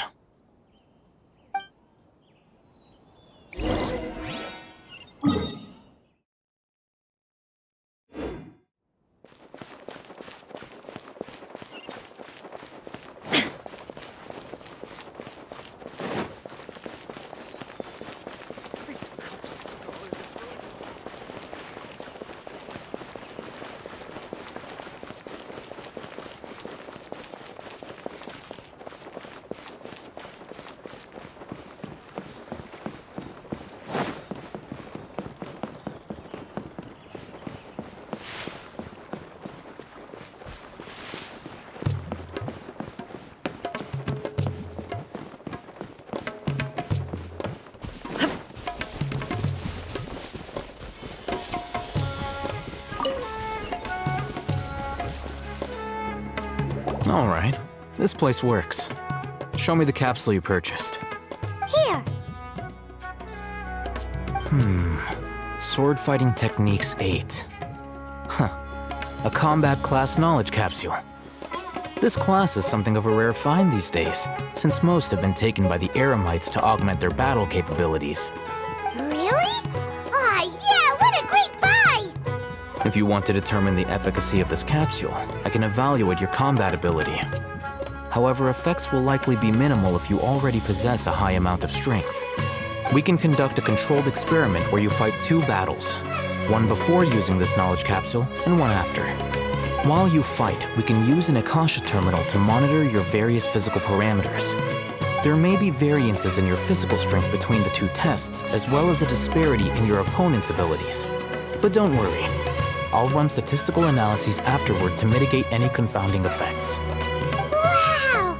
Alhaitham! You must have been one of those guys at the Academia who got top grades on everything! Hyman's curious about something, though. You definitely weren't one of those students who needed canned knowledge to graduate from the Academia, right? So, why are you risking getting caught by the Matra for this capsule? When you are unable to understand a researcher's actions, most cases can be attributed to curiosity. This is but one theory. Sounds like you're trying to avoid the question. All right, let's begin the test. Just fight as you normally do.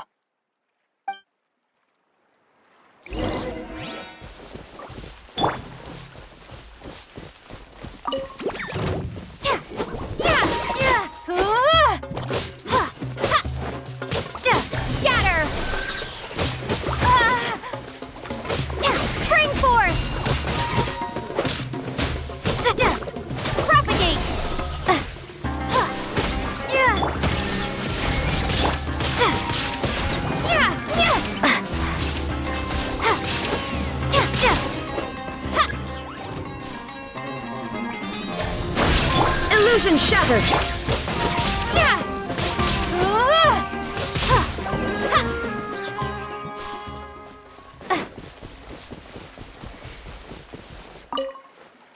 All right. I'll link your Akasha terminal to record data. The next step is to use this knowledge capsule. Hold it in your hand. I'll help you establish a connection with it so you can activate its power.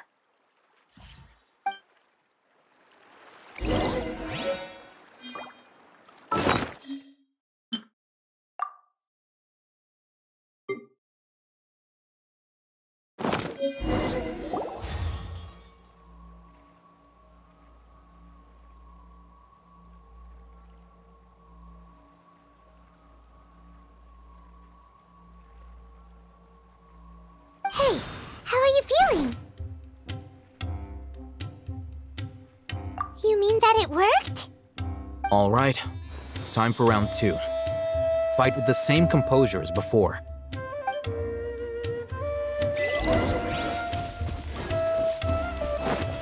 There is no escape!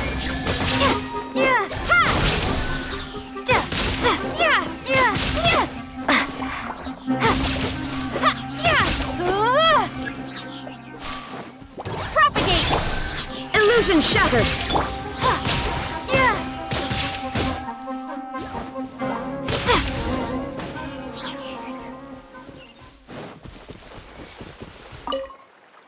Now, I'll start recording data again. Oh, hey, Thumb. How's it going? Well, the knowledge capsule you purchased did improve her combat capability. During the second fight, her overall fighting performance increased by 0.073%.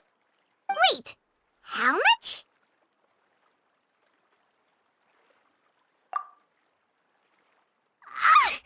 Dory's such a jerk! She totally scammed us! 1 million mora? This thing isn't worth a tenth of that amount! Of course, this could be because she is so powerful that the capsule's contents were unable to produce a substantial increase.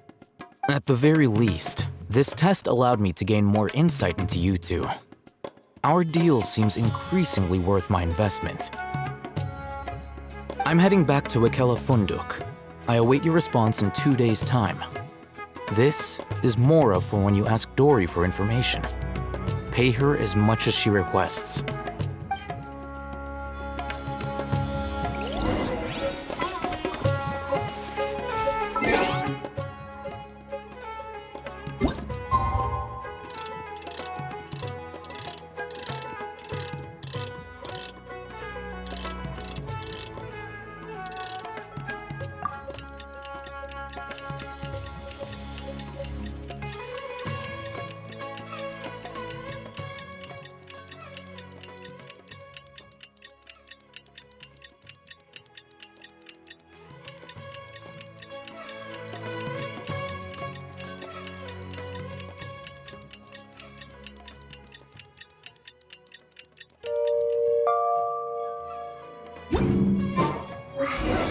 Let's see Dory today and ask her about where the divine knowledge capsule is.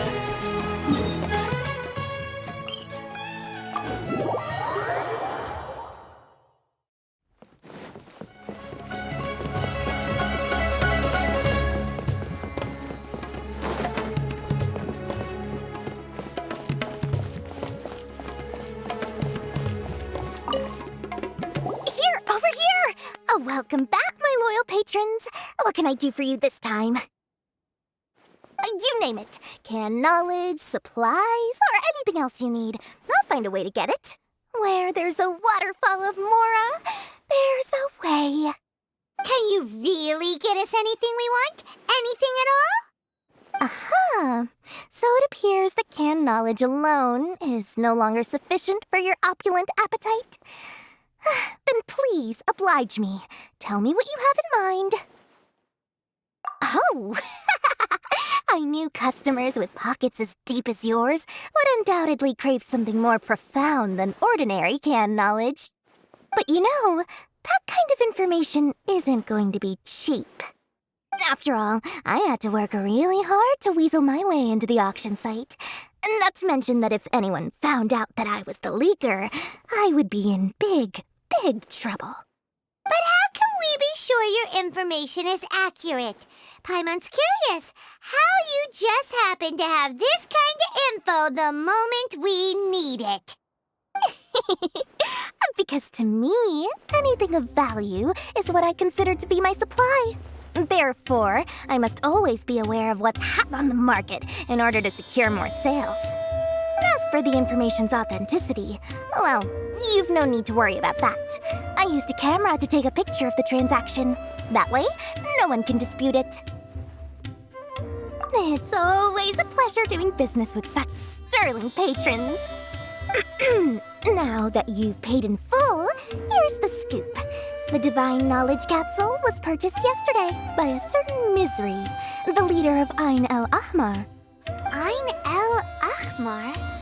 You mean the Eremites who worship the Scarlet King? Ah, so you're already familiar with them. The group has done everything in their power to obtain the Divine Knowledge Capsule. After all, they believe it contains the power of the Scarlet King. That Divine Knowledge Capsule is unlike any other canned knowledge I've seen before. It was glowing bright red. The capsule is clearly visible in the picture I took. You can look for yourself. Thanks for the info, Dory. Please, it's my pleasure. It's all thanks to discerning customers such as yourselves that my efforts yesterday were not in vain. Please, don't hesitate to contact me if you ever need anything else in the future. More effort, Dory, opens doors. Well, we figured out where the Divine Knowledge Capsule is. It turns out it ended up in the hands of Ain el-Ahmar. Let's head back and talk to Al-Haytham.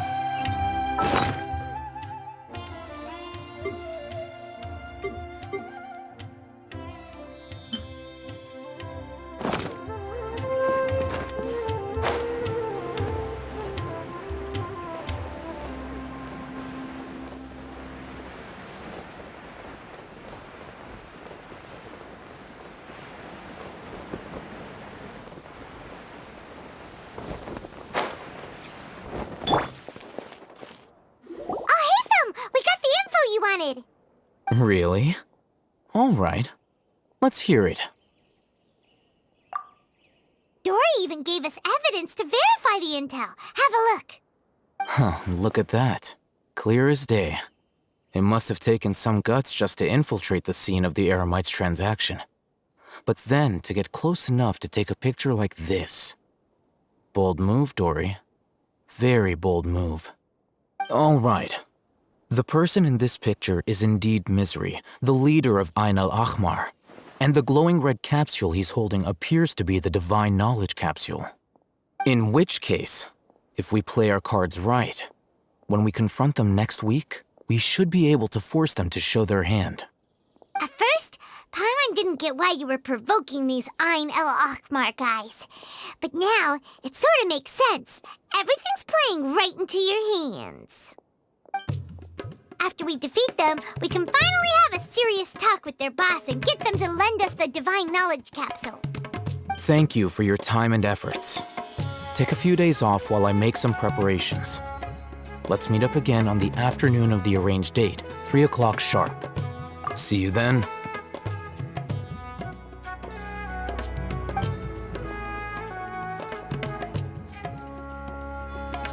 Al-Haytham sure is taking his time. Where could he be? Oh, there he is. Sorry to keep you waiting. Let's head to the pier in front of Pharos Lighthouse. Yep, let's go.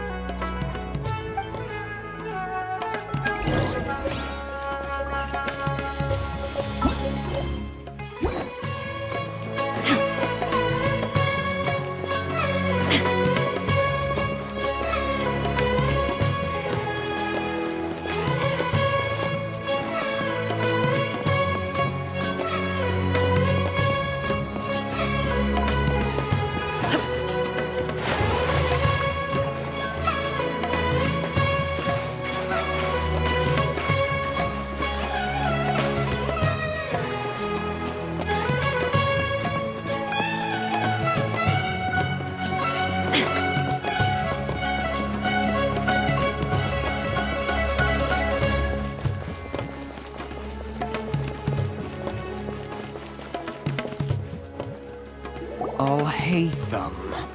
I knew you were crazy, but I didn't know you were crazy enough to actually show up.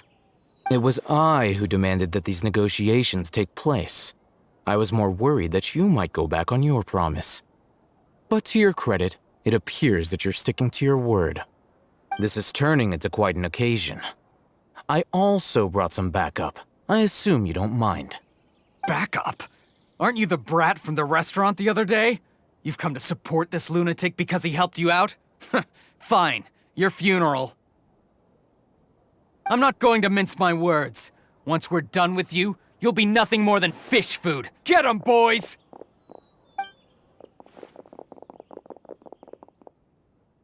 Uh-oh, here they come. Good luck, you two.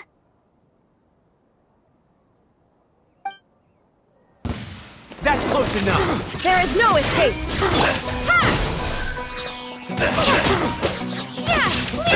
Exterminate! Illusion shot. I'll protect us. I'll be back. I'll be back.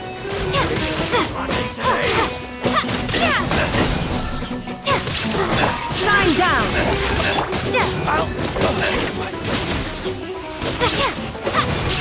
Propagate! Illusion shattered.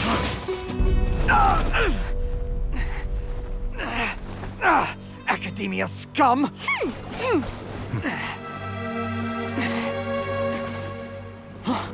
Boss! Finally! Did you use it? Great! Now we can...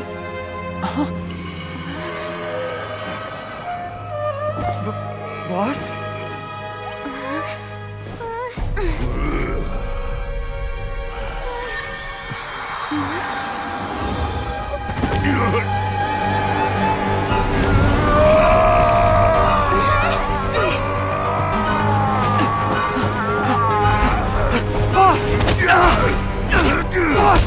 What's wrong? What happened to him? We have to cut his Akasha connection, now.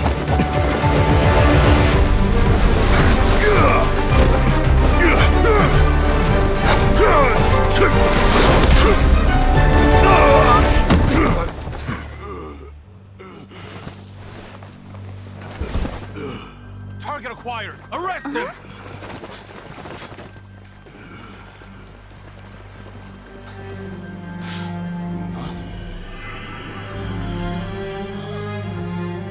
Do not impede our work. Is that understood, Al-Haytham? Of course. I was only trying to help. Take him away!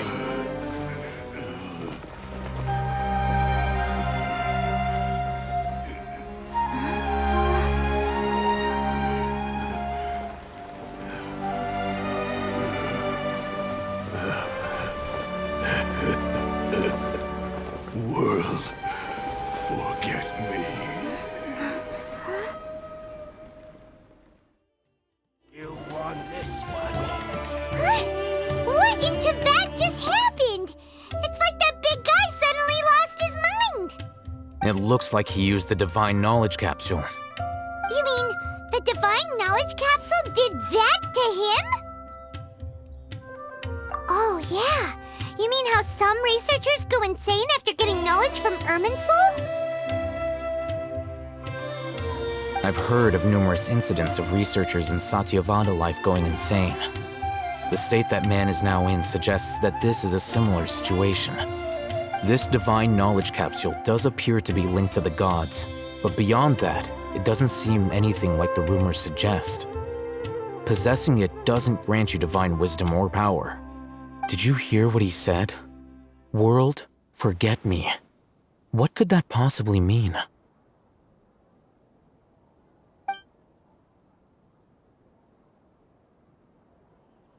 If the mantra took him away, then that means the Academia got the Divine Knowledge Capsule back too. What a shame. We were so close. Still, Paimon didn't expect the Divine Knowledge Capsule would be so dangerous. Imagine if we tried to open it. Oh, who knows what would have happened to us? As things stand, there is no reason for me to remain in Port Ormos.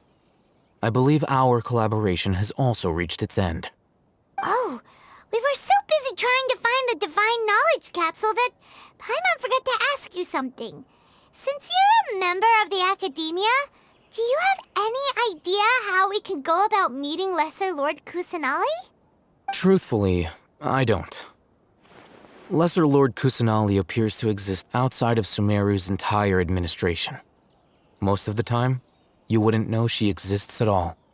Moreover, since the Academia possesses the Akasha, a symbol of our deity's wisdom, scholars have no reason to desire to make contact with the deity herself anyway.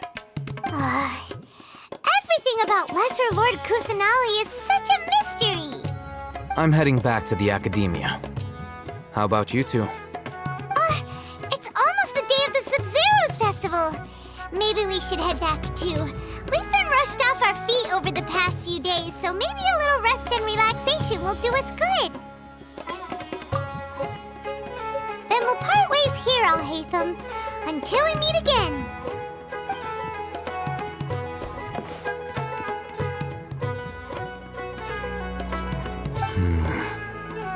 Now, do I deal with this thing first? Or should I produce the report that the higher-ups require?